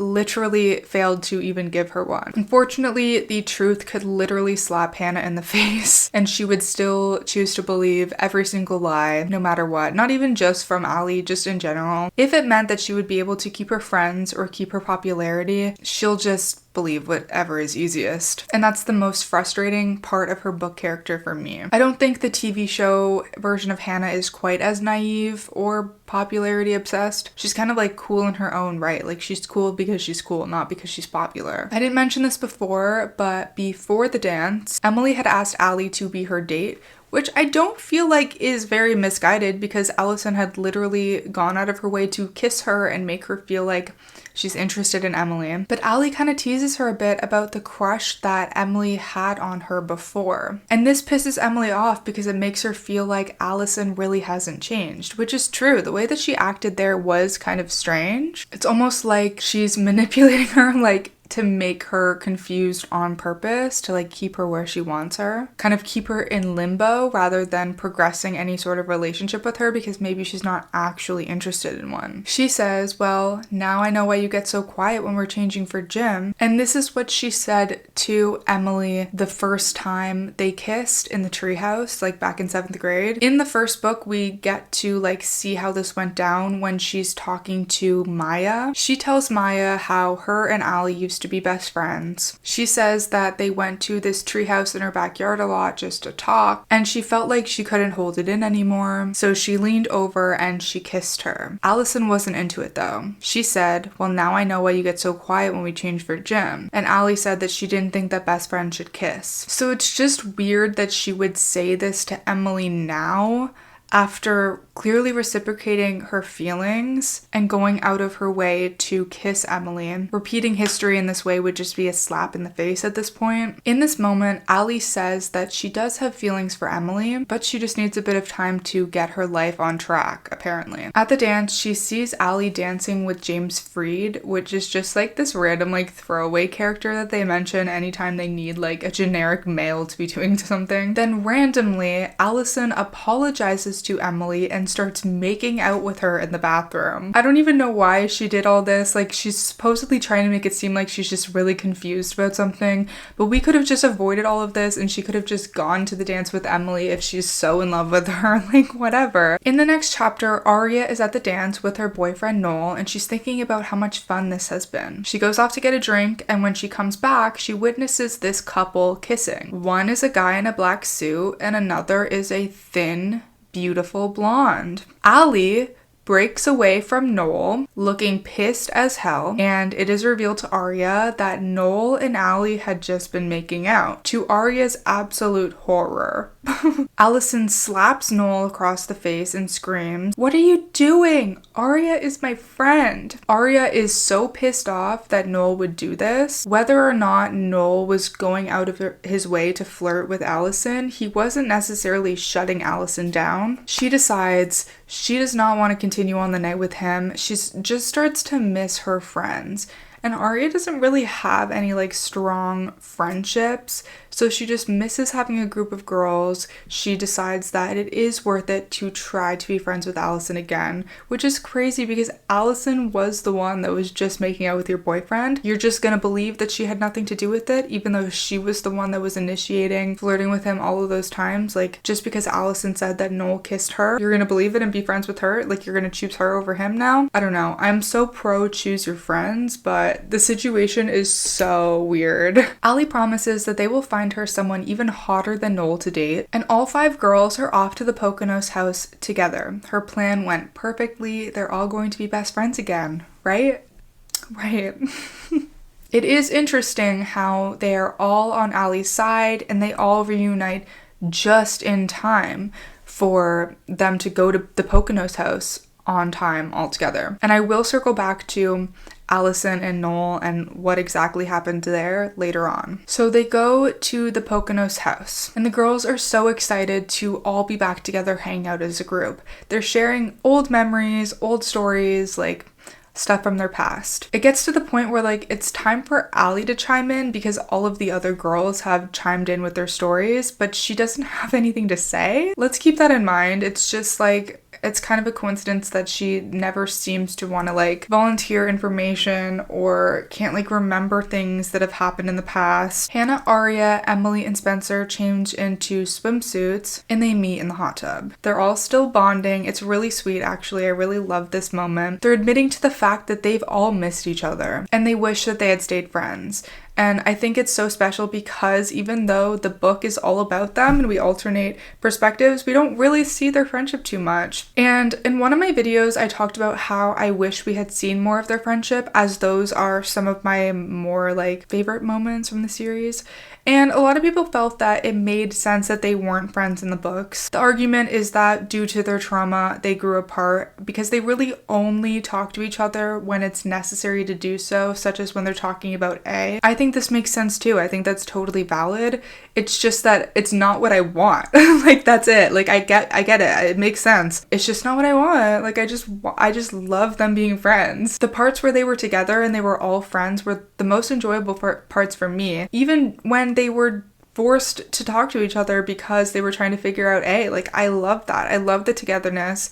And I love in the last book, we do see them sort of bond and become closer again. It's just sad that it has to be this sort of like trauma bond and not like genuine friendship. It's just the way that it is. After a while, they start to recognize that Alison is taking a really long time to change. She's been gone for a little bit. They get kind of freaked out and Spencer mentions that she still hasn't heard from Melissa. Melissa's been kind of MIA. Remember, they think she could possibly be the maybe she checked herself into the preserve. They're not really sure what happened to her. I don't know if Spencer like texted her parents and they don't know where she is either. I'm not sure. Their phones say no service available and Emily starts wondering if history is repeating itself. The same thing is happening again because Alison is gone. That's when Ally comes out of nowhere and laughs. She's totally fine and she thinks it's funny that they were afraid for her, which I think is kind of a weird reaction considering your sister literally died.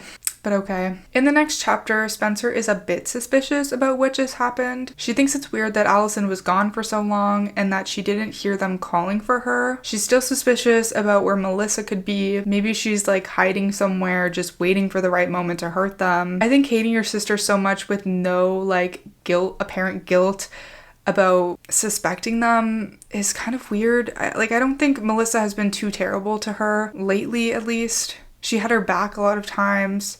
I don't know. The hot tub ends up being too cold, so they go inside anyway. It kind of seemed like Ally just wanted to get them out of the house for a little bit because there was really no reason why they just waited outside in their bathing suits. Ally says that the last sleepover they had obviously ended so terribly that she wants to do it over again. She actually wants to recreate it and this time have it not end so terribly. Ally says she wants to hypnotize them and obviously the girls aren't really having this because of how weird it was the last time. Ally says one of the best ways that her therapist said was to get over a terrible memory was to reenact it, and that maybe doing this would just help them move forward. Reluctantly, the girls agree to this. She has them right where she wants them, and it's so easy for her to convince them of things. It's like second nature to her. She just gets everything that she wants. They decide to go to the upstairs bedroom where it's more intimate, kind of like how the barn was. candles. Allie lets them into the room, but the door was almost open and it kind of seemed like somebody was in there recently,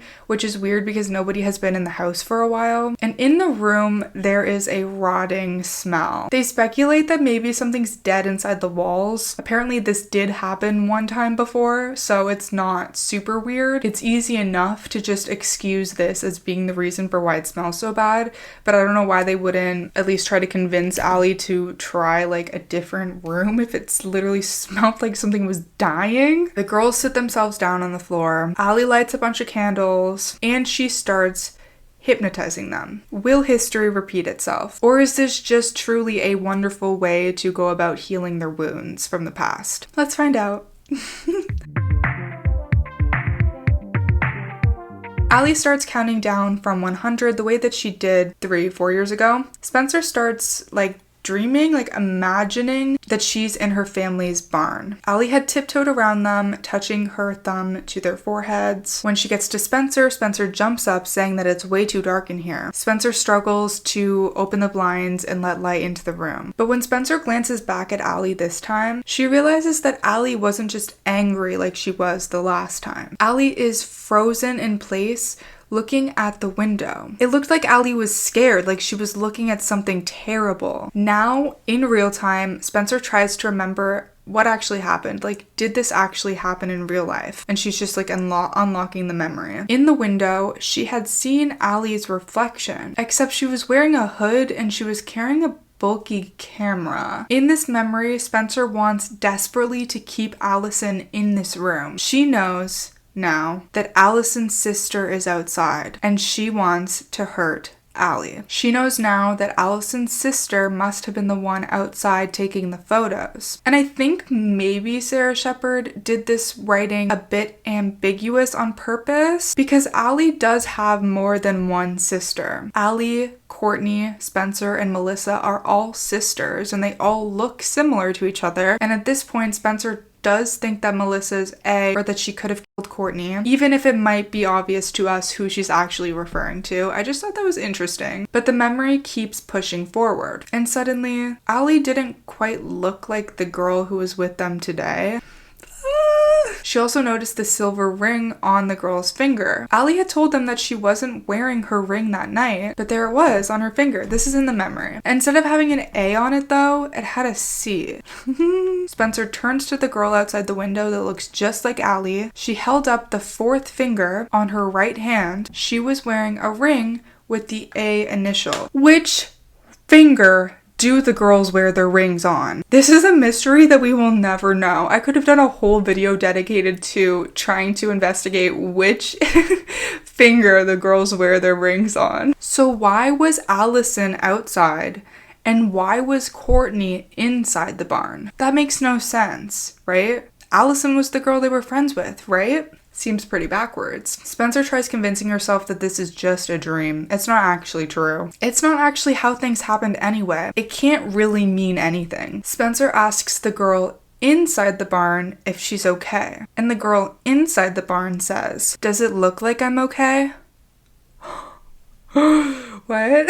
She says that she's been trying to tell Spencer something and all of these dreams that she's been having of her. Clearly Spencer's just not listening. Then her skin starts peeling off. Her hair turns from blonde to gray. This is like signifying decay, death. The door slams hard and Spencer wakes up from her like dream or vision or whatever it is. They're still in the room where Allie was hypnotizing them.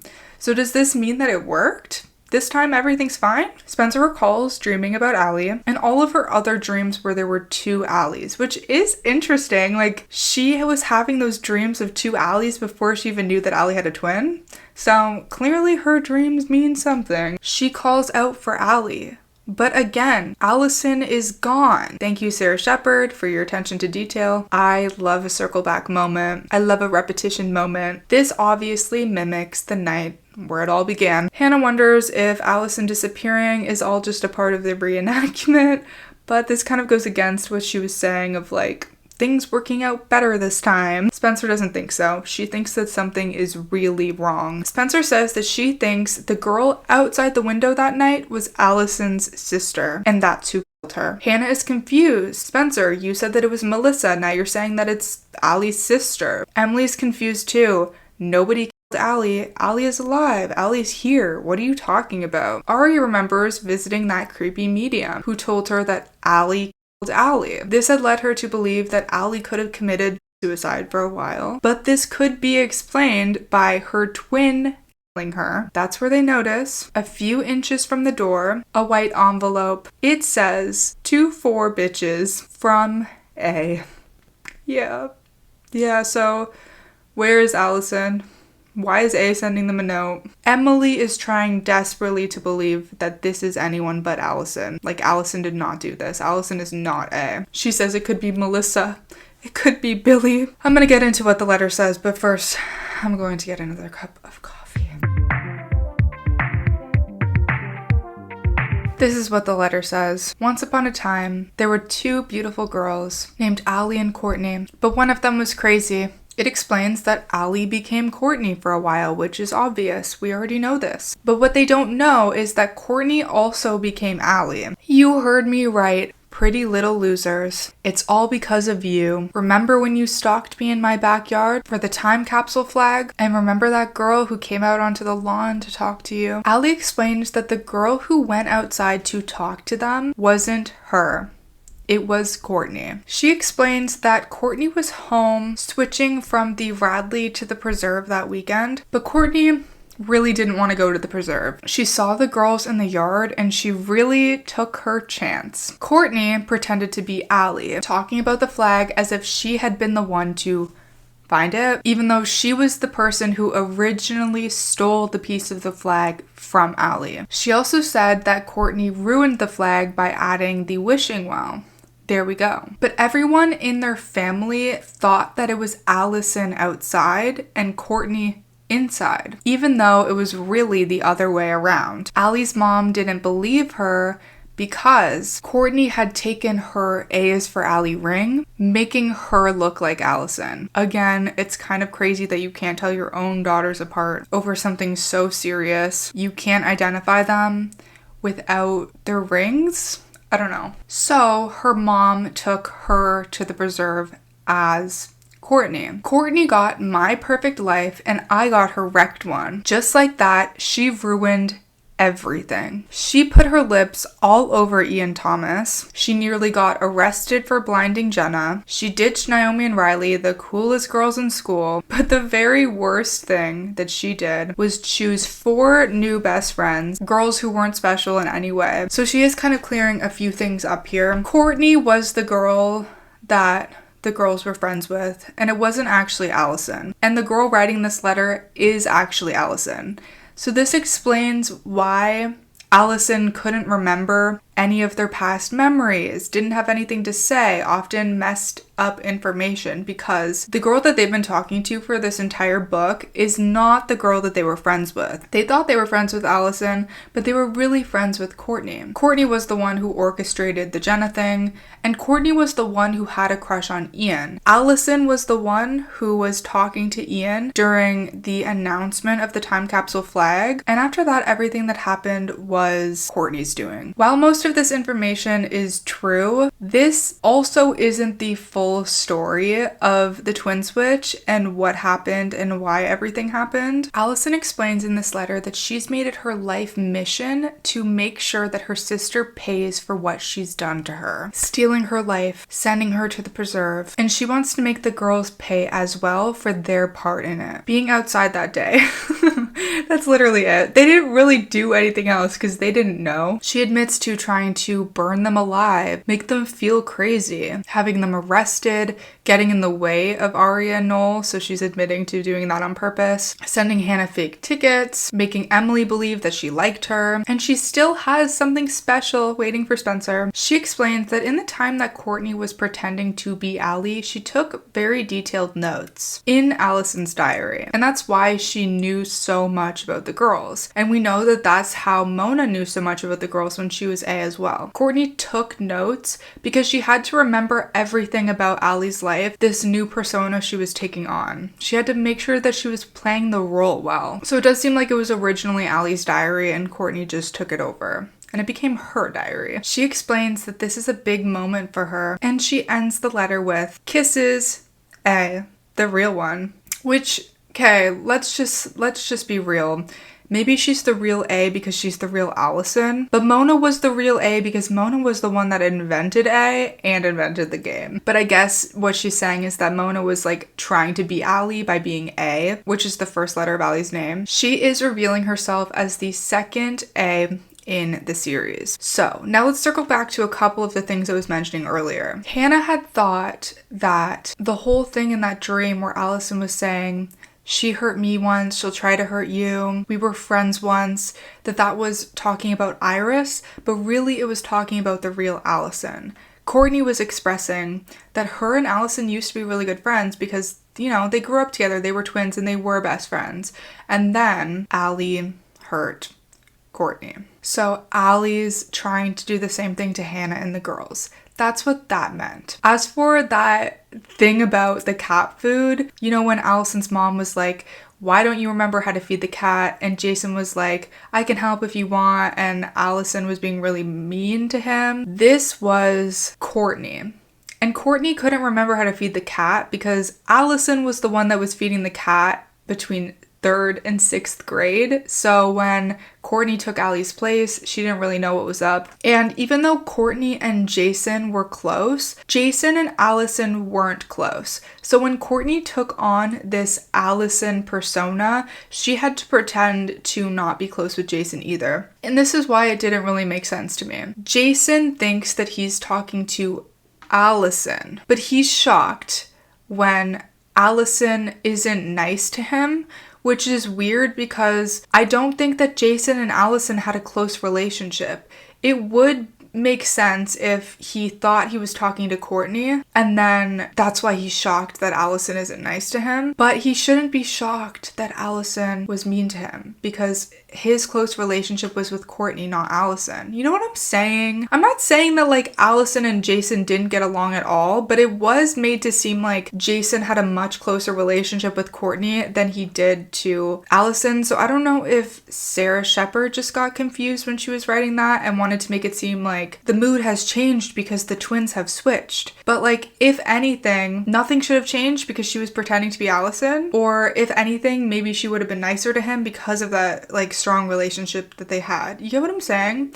But the reason why she couldn't remember the cat food is because she wasn't the one that was feeding the cat the whole time. I do think the way this was worded was a bit unclear. However, I think Sarah Shepard's main purpose in including that flashback was just to give Arya another reason for, oh, Jason was very protective of Allie. I don't know if she really like thought the whole thing through, and I'm probably thinking way deeper into it than it was ever meant to be thought of. The Iris connection. Iris was friends with Alison. Alison was sent to the preserve as Courtney, and she pretended to be Courtney so that she could get out. Because if she said she was Alison, it seemed like she was Courtney pretending to be Alison. So she pretended to be Courtney. You see how like messed up and convoluted this is? Like, I really hope you're following. Alison was the one who was friends with Iris, but she was going by Courtney. So that's why when Iris is talking to Hannah about her roommate, Courtney, she names Courtney. And that's why there's a picture of Alison on the wall, because Alison and Courtney are identical. So you could say it's either of them, whatever. She was pretending not to know when Hannah brought up her friend Alison, because Alison had told Iris the whole story about the twin switch and everything. Iris knew about it, and she was pretending not to know. We don't really know her motives. Maybe she was just really a loyal friend to Alison. This reveal was so fun because of all of the confusing moments and the twists and turns. It's like there's a twin switch, but there's another twin switch, but wait, the switch didn't happen like that. It actually happened like this. Pretending to be Alison, pretending to be Courtney. Like, what? And she was Alison the whole time, but she was pretending to be the Alison that they were friends with, and that wasn't actually her. And she's been A the whole time. She's been terrorizing them. Seeing this much more vindictive, like violent version of A is really cool, and having a face to that is interesting, especially since Alison is so beautiful, even more beautiful, in fact, than Courtney. It is silent for a while, and Aria finally asks if Alison was the one who wrote this note. Spencer explains that Alison did write this note, but the Alison that they knew was really Courtney. They were never friends with this Alison. Courtney is dead. This Alison, Courtney's twin sister, had killed her for taking her place. Their friend, their Alison, is dead and has been dead the entire time. I hope that clears it up, if you were confused. Emily obviously doesn't believe it. I love how Emily never believes it. At least she's consistent with always believing the wrong thing. That's when they see smoke coming up through the vents. The house is on fire and they're locked in this room. The girls are trying to figure out desperately how they're going to get out of this mess when they start hearing a muffled cry coming from somewhere in the room. They realize that somebody is in the closet and it's not Emily. Get it? Okay. Spencer opens the door and the rotting smell overwhelms them. It's absolutely disgusting. Whatever is dying in this closet. And that's when they see a literal corpse, full-on dead body. It is Ian Thomas. Ian Thomas is in this closet. But wait, somebody was crying in this closet and dead bodies cannot cry. Spencer pushes the dead body off of this other person who is in there. Oh my god, this is giving Aria in the coffin with Ian's dead body. Obviously, I meant Garrett's body. I haven't made that connection before right now. See, they take inspiration from the book series just in very interesting ways. Like, they take a lot of liberties with it. Someone is in there. Someone who has almost been crushed by Ian's dead body. It's Melissa. She is still alive. She's the one that's been making the noise. And thank God she was making noise just in time because she would have been left in there. Everyone helps to untie the ropes around her wrist and take the duct tape off of her mouth. Melissa says that Alison kidnapped her and threw her in the trunk of the car.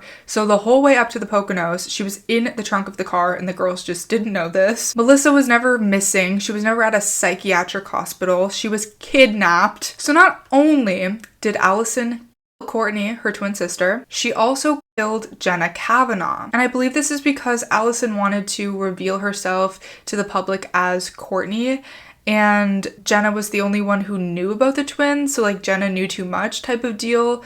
But I don't really think Jenna would have said anything or even really knew that they switched. But I don't know, maybe. Spencer's not Spencer. Jenna can smell that shit from a mile away. I don't know. She also killed Ian, and now she's trying to kill Aria, Spencer, Emily, and Hannah, and Melissa. They're all freaking out, thinking that there is absolutely no way out of this. And suddenly Aria remembers what room they're in. She says, "There is a hidden passageway out of this room into the kitchen," and I am not making this shit up. I feel like this is way too convenient. There could have been a more complicated way that they got out of the room. They could have just busted down the door and it would have been more believable. There's a secret hidden passageway in this room, the room that Alison chose. Really? So maybe Alison has never been there, maybe Courtney was the only one that had been there, so maybe she didn't know about the secret passageway. That's the only somewhat believable angle here, because she's very, very smart. She wouldn't pick the room that had the hidden secret passageway. Like, what? I hate it, but that's what happened. Let's run with it. They shove the dresser out of the way. They see a small door. It's giving Coraline. They open the latch, reveal a dark tunnel. It's really giving Coraline. They end up making it into the kitchen and they realize that someone is hammering all the windows and doors shut. Emily runs into Allie. She's like, "Allie, how could you do this to me?" Allie says that they've ruined her life. Emily cries, saying that she loved Allie. I don't know if Emily isn't getting this, like something isn't clicking in her brain, but she didn't love this Allie because the version of Allie that she loved is Courtney, and Courtney is dead because this version of Allie killed her. So unless you're saying like, "I loved you so much over the past 3 days where we kissed one time and you didn't want to go to the dance with me," or they kissed twice, I guess, that bathroom makeout sesh, you're in love after that? Maybe. But like, the girl that she loved is not this girl. So like, what the fuck are you talking about? It's almost like these two people just like blur into her brain as one person. Allie laughs at her and calls her a loser. So you would think after all of that, Emily would be like, damn, She does not care about me. This is not the person that I love. But no, you are not gonna believe what she does next. They end up making it outside. There's a giant boom, the house explodes. Spencer, Arya, Hannah, Emily, and Melissa are outside on the grass. Emily is devastated because Allie is still inside. Come on, girl, get a grip. Afterward, the girls are discussing everything that they just learned about Alison and who she really is. They realize that Courtney picked them to be friends because she had to. Because she couldn't be friends with Naomi and Riley anymore because they knew Alison. So she couldn't keep up a friendship with them. She had to start fresh with people who didn't know her. And the only people that she did know were those girls because they were in her lawn that day. Riley and Naomi didn't do anything wrong. Melissa explains that the entire time that Allie was pretending to be Courtney, she was suspicious of her. She talked to Wilden about this, and Wilden said that they were worried about Courtney when she came back from the hospital, especially after the girls said that they found Ian's dead body, but it wasn't there. Jason had wondered, and remember, Melissa and Jason are friends or friendly. Jason had wondered if Courtney had killed Ian in revenge for him Allie. So he thought the whole time that Ian did kill Allie. But he knows that Courtney and Allie were never really that close. So why would... I don't know. Why would she go out of her way to do that? I don't know. They were suspicious of Billy Ford being the killer. As in, they weren't convinced that he was the one that did it. Melissa had been following Allie around, went to the preserve and met Iris. That's why she had the pamphlets. Iris knew everything, even that Hannah was going to go to the preserve and be her roommate. So Alison had orchestrated that entire thing. Obviously, Alison was pretending to be Dr. Atkinson, the school psychologist who was so concerned about Hannah. Melissa was about to go to the police when Allie had kidnapped her and threw her in the trunk of her car. When the firefighters get there, they tell the girls that there is no chance that anyone could have survived this fire. Meaning, Alison was inside, she must have been dead. They can't even find her body because there was an explosion. 5 weeks later, Rosewood police open up an investigation into Alison. Everything is proven to be tied back to her. All the A notes, the laptop that was found in Billy's truck, the Polaroids, it was her all along. The DiLaurentises, of course, had suspected that one sister had killed the other, and that's why they disappeared after Allie went missing. This is why they sent her to that hospital. And this is what Courtney really meant when she told Jenna that she had sibling problems. It had nothing to do with Jason. It was that she had a crazy sister. It was never Melissa in that Polaroid. It was the real Alison. Of course, Courtney, Allie, Spencer, and Melissa all look alike because they're sisters. I understand that it was just a reflection, so Spencer maybe just couldn't make out the face that well, but why was she so sure that it was Melissa? Spencer and Melissa must look somewhat different from Allie and Courtney, who are identical twins, because no one had suspected that they were related before. Now knowing that they're related, they're like, oh yeah, we do look alike now that we know that. But no one had thought that before, so they must not be that identical.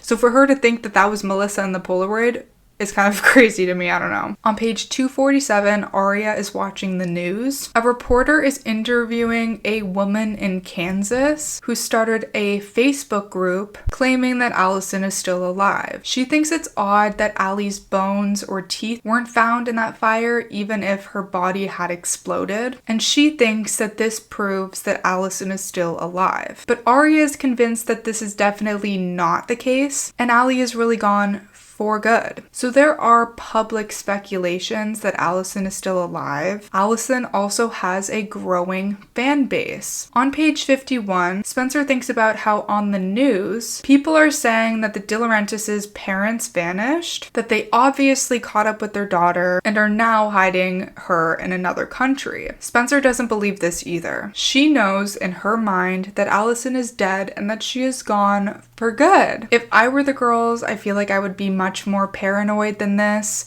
They got rid of the first A and now there's another A. It just seems like there's always another thing, and so I wouldn't be so trusting that everything is as it seems to be. But they're very trusting of this situation and they seem just ready to put everything behind them. This is kind of a side note, but this also does start a more positive relationship between Melissa and Spencer because they bonded after Spencer saved Melissa after being in that closet. But Allie is dead, or she isn't. This is up for you to decide at this point. Of course you know, if you read the series, what the truth is. I will say though, the crazy thing that Emily did, the crazy thing that she did next before the house exploded, they had all escape, and Emily left the door open for Alison. She also took a little tassel or something from the blinds to remember the Poconos house and remember Allie. I remember being a bit confused about what she took and why she took it. Everyone is convinced that Allie is dead except maybe Emily and except people speculating on the news. But we know that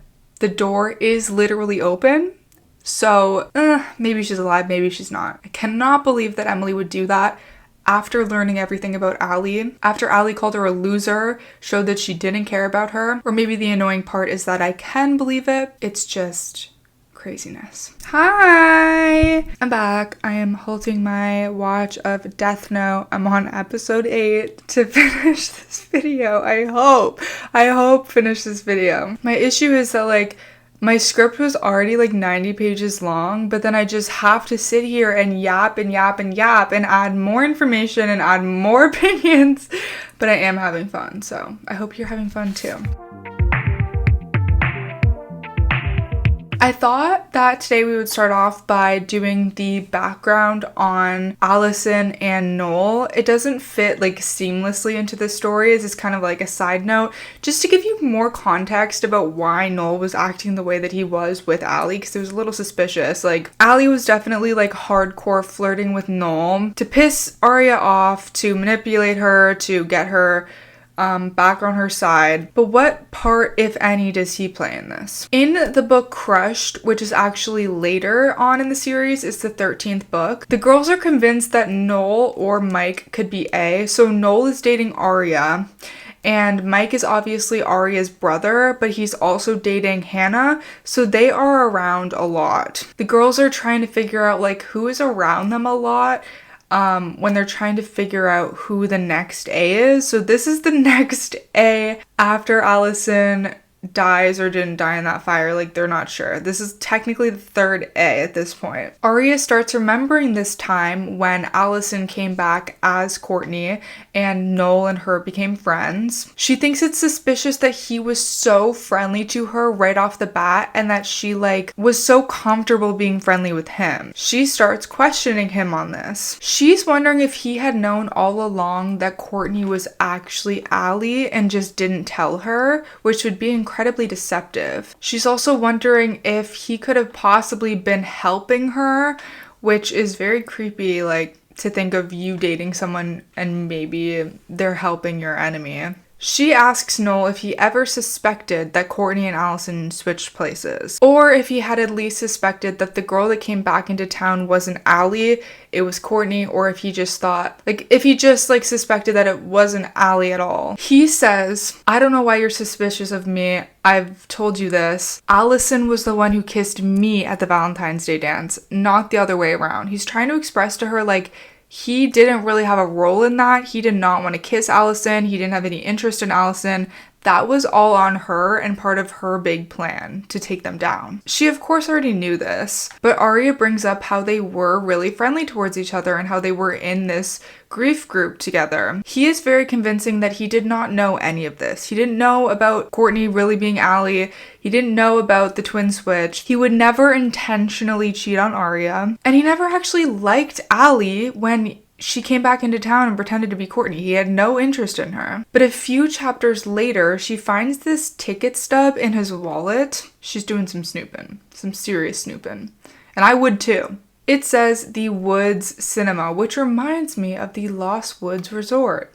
Not sure if that's a coincidence or not, it's just what I think of. It was a ticket stub to a Spider-Man movie that came out the summer before she left Iceland. So this would be 2 years-ish after Alison disappeared, because Arya was away in Iceland for 3 years before she returned and they started getting A messages. And for some reason, Noel had kept this all this time and in his wallet too. This is somewhere where you open it up every single day. Normally people keep important notes, meaningful notes, photos of loved ones in their wallet. It means something, right? It's not just you had it in a shoebox at the back of your closet, which is where Arya likes to keep everything. On the back someone had written, "Thanks for believing in me. Next time I'll get the popcorn." There was also a doodle of a girl playing field hockey, which is the exact doodle that Alison put on her time capsule flag. So this ticket stub had been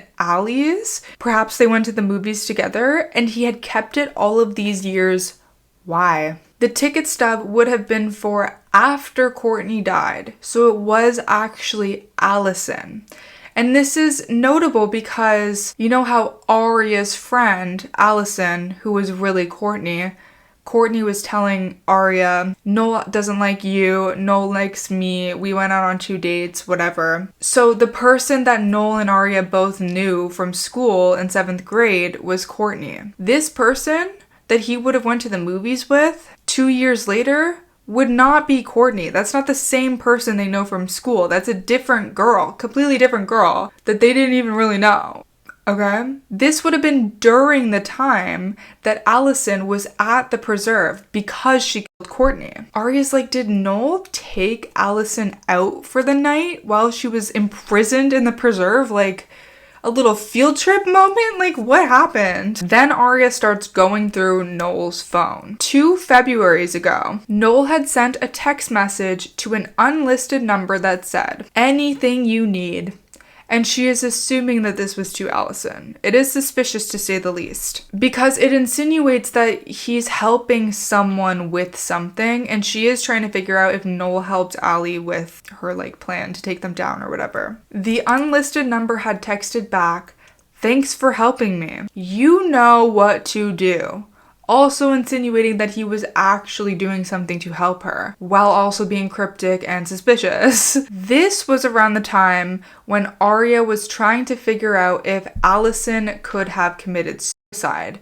And this is significant because around this time is when she went to that mystic shop to get information, to try to talk to Allie's spirit, and she met Noel there. So they already knew each other, obviously, but that's where their connection really started. They started bonding. He told her about his dead brother, and they started hanging out and falling in love. So if he was texting with Alison around that time, she's questioning the entire relationship. Did Alison just want him to start dating Aria to get information out of her, to mess with her?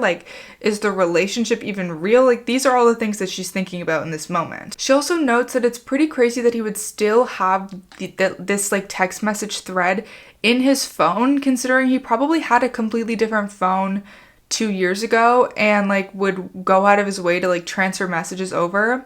I do want to mention that this was a while ago, 20 years ago or something. So maybe it was different. Now, you just transfer everything over to your new phone. It's all up in iCloud and everything. It wouldn't be that suspicious. But at the time, she's saying he went through the effort to transfer this text message thread over to a new phone. Also in this book, Emily learns from Iris that Noel was Allie's secret boyfriend while she was in the preserve. This is what Iris thinks anyway. Iris knows a lot of hints and details here and there, but not really the full story or the full scope of things. She says that Noel was visiting Allie in the hospital all the time. So Aria begins to question Noel about why he was at that seance in the first place. Did he have bad intentions? Was it really a coincidence that they were both there? She asks if he was following her. There was also a moment after she runs off to the bathroom, after that lady was like, "Allie feels bad for stealing your boyfriend," and Aria was like, "Well, Allie never stole a boyfriend, so she must be fake," and she runs off to the bathroom. She's in the bathroom and she sees a missing poster of Allie, and then the lights go off. And she thought at the time, maybe that was something spiritual, maybe it was a coincidence. And now she's like, did Noel just follow me to the bathroom and turn off the lights? Was he messing with me this whole time? She asks Noel if he loves Alison DiLaurentis. He is super confused. She asks why he would visit her while she was in the hospital, after she her twin sister Courtney. He doesn't say yes or no at first. He just asks, why does this matter? Which is so annoying. Part of me feels a little bit bad that he's catching all the heat for this and being questioned so intensely. Being questioned about hurting someone that you love by the person you love would be hard, but at the same time, like, he's not doing anything to help himself. He maybe didn't do anything wrong, but he's not being, like, forthright with this information. Like, he's still being really secretive about it for no apparent reason, and he probably should have just told Aria all about being friends with Alison years ago, like when they first started dating, just to get it all out in the open, but he didn't. It was a choice not to. She wants to know if he knew she had killed Courtney. How long did he visit her for? How long has he loved her for? He just says that he went because nobody else was going, and that he felt bad for her, and that he didn't know that she killed her sister. This makes sense to her. This is why the "thank you for believing in me" note was sent. But that would also insinuate, like, that he did know and just chose to believe her. Not knowing that she killed her sister is different from choosing to believe that she didn't. You get what I'm saying here? So which one is it? But okay, maybe he was the only one that was on her side at that point. She starts accusing him of all these crazy things, like being trying to hurt her and her friends, framing them for Ali's murder, etc. He ends up admitting that he did love Alison. He doesn't know if she's alive or not. All of this to say that Noel did date and love Alison briefly. The person he supposedly went on dates with was Courtney, right? The girl that both Noel and Aria knew from school. The girl that Aria was friends with. The girl who died. They, of course, thought that that was Alison the whole time. Supposedly, she broke up with him and then gets killed by the real Alison. And then, of course, Alison gets sent to the preserve for killing her sister, suspected by her parents. But maybe Noel still had a crush on her, believed that she was wronged, and still loved her at this time after going on 2 dates with her. This is where the story is progressing so far, at least. Obviously, this doesn't fully track because the person in the preserve is a different person than the person he supposedly went out with. But if he's saying that he didn't know that there was any killing and he didn't know that there was any twin switch, then he would probably just assume that it was one girl, the same girl, the Ali that he knew from school, right? And you think he would explain the whole thing to Aria here just to clear this up, just to save their relationship, just to make things a little bit fucking easier? But no, you would be mistaken. Because in the next book, Deadly, we finally get more information. In this book, he explains to Aria that the person he loved, the Alison that he loved, does not exist anymore. And that he stopped loving her the moment that he started loving Aria. Which is kind of romantic. She's like, how did you even know that Ali was in the preserve? This is the main question that I was wondering as well. He explains that after his brother committed suicide, his parents wanted him to go to therapy. So he went to the preserve to see his therapist, except he was an outpatient. He didn't stay there all the time. He just went there for therapy. One day, he bumped into Alison. Obviously, he thinks this is Alison DiLaurentis, the girl that I know from school. This is before Courtney was dead, so he just thought, oh, this is the girl I know from school. She ends up confessing to him that she is actually Ali's twin. She clearly had no one on her side, and she had to get someone in her corner. That she's trapped in the hospital. He says that he believed her because she didn't seem crazy. She just seemed like a victim at the time. So that's when he started visiting her. He liked her because she made him feel heard and important, which is exactly what the strong suit of both Alison and Courtney is. They make anyone feel heard and important. And that's why even when they're mean, they still win people over and people still love and care about them. Ali made it seem like Courtney was the crazy one. And Aria still thinks that this was super weird because he still was okay with hanging out with Courtney. Remember, Courtney told her that they went out on 2 dates, so he was dating both twins at the same time? She confronts him about this and he says that this is not even true. Noel had never gone out with Courtney. The person they thought was Alison, the girl who told Aria, you can't go out with Noel because Noel likes me, they never even went out. It was a complete lie. Courtney had just made this up to make Aria feel insecure, to take something from her, to make sure that she couldn't be happy, whatever the reasoning may be. It was completely made up and it was untrue. It's so fascinating to me how so much of the story can get built up on these things that just turn out to be complete lies. Like that whole thing with Spencer and thinking that Melissa and her dad got into a fight and they were talking about her mom who must have been out Alison. They bank so much on things that just are completely fabricated. It's so strange to unravel this and realize that part of the story that you thought was true just isn't. He explains that he didn't tell anyone when Courtney came back into town, like when Ali came into town as Courtney, because he had already promised her that he would keep her secret. That's why they seemed close, because they had this secret between them. I still think it's odd that he didn't tell his girlfriend about knowing each other, even about the secret, especially knowing like the past, like how wrapped up in everything they've been with like A and like everything she's been through. I just feel like it's better to be honest, but apparently that's just me. He really thought that Alison, Courtney, ran away when she went missing, not that she was killed. And then when Ian had been suspected, that also made sense to him. He just believes whatever anyone believes in the moment. Ali had written him a letter saying that she was being sent back to the preserve and that she was worried about her sister going missing. He fell for that as well. She never told Noel that she was pretending to be their Ali. I guess he just assumed that they had made friends with Courtney's sister. I guess he thought that it was real Ali pretending to be Courtney out of necessity, like just like the story that she had originally told. This essentially clears his name and just provides some context as to why he was acting so weird. I think later on in the story they try to like figure out if Ali is still alive, and so they use him since they were like sort of friends. Can't remember if like anything came of that, if it worked or what really happened, but their relationship does play like a small role going into the rest of the series. But that is that section wrapped up, and now we get to talk about one of the most exciting moments, the prequel book. But of course, I'm going to go get another cup of coffee.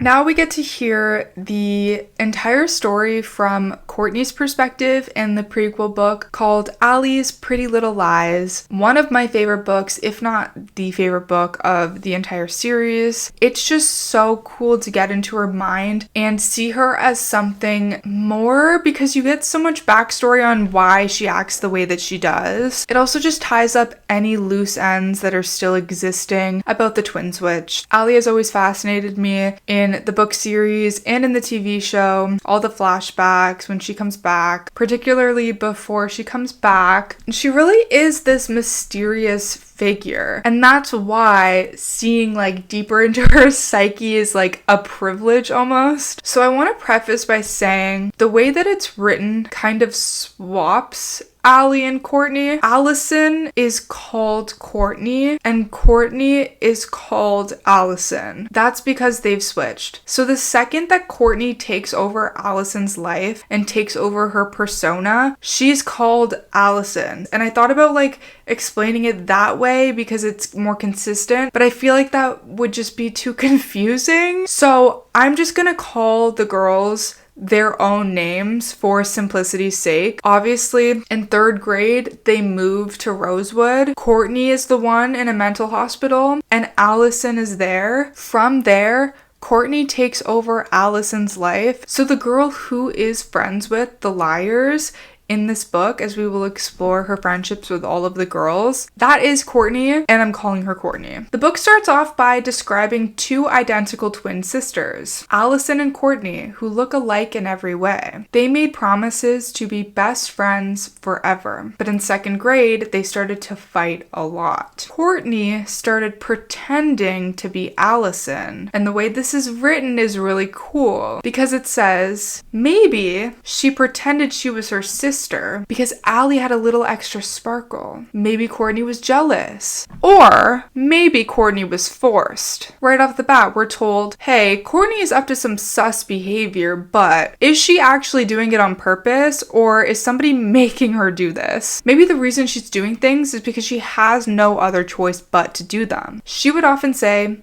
Ali made me do it. She said if I didn't pretend to be her for the day, something awful would happen to me and you and all of us. And I do think Sarah Shepard has a talent for writing things that are able to be interpreted in a variety of ways. It kind of hints at the truth, but also is kind of stated in a way that people might interpret the opposite if they didn't know more of the story. You start thinking like, did Courtney pretend to be Ali because she secretly wanted to be Ali? Or like, did Ali just make her do that? Like, who is the quote-unquote crazy one? Alison is obviously saying to the girls that Courtney is the crazy one, but we haven't seen anything through Courtney's perspective yet. If Allie is forcing Courtney to do things in order to get Courtney in trouble, in order to get everyone to think that Courtney is crazy, that is absolutely diabolical for a second grader to do. Like, that is some next level, like, I don't know, like control issues, but also smarts. Like, she must be very, very intelligent. But everyone does start believing that Courtney is a bit crazy and that she might hurt them or hurt Allie. Their parents get psych evaluations for both of them. Allie handles it exceptionally well. She answers the questions with ease. She feels very calm, comfortable, and confident. Apparently, Courtney cracks under the pressure, and I think a lot of people probably would in this scenario. She freaks out. She tells everybody that Allie threatens her and wants her gone. And I do want to say that I don't think a second grader would act like this for no apparent reason. Yeah, kids lie sometimes. They make up stories. But if they're acting out of genuine fear, they're not lying. Like, I would be more inclined to believe a lot of things that kids say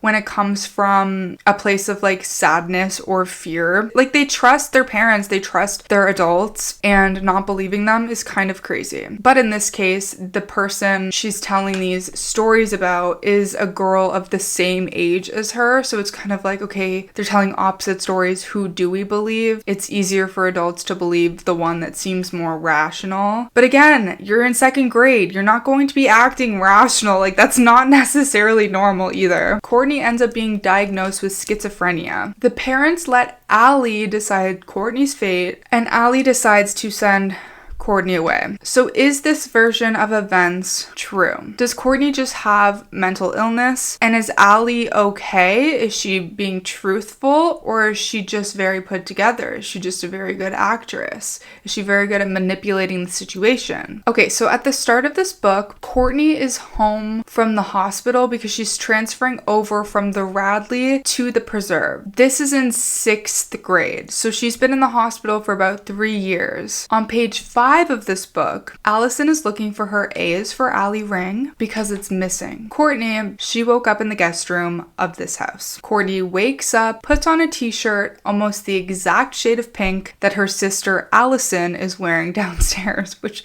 right off the bat makes her seem a bit unhinged. Also a pair of dark indigo shade jeans that also matches Allie's. But in her defense, clearly her mom got them matching outfits, so. But it is very interesting that she chose to do this. If she's trying to prove to her family that she's okay and she's doing better, why would she be dressing exactly like Allie? Doesn't exactly prove that she doesn't want to be Allie. Courtney's thinking about the fact that she stole Allie's piece of the time capsule flag, and she drew a little wishing well on it. She says that she simply just wanted to put her mark on something that her sister coveted so much. But I do want to note that when Hannah drew items on her flag to kind of commemorate Alison's flag, she had drawn a manga frog and a cartoon girl playing field hockey. And didn't Aria say those two things aren't on the flag? So it seems like Alison drew her items on the flag and then Courtney just added items, right? In what world would items be subtracted from the flag? Like, they're already drawn on the flag. This part really confused me. There was also like a no parking sign and Allie's name drawn in bubble letters. It's kind of unclear what the flag actually looks like. What I meant by subtracted was when Hannah drew that on her flag, Ari was like, Hannah, there's no manga frog or girl playing field hockey on the flag. So it's like, did Courtney just go outside and tell the girls the wrong items on the flag for some reason? Like, she clearly saw the flag, she added the wishing well. I don't understand why she would have lied or why she would have been unsure of what was on the flag. If anyone can clear this up for me, please do so. I'm confused. I feel like the way it's written almost tries to make it seem like the twin switch has something to do with why what's on the flag is confusing. But at the end of the day, the person who explains what was on the flag was Courtney, the last person to touch the flag. So if we're led to believe that Courtney says, this is what's on the flag, and Hannah writes it down exactly, but Aria says it's different. Like, why? Because Courtney just saw the flag.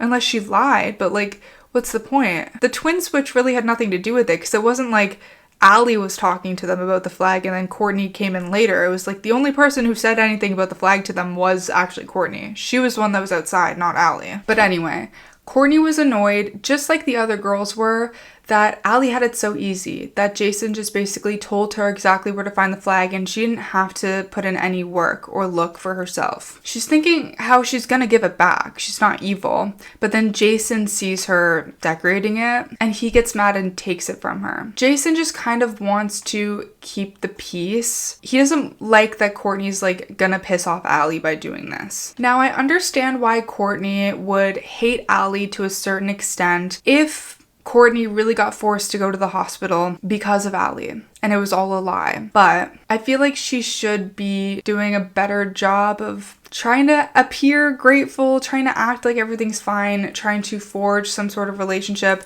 But I know if like Allie doesn't want that, like it's a two-way street. Like there's only so much Courtney can do. And she is still young, where like maybe she doesn't have this whole diabolical plan. Maybe she's just acting like herself, you know? But it is a little bit odd that she would risk pissing off Allie to color on her flag, considering that Allie sent her away once and it could happen again. Courtney describes the plan that she has that might prevent her from going to the preserve altogether. Obviously, she's home right now because the Radley is getting turned into a hotel, and everything she's heard about the preserve is terrible. Apparently, you can't even make calls or watch TV there. It's way worse than Radley. And she enjoyed being queen bee of Radley. She kind of took over. Everyone loved her there. Both of the girls possess this type of leader energy, but now she's afraid of losing that position, going to a new hospital and having to start over. This is when she looks outside and she sees 4 girls in her yard, and we know how this goes. They're outside in the yard fighting with each other. It is a bit unclear how they're somehow hiding, but she can see them very easily. Like, she has to go outside and be like, you can come out now, but she could also super easily see them from inside her house, so I'm not really sure. And she also automatically assumes they're there for Allie's piece of the time capsule flag. I don't know if she just assumes this because she was literally just drawing on the flag, and so it's like on her mind. She was also just sitting there at the kitchen table doing it where anyone could see her. Like, she was not trying to be secretive about it. I feel like it's a bit easy and on the nose for her to automatically make this assumption, but okay, sure. The only person that she recognizes is Spencer Hastings because she's the girl that lives next door. Courtney is not allowed to leave the house because nobody in Rosewood knows that Alison has a twin sister. She's supposed to be kept a secret, at least for now. Like, if things don't work out and she can't stay, they don't want everyone to know about her. Allie comes out, and Allie and Courtney end up fighting with each other, where they start mimicking each other. If you can remember, in one of the memories that the girls had of this exact day, they could hear like a fight happening inside where it seemed like somebody was mimicking Allie, and they thought at the time that maybe Jason was like putting on this high-pitched voice to mimic Allie, but now we know that that's not exactly what happened. It is interesting to circle back to this moment and see how things actually were based on the assumptions that the girls had made at the time. Allie finds out that Jason now has her piece of the flag, but Jason won't give it back to her. He tells Allie just to let it go, and Allie is mad, saying that Jason is always on Courtney's side. Again, I did mention this a couple times, but Jason and Courtney do seem to have a much stronger relationship than Alison and Jason. Allie tells Courtney that she told her mom that Courtney threatened her last night, and now her mom is deciding to bring her back to the preserve today. No questions asked, girl, come on. This mom is just like a puppet of Allie's. Allie ends up getting really mad at Courtney, kind of shoves Jason into a bookshelf, and a plate falls on the ground and shatters. This is another little moment that we're circling back to, we're getting more information about, because the girls had heard a crash coming from inside the house, and now we know what that was. So at least we know that a lot of things were thought through. Like, that was pretty early on into the book series, I believe, and it carried out through all of the books and into the prequel. Allie storms off, and Courtney decides that this is her moment. She needs to go outside and talk to those girls in her backyard, because inevitably her mom is going to come downstairs. She heard the crash. She's going to see the plate broken on the floor. She's going to want to question her daughters and figure out what happened. One of them is going to come from inside the house, and one of them is going to come from the backyard. Courtney isn't even allowed outside, so it's obviously going to look like Courtney is the one that's inside the house and Allie is the one that's outside the house. Allie is the one that knows everybody in Rosewood, is friends with people, so if one of the twins is outside talking to people, it's gonna look like it's Alison. She decides that she needs to channel Allie to pretend to be her. She thinks about how up until this point, it's pretty easy to pretend to be Allie because she herself had been the head of a group at Radley.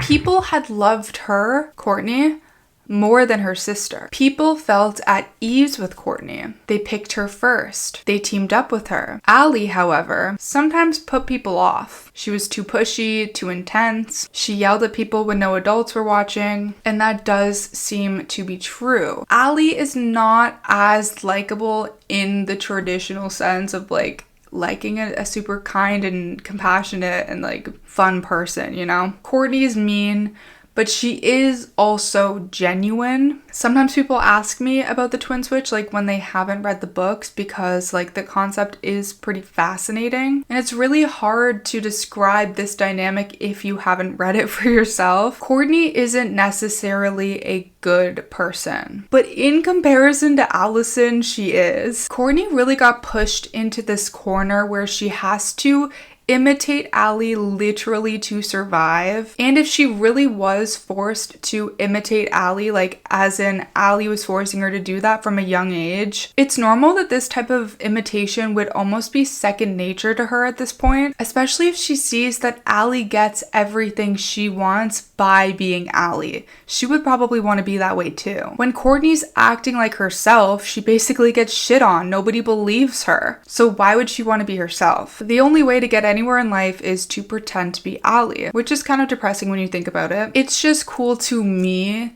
that Courtney seems to be a very much dynamic, morally great character. Like, she acts kind of terribly, but there's usually a reasoning for it. Alison, on the other hand, is super vindictive, and I can see why people love her. I'm not really as drawn to like pure evil characters as I am to morally great characters, but I totally see her appeal. It's just like so scary, because it's so scary that she just decided pretty much for no reason to start hating her sister and bullying her sister like in second grade, manipulating her, trying to get rid of her. Like, does she just want to be the center of attention? And then the second that she gets got, she needs to seek revenge. And the only thing she cares about in her life, she's not doing anything else but seeking revenge. With Courtney and with Mona, maybe they have these like diabolical plans, but they're still living their lives. They're still acting like normal people. They still have other things going on, other interests, like other people in their lives. And that's what makes them so different. Like, I feel like Courtney really loved her sister and she didn't want things to be this way. And her reasoning for hating on people stems from everything her sister did to her. Like, if she wants to get rid of Allie, it's because she has no other choice, because Allie is just like going after her for no reason. I do think Allie's reasoning for wanting to Courtney somewhat makes sense. Like, it's a bit intense, it's a bit crazy, but like it makes sense because Courtney did take over her life for a year, but she's not seeing this as like, oh, the playing field was leveled. Like, we both did this to each other. She's seeing this as like a personal attack. Like, she deserves to be the only one in power. She deserves to hurt anyone that somewhat did her wrong. And she hates the girls just for being there in that backyard. Like, that is some next level evil villain shit. And that is fascinating. Like, don't get me wrong, it totally is. I just want to get more into the mind of like Alison, why she thinks the way she does. Like, what she's really feeling. And that's why I like Courtney's perspective, because there is a reason for anything. And I think I can't wrap my head around the fact that sometimes there just isn't really a reason and there are just characters that are evil. So when you do think about Courtney and all of the memories that the girls have of her where she's being terrible and she's bullying them, I think part of this is who Courtney is. Like, she's just not that great of a person. But I think the bigger part of this is her having to pretend to be Allie to survive, because if she gets found out for being Courtney, it's game over. And maybe she takes this persona too far sometimes. Like, she could just as easily like pretended to be Allie and then, you know, slowly started to change as a person, like incorporated being nice. So maybe there is just a part of her that just isn't like that nice. Maybe it is her genuine nature to be kind of bitchy. And maybe this does stem from her upbringing where Allie kind of ran the show. It seems even with her parents, Allie runs the show. Allie was always intimidating and controlling, forced her to imitate her, got her in trouble for everything. And so I do want to acknowledge that Courtney did a lot of damage to a lot of the characters in this book, and the series would not exist without all of that. But I just don't think that she's pure evil, because I think you can really sympathize with her in a way that you can't with a pure evil character. After Mona dies, Alison is the one that takes over the game, obviously, and things get so more vindictive and scary from here. It's no longer like, hee hee ha ha, I'm gonna hit you with my car. It's like, I'm going to actually end your life. She is more like stereotypical scary villain. I also personally believe that Alison might have a bit of a soft spot for Emily, but I think that's mostly because she knows that Emily is the easiest to manipulate because of how much love Emily has for her. Similar to the way Courtney thinks about Emily, but just a bit more off-putting.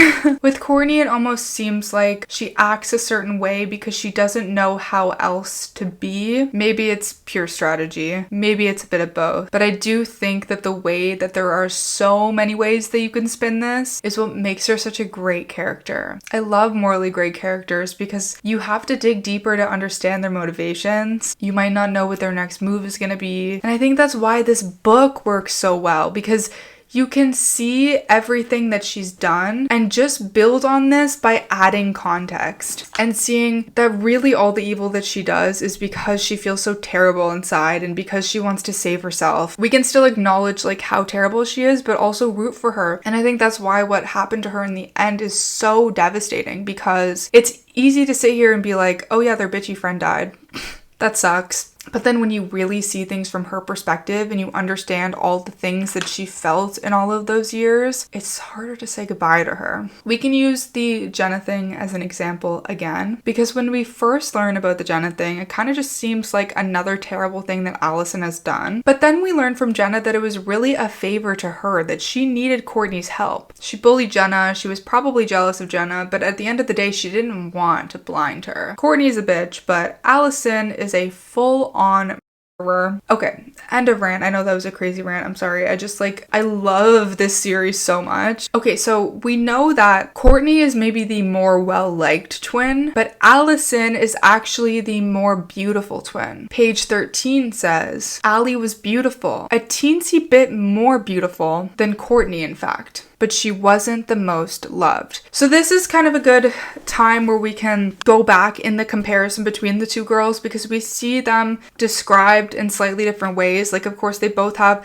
the bow-shaped lips, the blue eyes, the heart-shaped face, the blonde hair. I do think, though, that there are a few contradictions throughout the series. Okay, I'm just pulling up the Pretty Little Liars wiki page so that we can, like, make the direct comparison, and then I'll say my points. Alison has long, wavy, honey blonde hair and deep cerulean blue eyes. I did notice that. Sometimes one twin is described as having lighter blue eyes and one is described as having darker blue eyes. Her eyes are a little bluer and bigger than Courtney's. Her hair is slightly darker, her waist slightly thinner, and her breast slightly larger. So like in Spencer's memories, for example, or her like dreams, she'll see Alison and then she'll see Courtney, and The older twin is Courtney because that's the version that they knew, and Alison was the version from 6th grade before she gets sent away. But in one of Spencer's memories, she saw Courtney as having a thinner face. If I can find the clip where I said that, I'll insert it here. A second,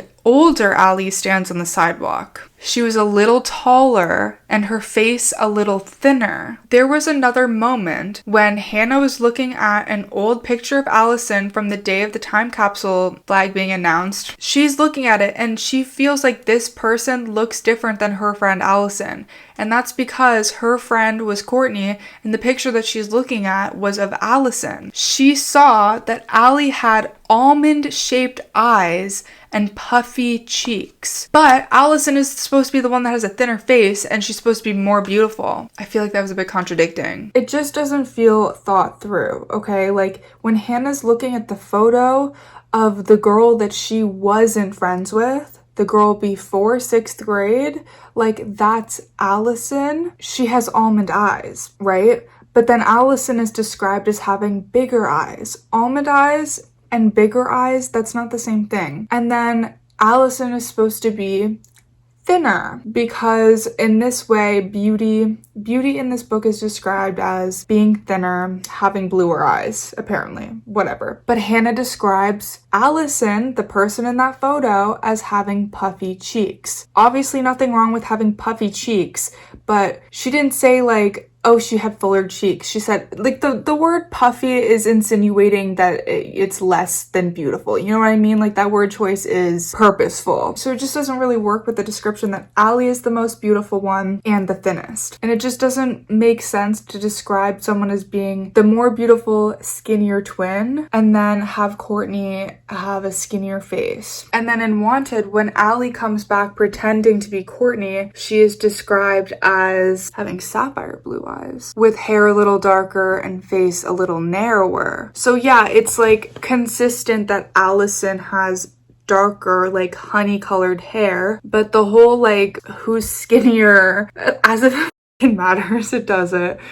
That's just very inconsistent. That's all I'm saying. It's just inconsistent. Whatever. We know that there are contradicting parts of this story. If I'm mistaken, let me know. It's so hard to keep track of all of these things. I'm doing my best. But anyway, maybe Allie hated Courtney so much because Courtney did have this natural kindness to her, this likability that Alison didn't have. Could be, honestly, a good reason for, like, having some sort of a motive. If she felt like she wasn't getting enough attention, it could be because Courtney was just more well liked. So we see the whole scene in Allie's backyard unfold from Courtney's eyes. Her mom sees her talking to the girls. She thinks that she's Allie, and she brings her other daughter to the preserve thinking that she's Courtney. Again, I don't know how she can't tell her two daughters apart. Like, it really just shows how she put no effort into making sure that she was bringing the right twin. Like,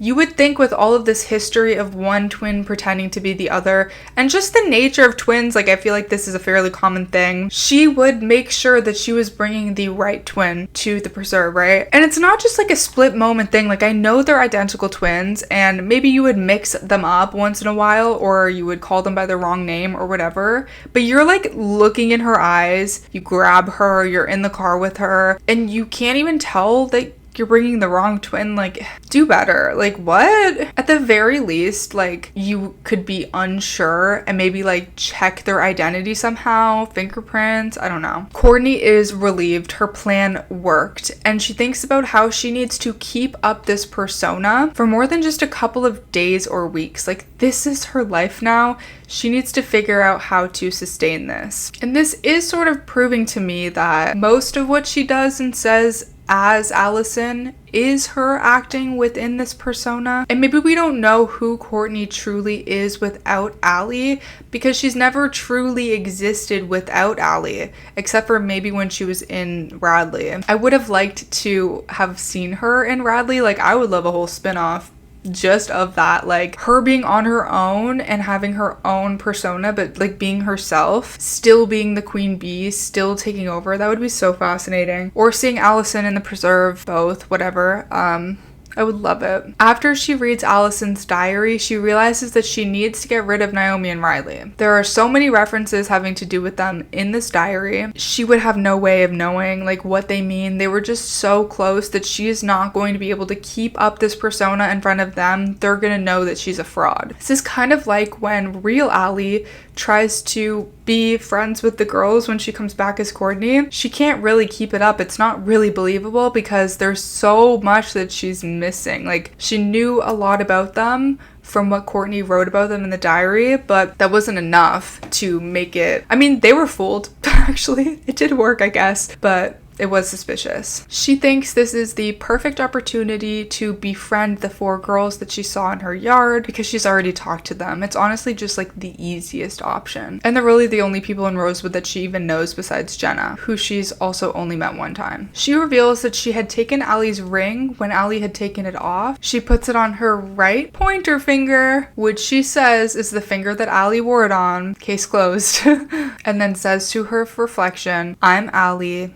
and I'm fabulous," which of course is Alison saying, and this is very like symbolic of her becoming Allie. In chapter 1 of this book, yep, we're only in chapter 1. The very first sentence is, Alison DiLaurentis strode down the hallway at Rosewood Day Middle School, her kitten heels clacking, her blonde hair bouncing, and her plaid uniform skirt riding high on her thighs. We know that this is really Courtney DiLaurentis. I was a bit confused the first time I had read this though, because I was like, wait, Allie, like what are you talking about? But it is Courtney. But it also doesn't matter that this is Courtney because she is Allie now. She is the person that we've always known to be Allie in the flashbacks. She takes on this persona so well that Courtney basically ceases to exist. I mean, nobody talks about her. In this chapter, we see her interacting with her best friends, Aria, Emily, Hannah, and Spencer, and she takes out a Polaroid camera that her father had given her. This is where we learn that Polaroids are her thing, which is obviously significant considering what Polaroids end up being used for later on in the series. Courtney reflects on how she made these girls over. So they've gone from nothing to something, all because she's Alison DiLaurentis. And it is interesting that we put so much importance on the name Alison DiLaurentis. I understand that she means these makeovers were possible because she became Alison DiLaurentis, because she chose them. And I just went on about how Courtney had to cease to exist for Alison to really shine, for Courtney to be able to have a good life. But Courtney said this herself. Even though Alison was the most beautiful, Courtney was the most liked. So these girls aren't something because she's Alison DiLaurentis. These girls are something because she's Courtney. Alison would have never chosen them. And Alison never had quite as much power as Courtney could have because of the fact that she wasn't as well liked. I don't think anybody really made these girls somebodies. Like, they're still people at the end of the day. But if we're gonna argue that somebody made them somebodies, Courtney made them somebody's, not Allie. But she was only able to do that at the same time because of taking Allie's place. She wouldn't have been able to do that as herself. It's just, the wording is cool. I just like it. They talk about the end of 7th grade sleepover. She begs Spencer to ask Melissa for them to have it in the barn. And at the end of this chapter, she begins to have a sinking feeling that somebody is watching her. This also reminds me of the Halloween flashback episode where we see that Allie had someone stalking her, and it wasn't quite like, did she get an A message? Or was it kind of just like ambiguous? In this one, like, it's not A, but she does have a stalker. But it is kind of foreshadowing of the A situation. I also think it's really cool to just be in the mind of Courtney pretending to be Alison. We see in real time how she's hiding herself to be Alison. Like on page 28, she says that she actually preferred Hollis's vibe to the perfect vibe that Rosewood has, but it didn't seem like an opinion that Alison DiLaurentis would have, so she kept it to herself. She's constantly changing herself to fit in this mold. And like I said, this mold is somewhat made by herself. Like, yeah, she's trapped being another person, but people evolve all the time. She didn't have to stay this constant person. Like, she could have evolved as Allie. But she changes not only the way that she looks and the way that she acts, but also her inner thoughts to be more like Allie. She's almost like monitoring her own thoughts, and that type of monitoring is detrimental. Like, she doesn't even have her sense of self within herself. It's not like she's just hiding it from other people. It's like she's trying to be become somebody else from the inside out. And maybe it takes that to pull off this type of scam. I don't know. I've never done that. On page 33, her friend Cassie from the field hockey team drops her off at her house. She asks what's going on in her backyard. Courtney starts talking about the gazebo and all of the disgusting workers that have been working in her backyard. One of them is actually Darren Wilden, who of course is good friends with Jason. She decides to hike up her skirt to tease him. She thinks to herself that she really likes to be the one that's in control. And this makes a lot of sense to me. I think it's really easy to villainize her for the things that she does, like, oh, but she was hiking up her skirt. First of all, let's remember that she's literally 13, 12? I don't know. But if we consider the fact that she has been locked up for most of her childhood, she has no control over anything. This is a big reason for why she has such intense control issues and she wants to control everything around her. And I also think this plays a huge role in why she treats the girls the way that she does. She is a 7th grader at the end of the day. She didn't really have the opportunity to learn and grow as a person. She's just constantly in survival mode. I personally believe that if we had been able to see more from Courtney, as in like past just this book, we would have seen a lot of growth from her, because I don't think that she's a bad person beneath it all. I'm not sure if that type of change is possible from Allie, and maybe that adds to why her character is interesting. Oh my gosh, I have a mic cover. How exciting! I am actually really excited, I'm not gonna lie. So hopefully the audio like improves greatly, because I couldn't stop popping the mic every 5 seconds. In chapter 3, Courtney is thinking about the fact that she just needs to act enough like Alison so that people don't really notice that she's Courtney. But she is a bit surprised that Jason hasn't noticed. Of course, Jason used to visit Courtney at the Radley, so they have a bit of a special bond, but Jason just truly believes that this is Allie and he can't see through the act, so that's gotta hurt a little bit. She truly feels like there's no one in her corner and no one that knows the real her. I also don't think that she really likes having to put up this front of like hating him or fighting him or like gross, my brother, whatever, because I think she does want to continue having that nice bond that they used to have. On page 40, there is a party happening next door at the Hastings house. Alison sees Spencer and Ian are flirting, or at least Spencer is flirting with Ian. She is instantly jealous and she heads over. But for me, I feel like this jealousy stems more from Spencer's getting all the attention, Spencer's winning, and I'm not. Not so much Spencer's getting the attention from Ian and I like Ian, so I want to steal that attention. You know what I mean?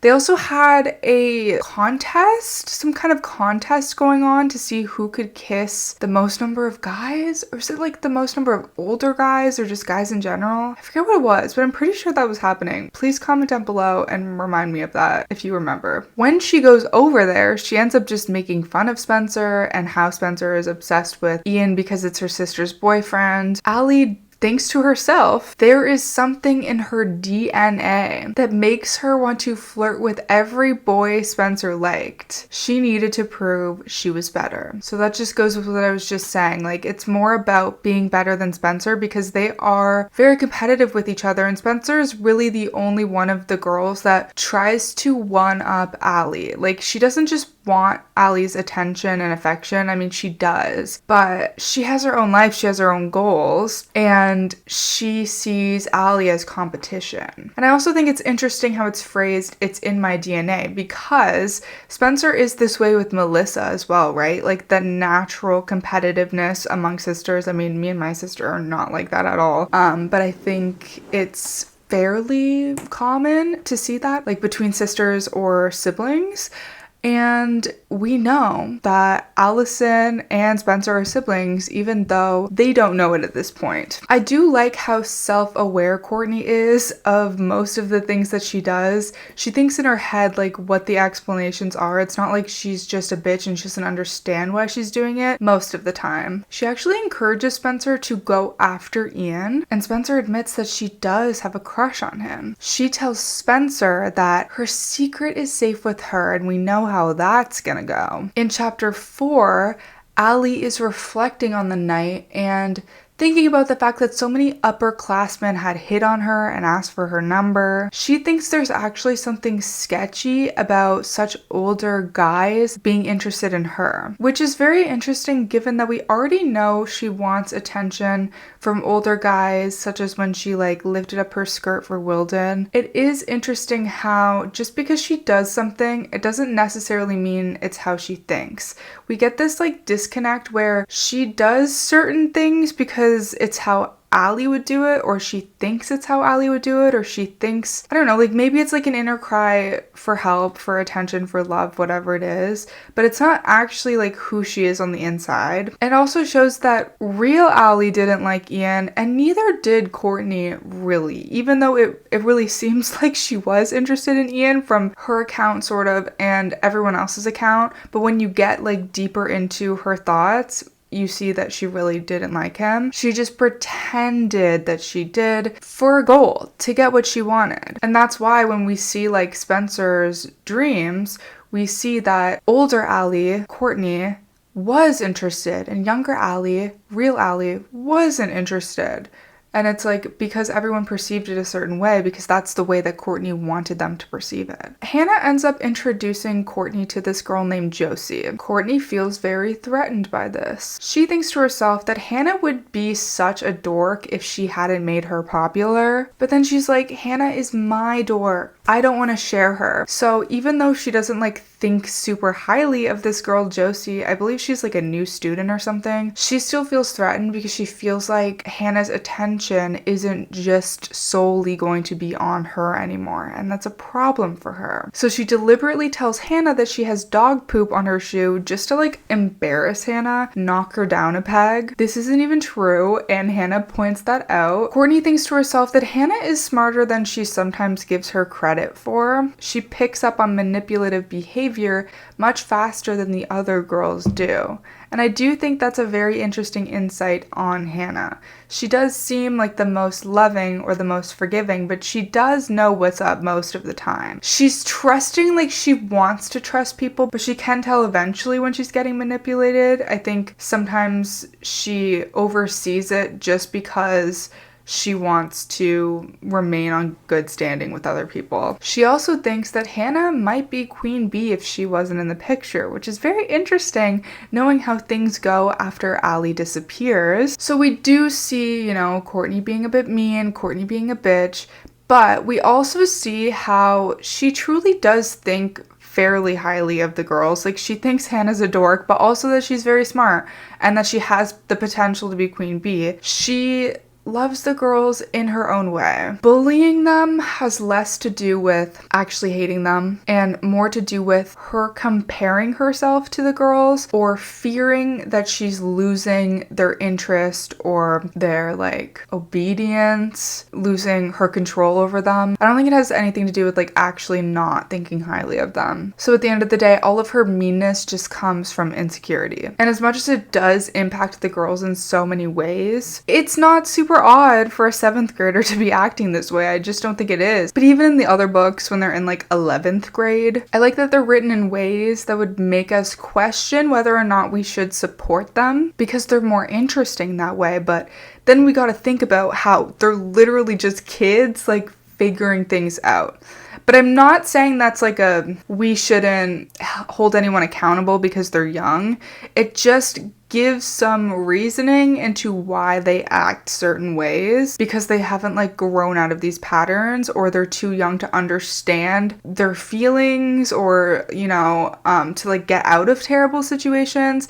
It doesn't give Courtney a pass for being a bully. It just like provide some explanation for it. So like, should we judge them as harshly as we would judge adults? The way it's written makes this incredibly difficult because they're written a lot of the time like adults, or they're making adult decisions even if their voice seems a bit immature. The things that they're doing are very mature, right? On page 61, Courtney is with Aria and she starts wondering what Aria is getting out of the friendship. She feels that Aria makes her fight for her affection, which is something that the other girls fight for. Courtney is constantly trying to get Aria to like her, get Aria to pay attention to her, but like Spencer, Hannah, and Emily are always trying to get Allie to pay attention to them. We saw this even when the real Allie, who was posing as Courtney, was trying to get Aria back on her side. She was the only one she had to like do this whole game with of like messing with Noel and stuff, because she was the one that would be hardest to convince. She is less concerned about validation and popularity than the other girls are, and that makes her harder to persuade. So they end up going to talk to Noel. Aria and Noel seem to be having an interesting conversation. They're really relating to each other. They're talking about flea markets. We know that Aria is a thrifty little queen, but Courtney kind of makes fun of him, saying like, your family is the richest in Rosewood. There's no way you ever been to a flea market before. Noel jokes and is like, okay, fine, then me and Aria will just go to a flea market without you. Knowing what we know now about Noel and Aria's relationship and how they do have genuine feelings for each other, it's interesting to see how even from the beginning he seemed to be more interested in Aria than he ever was in Courtney. Even though he does gain feelings for Alison later on, there was always a seed planted there with Aria. But when they leave, Aria is excited. She's like, oh my god, he wants to go to a flea market with me. Allie says, well, he didn't exactly say that. I mean, he basically did, but okay, bitch. Courtney is annoyed that Aria is excited about this. She thinks that Noel would never pick Aria over her.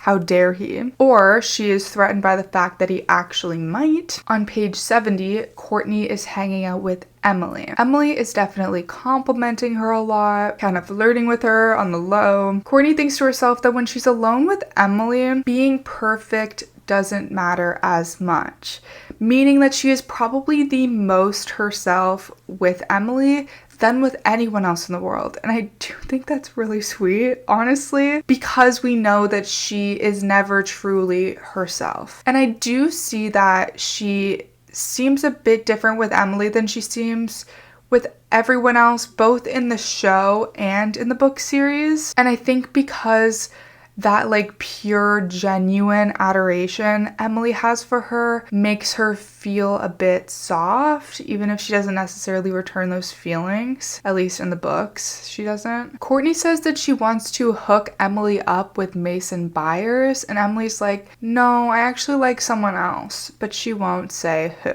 Wonder who it is. On page 77, Courtney sees her sister Alison in the hospital. Of course, she's still pretending to be Allie, and Allie's in the hospital as Courtney. She notes that her sister's blonde hair had been blow-dried and curled to perfection. Her skin looked flawless despite the gross hospital food, and her boobs were still a teensy bit bigger, and her waist a teensy bit smaller. Okay, so I guess it is true.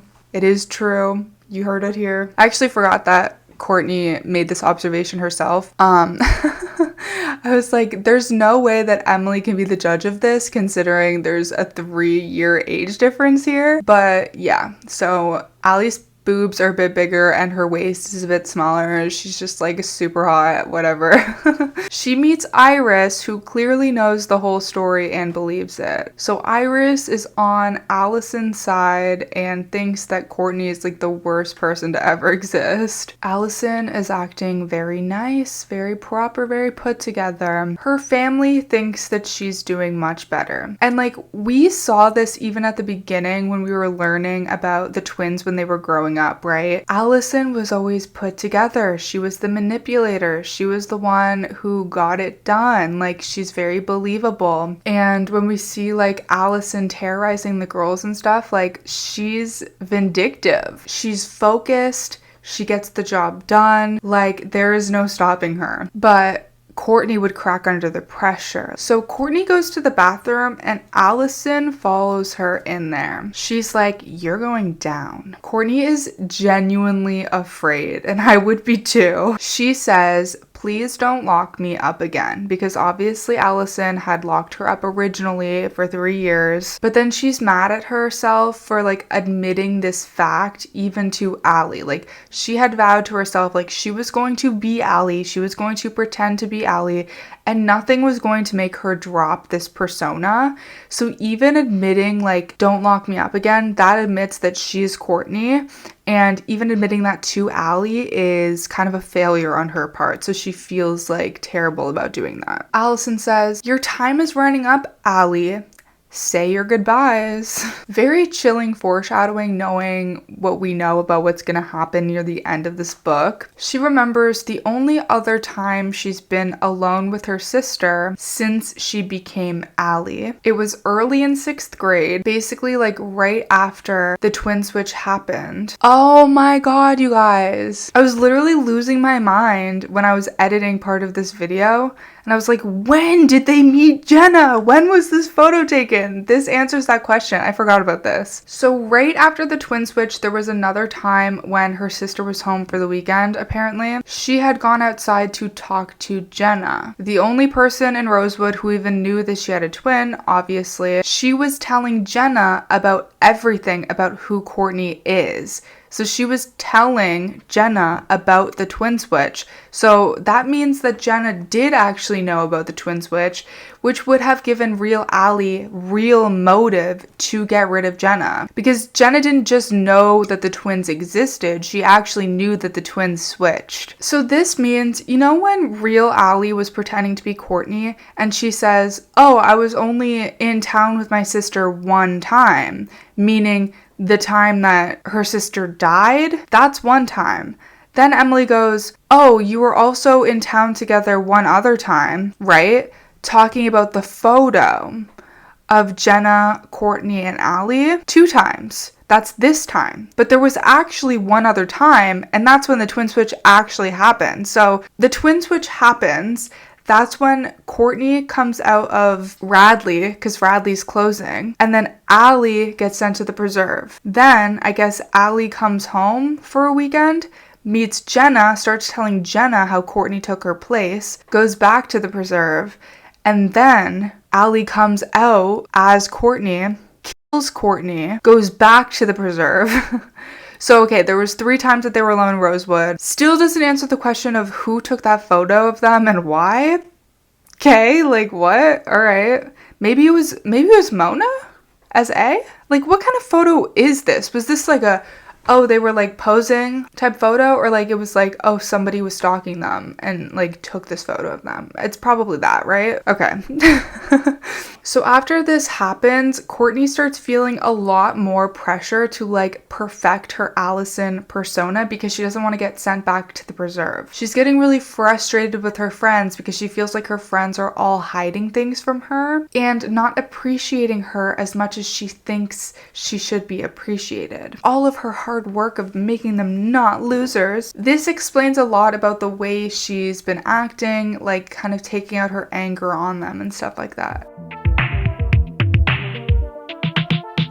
Now is that field trip to the People's Play Lighthouse to see that Shakespeare show. You know, that memory where Hannah realized that Spencer and Allie were fighting and Allie was mad at Spencer for something. This is where that photo of Allie and Ian is taken, the one that ends up having "You're dead, bitch" written on it. Courtney tells Hannah that Spencer is obsessed with being near the older boys. Hannah says, well, maybe we should go over there. And Allie says no because I'm mad at Spencer right now. Allie thinks to herself that this is the same reason why she's mad at Hannah, but she doesn't tell Hannah that she's mad at her. She's also kind of pissed that Hannah ultimately sees her in kind of a moment of sadness because she's worked so hard to have this bitchy persona and Alison wouldn't cry in front of other people. So she takes the picture with Ian. And it seems to her that Ian really wants to kiss her. She thinks that's weird. Ian is Spencer's thing. But she also thinks to herself how she really wants to win her friends back again. And again, like, this is all in her mind out of her pure insecurity. Her friends aren't actually going anywhere. They're just dealing with their own personal things, and they probably don't want to tell Allie because she always makes fun of them and holds their secrets over their heads. So duh, I wouldn't tell her anything either. So she tells Ian that Spencer likes him, and she asks him to kiss her. He agrees to kiss Spencer if only in return Allie will kiss him. What a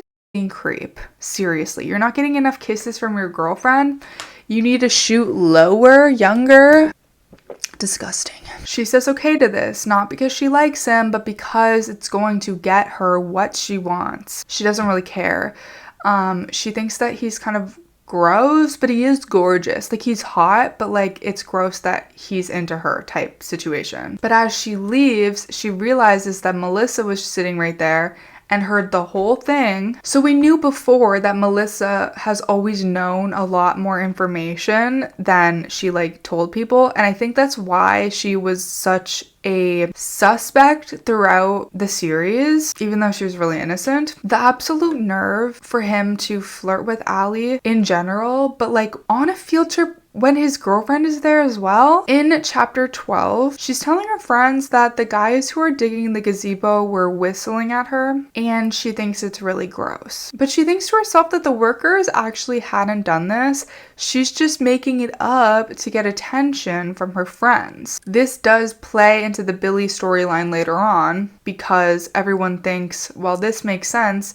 Allie did say that the guys were harassing her. They start talking about the fact that Aria has a crush on Noel. Courtney offers to ask Noel out for Aria. Such a 7th grade thing to do. So later on, Jason is talking to Courtney. Remember, he obviously still thinks that this is Allie. He's like, did your sister say anything to you in the bathroom? Remember when they were at the hospital, they went into the bathroom together. I guess Jason saw this. He also asks if she seems different, happier, or not really herself. And I think we can attribute this interest in like he used to have a really close relationship with Courtney, and now that Courtney is Allie, that relationship seems to have disappeared, so he's probably missing that a lot. She asks why Jason stopped visiting Courtney once she went into the preserve, once she became Allie, but she doesn't say that part. But anyway, it's weird to her because he spent all those years visiting her at Radley. He says that at first he just got really busy, but then when he did try to visit her, she seemed really weird and started saying really weird things about Allie. And for a while, he thought some of those things were true. So maybe he suspected for a while that the twin switch happened. Obviously, this is why his name was on all of those visitor logs. He wasn't ever a patient himself. He just visited Courtney once a week. Jason seems to wonder if they could have done something different to help her, but Courtney is pretty insistent that Allie, who she says Courtney, is crazy. She wants to shut down this conversation before she accidentally makes herself known. I also want to note the day of the time capsule flag announcement when Jason got a phone call from a girl and it was told that it was his sister, but Aria was like, how can that be? Because Alison is here. Obviously, this would have probably been Courtney from Radley. This was before the twin switch happened, and they were fairly close at the time, so maybe she was calling from Radley. On page 107, Courtney actually runs into Byron and some girl who is not his wife. We can assume that this is Meredith, but I don't know, could be someone else. This is before the time that she catches him actually cheating when she's with Aria. So this gives us some more context to the situation. She knows that Byron is cheating on Ella, and she leads Aria to figuring this out with her, rather than just sharing this information. So it's just f***ed up, I don't know. She leads Aria into like learning this information willingly, rather than it being an accidental discovery like that they found out together. Then Courtney goes to Hannah's house. In other videos, I've discussed a lot about how Hannah's dad leaving her Hannah's dad leaving her really impacted her mental health. When he decided to get an entire new family, this really messed her up. Courtney actually thinks to herself that she felt a bit of relief when Hannah's dad took off because of how much she envied Hannah for having such a good thing in her life. I think these types of things are very human, but seeing it written on the page like that is pretty sickening. Like, I understand being jealous of your friend for having something so amazing in your life when you do not have that. But at the end of the day, you do not wish for their downfall. You do not wish for these good things to be taken away from them, right? Like, that's where I'm like, ooh, girl, like, oh, I don't know. I can't defend this one. She thinks about the time that she went with Hannah to visit Kate and her dad, and they met Kate for the first time. I talk more in detail about this, I think, in the Mona video. She thinks about how nice Kate had seemed. And we know that, like, Allie had struck up this instant bond with Kate because they're both, like, pretty blonde types. Courtney had found Hannah binging, then using Kate's toothbrush to get rid of it. And she tells Hannah that binging is not the answer. Hannah tries to brush this off, convince Courtney that she doesn't have a problem. But Courtney takes this as a personal insult. Apparently, Hannah doesn't think that she's good enough to confide in. Really? Like, really? You think that's the reason she doesn't want to tell you? This is when she gets a phone call from an unknown caller, but all she can hear is breathing on the other end of the line. She says hello 3 times and then says, "Is this you?" picturing her twin sister in the preserve. So this is a bit foreshadowy, stalker, kind of ominous. On page 121, Courtney looks through Emily's notebook where she finds a note that says, "I love Allie." There's no getting around that, okay? It's pretty clear as day.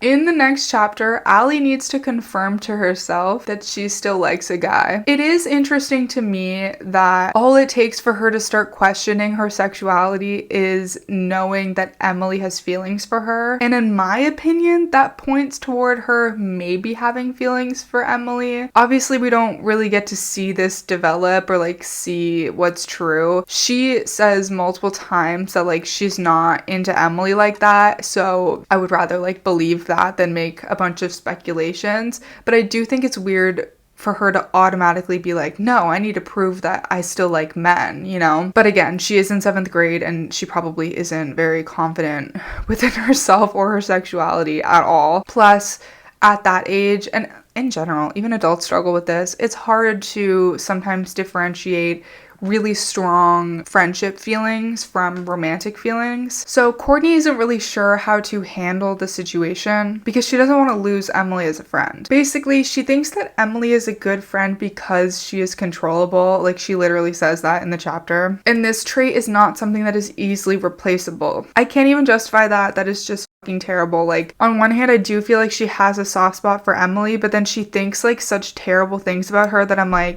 I don't even know what to say. Like, she's just not that great of a person. She's more worried about losing someone that she can genuinely control than she is about losing a good friend. But at the same time, I understand where her control issues are stemming from. On page 127, Courtney is thinking to herself that she actually misses her sister a little bit. When they were young, they were best friends. She remembers that when she was in Radley, she would reach out for her sister in the middle of the night.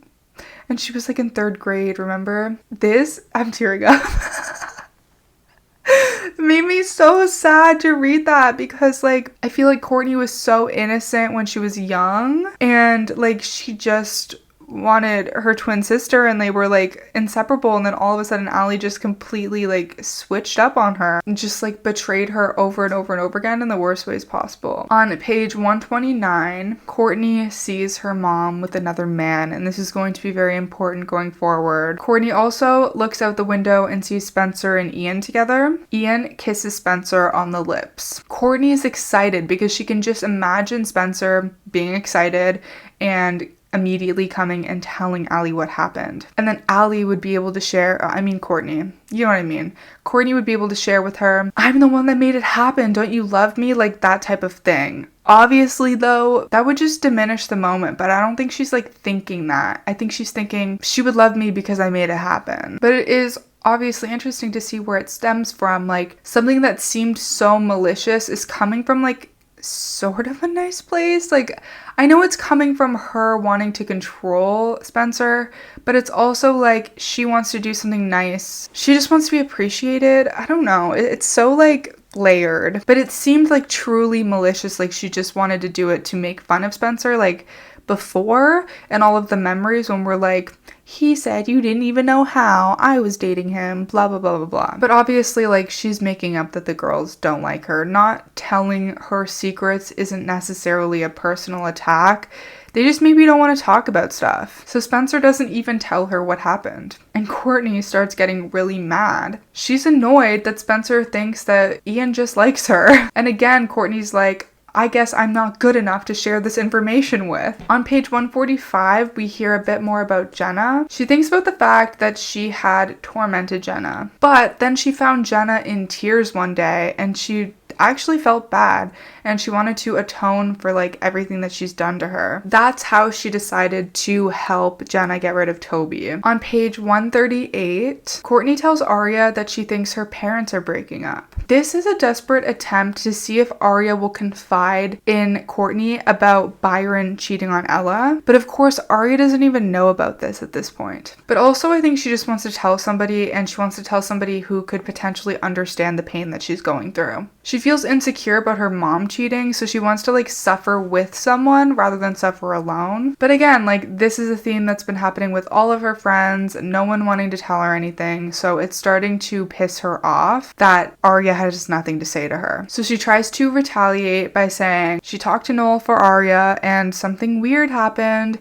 Turns out that Noel doesn't like you at all, Aria. He actually likes me. But this was really just a lie. And we kind of established this, that Noel and Courtney never dated. On page 147, Courtney's listening to a conversation that her mom is having over the phone. She's saying, we just need a bit more cash, honey. She's your daughter too. And this is not a phone call to her father. She realizes that whoever her mom is having an affair with is actually Alison's dad too, since her mom is being like, she's your daughter too, we need money for the hospital bills.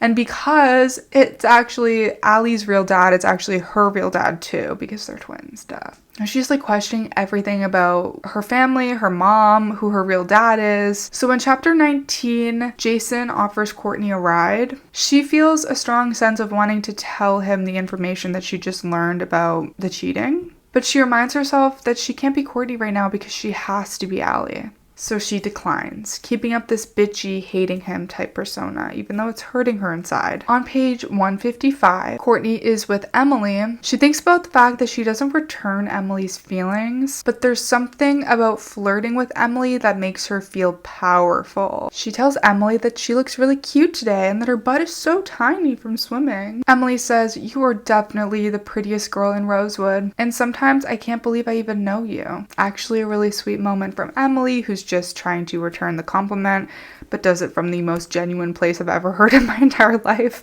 On page 157, Courtney gets another anonymous caller where it's just someone like breathing on the other end of the line. She says she knows who it is and she wants them to say something, but they don't. On page 162, her mom tells her that Alison, who she obviously thinks is Courtney, has been doing really well and the hospital has recommended that she come home for a bit. She'll be here next week. Great news. She considers the fact that her sister is probably just putting up this act to appear healthy, appear like she's doing better, and she probably has some big plan. She's actually really scared about this. On page 172, Spencer tells Courtney about the kiss between her and Ian. But for Courtney, this is too little too late. She denies ever telling Spencer to go after Ian. She tells Spencer that she thinks it's wrong if she doesn't tell Melissa. She's basically just mad that Spencer didn't do it like the way that she wanted Spencer to do it, and that Spencer thinks that like Ian really likes her and that the moment was really special, especially knowing that Ian actually likes her, not Spencer. She's also dealing with her mom cheating situation and being super pissed off about that. Her plan backfired. Ian kissing Spencer did not make Spencer think that Courtney was powerful, and that's really what she wanted. On page 173, she sees that Polaroid photo of her and Ian from a few weeks ago at the field trip, but now there's red lipstick lipstick writing over their faces. "You're dead, bitch" is written on it, and the handwriting is exactly her sister's handwriting. So I guess this is to say that Allie and Melissa have the same handwriting, because later on Spencer thinks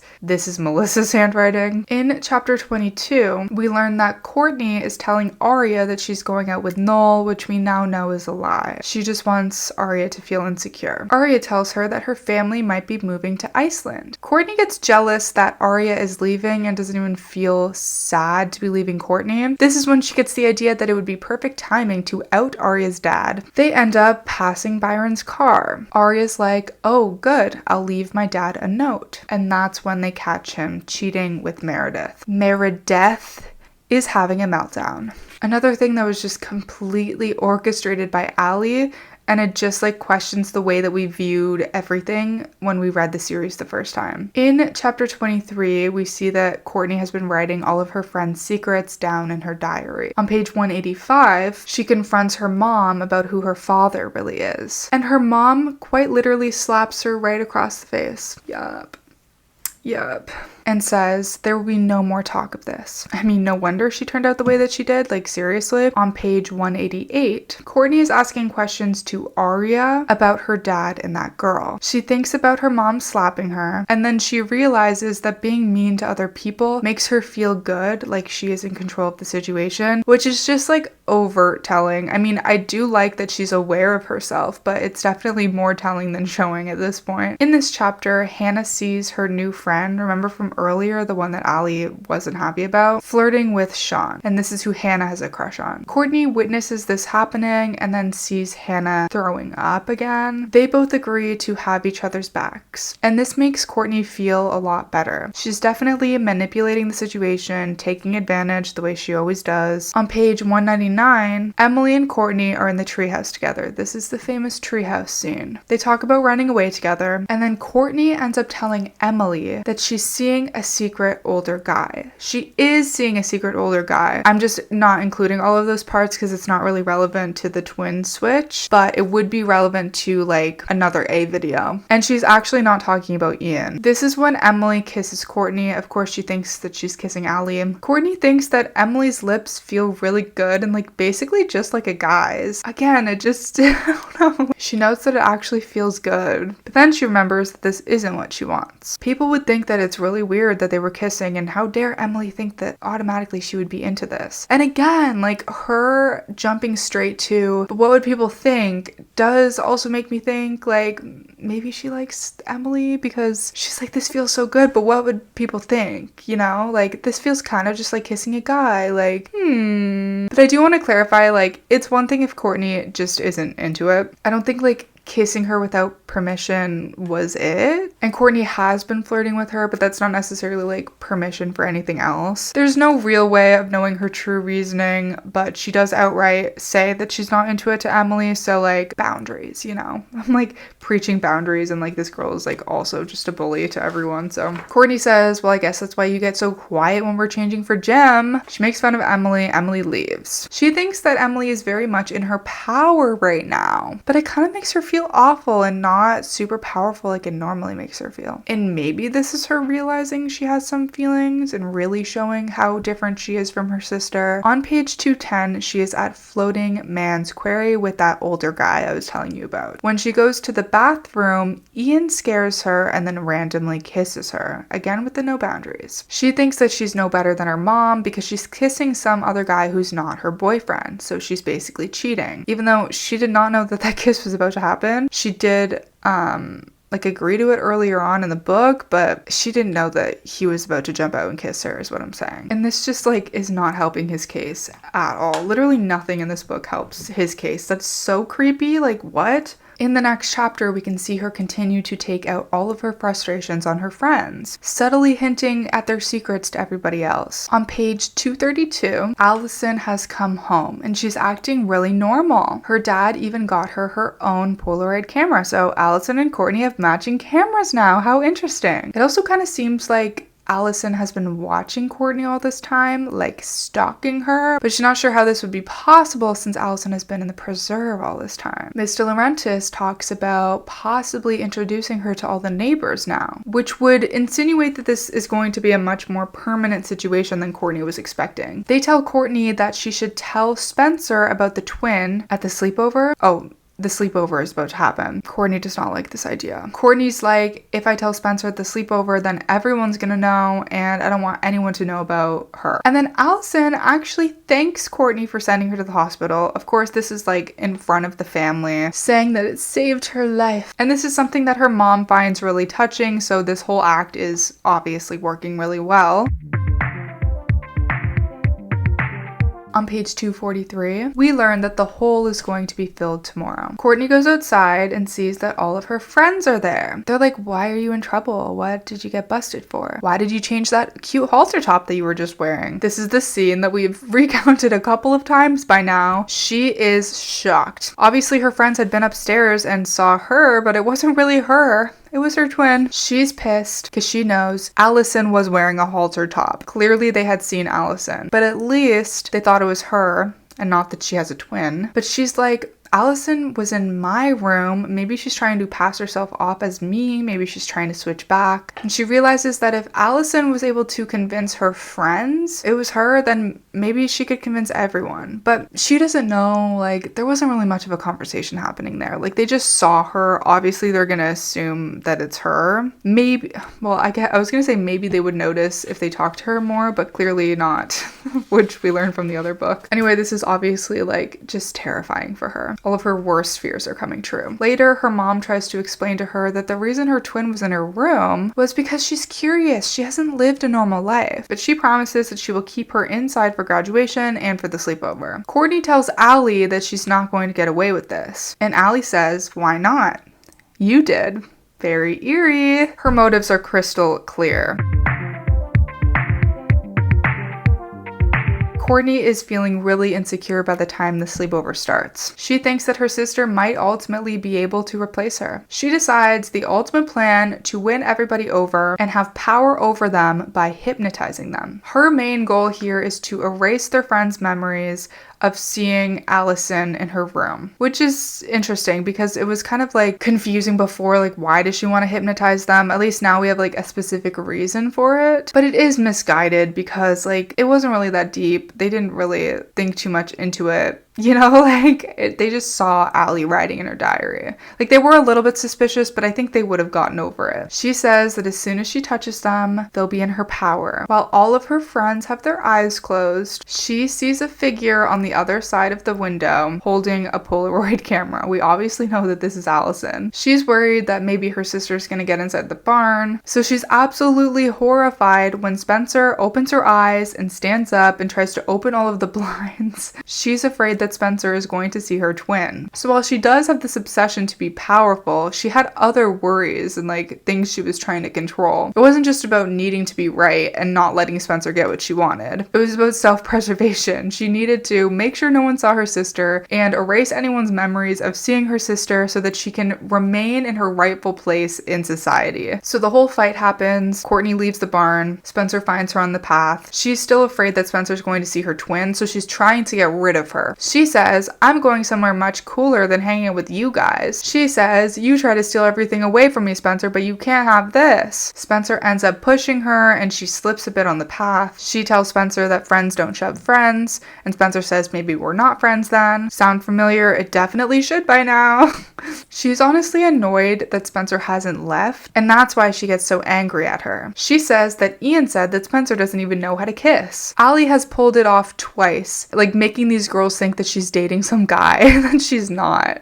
Aria thinks she's dating Noel. Spencer thinks she's dating Ian. Emily thinks she's dating her. Just kidding. She's like, the only reason Ian even kissed you is because I asked him to. Spencer's like, why would you do that? He doesn't really like you. I just wanted to see if you would do anything for me. She runs down the path and Spencer does not follow her, which is what she wanted. I do want to note here that there is no giggle in this version. So in a version that I told earlier on, Allie like giggled and ran down the path. meth. And this was to make it seem like this was silly. Allie thought this was funny, but she doesn't. So there was no giggle because she's scared. And I think like the high-pitched giggle thing was just supposed to be a nod to A because A's signature is a high-pitched giggle, but I don't think that Sarah really like Sarah Shepherd really like thought all of these things through, just because that wouldn't, like, it wouldn't match for Allie to giggle unless that was just like a figment of Spencer's imagination or she just remembered it wrong or whatever. But then she thinks maybe her twin took this opportunity now that she's out of the barn to go to the barn in her place. Maybe she's telling the girls everything and this would ruin everything for her. She can see Spencer going back into the barn. She can also see somebody moving near the Hastings patio. It's two people kissing against Spencer's house. That's weird. Also, she's supposed to meet Ian. So she has a lot going on. It's Miss DiLaurentis and Spencer's dad. Up until this point, she didn't know who the man was that her mom was cheating with or like who her real father was, but now she's connecting the dots. Mr. Hastings is her real dad. Spencer is her sister. She runs away, almost falling into the half-dug hole in her yard. This is when she runs into her twin sister. Looks like our family tree has a lot of rotten apples, Allie says. Okay, girl, damn. Clearly she has figured out this information as well. Courtney tells Allie that she's not supposed to be outside. Her mom said that she was going to keep her inside, but clearly her mom is a little bit busy right now. Her twin grabs her arm and won't let her go. Alison admits to putting a little something in their dad's wine so that he would fall asleep. He's not going to hear Courtney scream. Mom's a little busy. She's not going to hear you scream. But I mean, like, hello? If she can see her, she could probably hear her. Basically, she's trying to convince Courtney, you're in danger and nobody is going to help you. She tells Courtney that picking all those girls to be friends with completely ruined Alison DiLaurentis' reputation. I don't think it actually did though. Like, I think she was just as cool the whole time, even though some people were like questioning her choices. And Courtney defends them, saying that there's nothing wrong with them, that they're really sweet, which is probably the nicest thing Courtney has ever said about them. And I think it further shows the juxtaposition between Courtney and Allie, because Courtney does have sweet moments and Allie really doesn't. Allie tells Courtney that she's going to send her away. Courtney says that she's not going anywhere because she is much better at being Allie than Allie is. Allie says that she can easily take over because she read everything that Courtney wrote about her friends in her diary. They start physically fighting with each other, but then Courtney feels kind of disgusted with herself. She might hate her sister, but she doesn't want to be this type of person. She gets up off Allie, but Allie grabs her ankle and pulls her down again. Allie says, I guess this is, you know, plan B now. Plan A was sending Courtney back to the hospital. Plan B is much, much worse. She starts dragging Courtney through the yard. And this is what I mean about Wilden saying that Spencer wouldn't be able to pull this off on her own because Spencer and Allie are the same size. It just doesn't make sense because Allie is able to drag Courtney, right? And they're the same size. So having that as Spencer's alibi, like, doesn't really make much sense to me, considering this is how it all goes down at the end. Like, obviously, Allie probably has a lot of adrenaline pumping, but if Spencer was the one who had done it, she would also have the same adrenaline pumping through her. So it was just a bad argument, I think. Or maybe it's unrealistic that Allie was able to drag Courtney across the yard. I don't know. She's dragging her toward the hole. Courtney thinks about Ian, who is waiting in the woods for her, but it's silent. There's nobody around to help her. Allie says that she should have done this years ago. Courtney pleads with her sister to let her go. Courtney says that she doesn't want to die and she'll do anything. She'll even tell the truth. But Allie says that Courtney deserves to die. Courtney reminds Allie of how good things used to be when they were friends with each other. She loses her grip just a little bit and she tells Courtney that she can't kill her, even though she wants to. So we have a glimmer of hope here. Courtney says, of course you can't, because you love me. We're sisters. Maybe they can really start over. Maybe they can both be happy. Maybe they can be sisters again. And it's so crazy, but like, first time I read this, and even every time I reread this, I genuinely felt a bit of hope. Even knowing what's gonna happen, I feel a bit of hope. They could be sisters again. They could be best friends again. Like, they would be so powerful together. I don't understand, like, why this all had to happen. Like, I understand now Allie wants revenge, but like before, Courtney hadn't really done anything to her. But anyway, I do think that this is really good writing and it's really suspenseful, and like we needed a moment of not knowing what was going to happen. Courtney asks if they can start over. I can be me. You can be you. You can be Alison DiLaurentis again. Allie is confused. You would switch back just like that after all of this? Courtney says yes. I just want my sister back. And it's hard to tell, like, is she just saying this because she's about to die and she's like doing everything she can to save herself? Or does she actually feel this way? Because we know that she did have a moment in this book of missing her sister, so maybe it is genuine, maybe it's a bit of both. Would she easily give up being Allie if they had some sort of truce? I genuinely think yes. If neither of them are getting sent back to the hospital, I think that Courtney would be fine being herself. I think the only reason why she wants to be Allie is because she doesn't want to be in the hospital. It was her only way of like surviving out in the world. I don't think she has any issues with, you know, being herself. I do want to note that there's another person there that Courtney doesn't know is there yet, and neither do we. We don't actually know who it is. Like, unless you've read the entire series, you won't know who it really is. Courtney gets shoved and everything goes black. She is at the bottom of the hole. Her pleas did nothing. They did not work. She can see the sky. She can't cry. She can't scream. She can't breathe. She realizes that she is dying. I don't really know like what else to say. Like, it's just sad. Because I really love Courtney, and I feel like you really understand her struggle throughout this book. And it's called like, it's like Allie's book, but it's not. It's Courtney's book. Allie tells the person that she cannot believe she just did that. This person's like, well, this was our plan all along. Courtney cannot believe who this person is. It's somebody that she knows, and Courtney DiLaurentis passes away. I think that this has a lot of similarities to that dream that we saw at the beginning. Emily has a dream when she's hypnotized that Alison falls down a well. Of course, maybe that can symbolize the actual well that's in the woods that kind of like links Courtney and Allie together, and like it's on the flag. I think I almost expected it to like play a larger part in the story, but I think her falling down a hole is kind of the same as her falling down a well. In chapter 34, the real Alison DiLaurentis wakes up in her house, and everything should be perfect for her because she finally got what she wanted, right? She looks at herself in the mirror. She thinks that she's always been prettier. Her eyes have always been bluer. Her cheekbones and heart-shaped face more pronounced. She was the more beautiful twin, the rightful queen bee, which we know is true.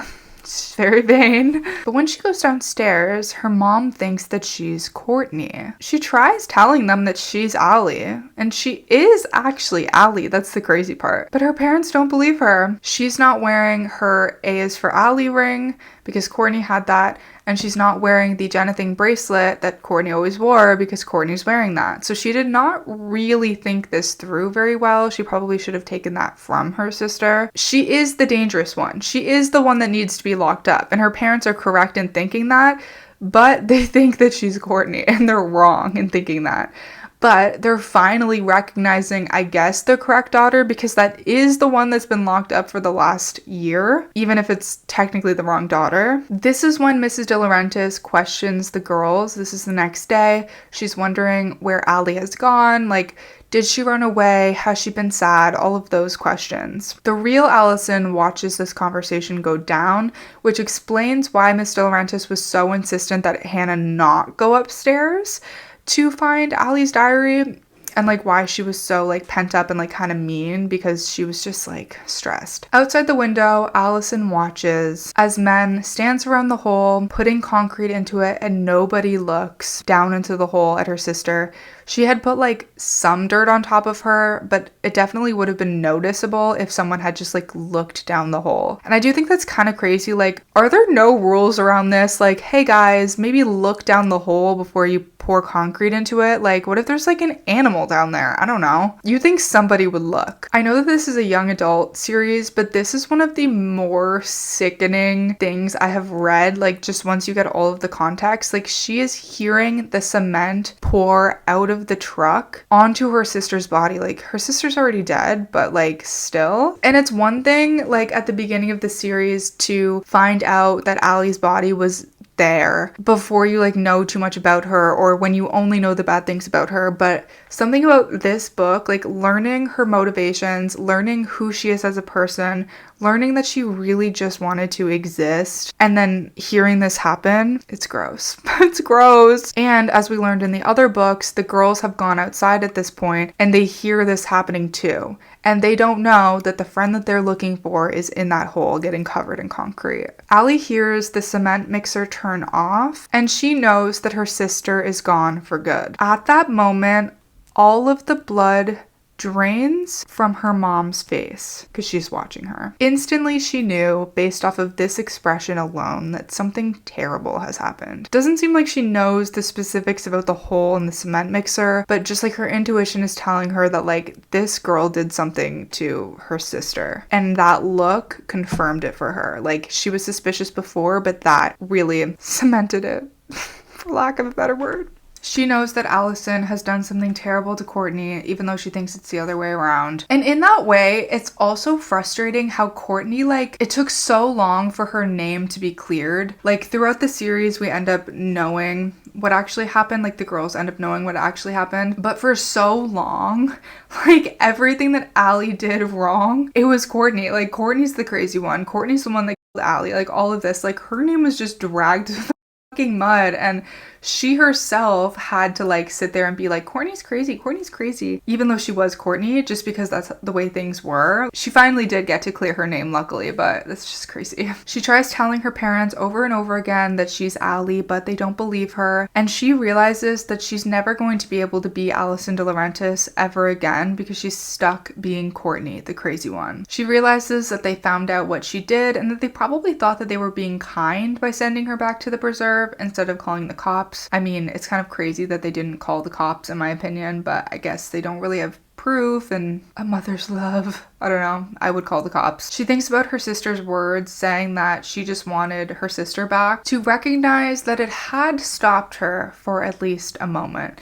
And I think it's a shame that we don't get to explore that thought further, because it's like she has the thought but not the feeling. Like, for some reason it did stop her, but she's not really understanding why. On the way out the driveway, she sees Spencer, who of course lives next door, and she realizes that Spencer is her sister too, but all she feels is hatred for her. Also, remember that time where Arya stays back for a bit knitting and then she leaves on her own, and she goes out to the front door and she sees at the end of the driveway meds with Allie's name on it. So at the time, we're supposed to think like maybe Allie has mental illness. Like, she's like, oh, maybe she has allergies. But as a reader, we're supposed to be like, oh, maybe she has mental illness and she's on medication. That wouldn't make sense because the family thinks that Courtney is the crazy one, right? So wouldn't Courtney's name be on any medication? Is that like an inconsistency in the writing? But anyway, Allie is suddenly mad at Spencer and all of the other girls. It's like all the rage she had for Courtney is now just being transferred over to them because Courtney's dead. She cannot live without vengeance. It's like she can't just sit with the thought that she killed her sister and feel bad about it. She has to replace this with like hatred for somebody else. And I do wonder if her plan had worked and she was able to just like continue on as Alison in Rosewood, would she have just been happy with that? I don't think so. I think that she would have still been A and still carried out vengeance on the girls. Yeah, I think it would have still gone the same way, honestly. She has a plan to come back one day and make them pay, which brings us to like the next day. So what I'm taking from this is, even though Allie and Courtney have similar thought processes, when we hear Courtney's perspective, it's more in the name of self-preservation. When we hear Allie's perspective, it's just like hatred for other people, even when all of the bad things that people have done to her are kind of just like they're protecting themselves, really. Kind of seems like she's more freaked out that she was capable of killing someone than actually feeling bad for what she did to her sister. And that was kind of like her awakening, I guess, because then she goes on to kill a bunch more people. I don't know if she actually feels bad for what she did to Courtney. I think she thinks that Courtney deserved it, honestly, which is so sick and twisted, but very entertaining, obviously. So in case you are still confused about the order of events, I'm going to rapid fire it just to clear everything up because I know this story was so twisted and convoluted.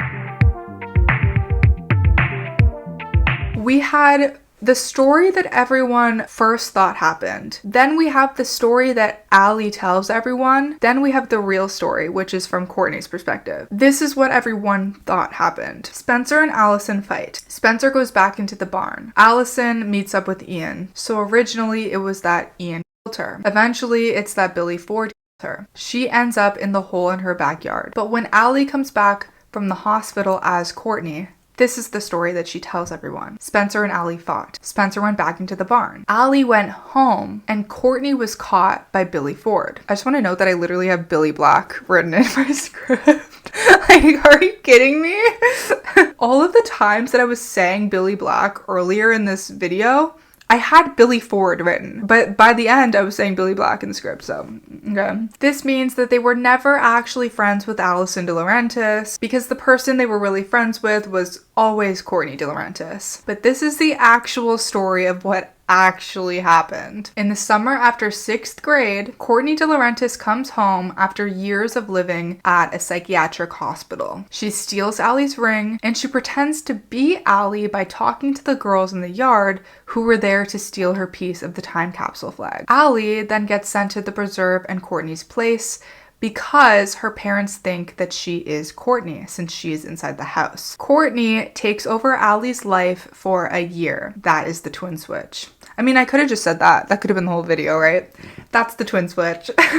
So the next summer, the summer after 7th grade, the girls are having a sleepover and Allie, who everyone thinks is Courtney, is home for the summer. Courtney, who everyone thinks is Allie, fights with Spencer. Spencer leaves the barn and Alison, Courtney, puts her in the hole and then goes home. She tries to convince her parents that she's Allie. And she really is Allie, but they still think she's Courtney. And they think that she killed Allie, but she really killed Courtney. So she gets sent back to the preserve. Years later, Mona becomes A and uses Courtney/Allie's diary of all of the secrets that Courtney had written about her friends to terrorize them in the name of A, aka Alison's name.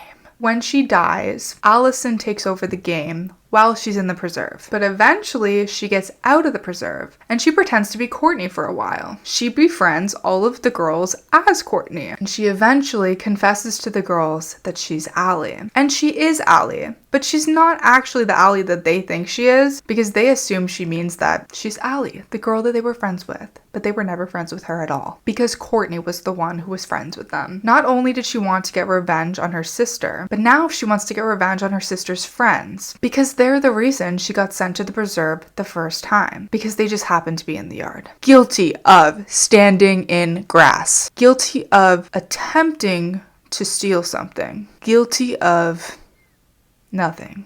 Really. She confesses all of this into a letter and confesses that she is the second A. She tries to kill them in a fire, but they end up escaping. And they think Allie burned in this fire. Or did she? The rest will have to be explained in another video. I know that this video was insanely long, and yeah, I yapped way more than what was necessary, but this isn't fun for me if I don't put in my 2 cents every 2 seconds. So, before we end this video, I actually want to talk about one more thing. And that is Alison's Pretty Little Diary. Different from Alison's Pretty Little Secrets, which was the prequel book, this is a little short story, also written by Sarah Shepard. Oh, it says it was in 2010. So when did the prequel come out? Hold on. Did I say Alison's Pretty Little Secrets? Because I meant Alison's Pretty Little Lies. The Pretty Little Secrets book is the Christmas book. So Allie's Pretty Little Lies came out 2013. So this little short story came out 3 years before.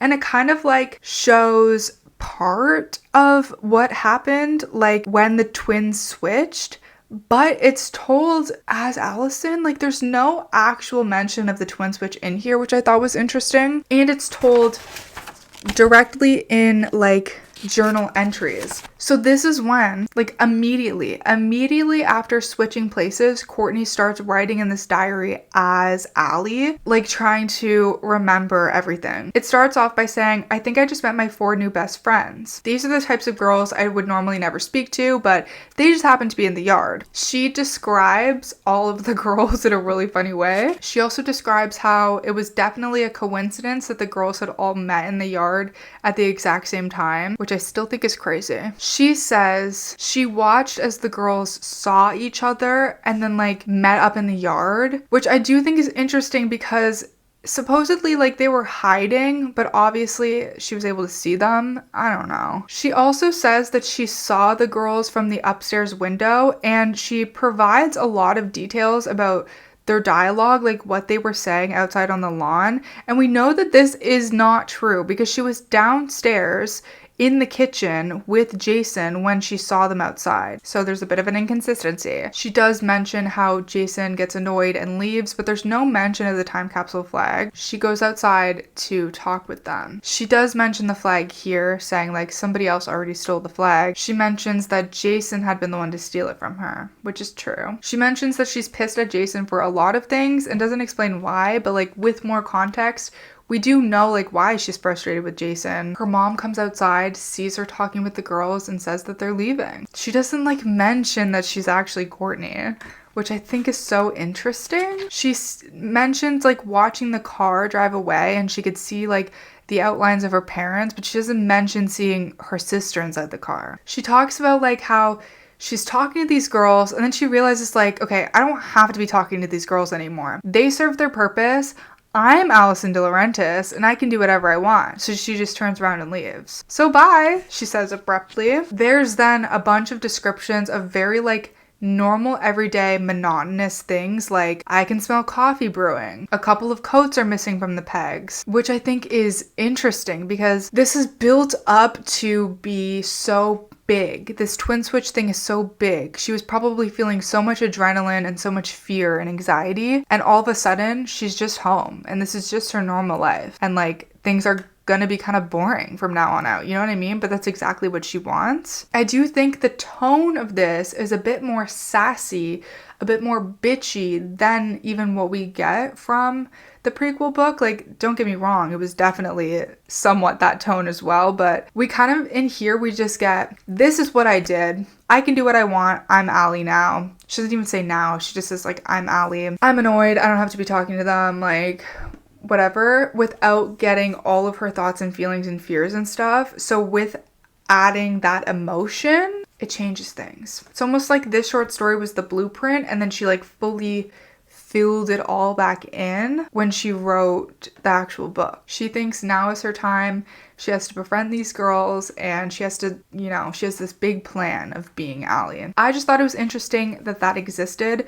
If you Google Alison's Pretty Little Diary, you'll find a PDF of it if you want to read it. And that is literally all from me. I cannot believe we made it here. Oh my god. This video has taken me so long and it's been so fun. Like every step of the way, writing the script, rereading the books, analyzing the situation, filming, editing. It's truly a joy. I don't even know how to end this now. I feel like it's just so anticlimactic. So bye, I guess. I'm Allie and I'm fabulous.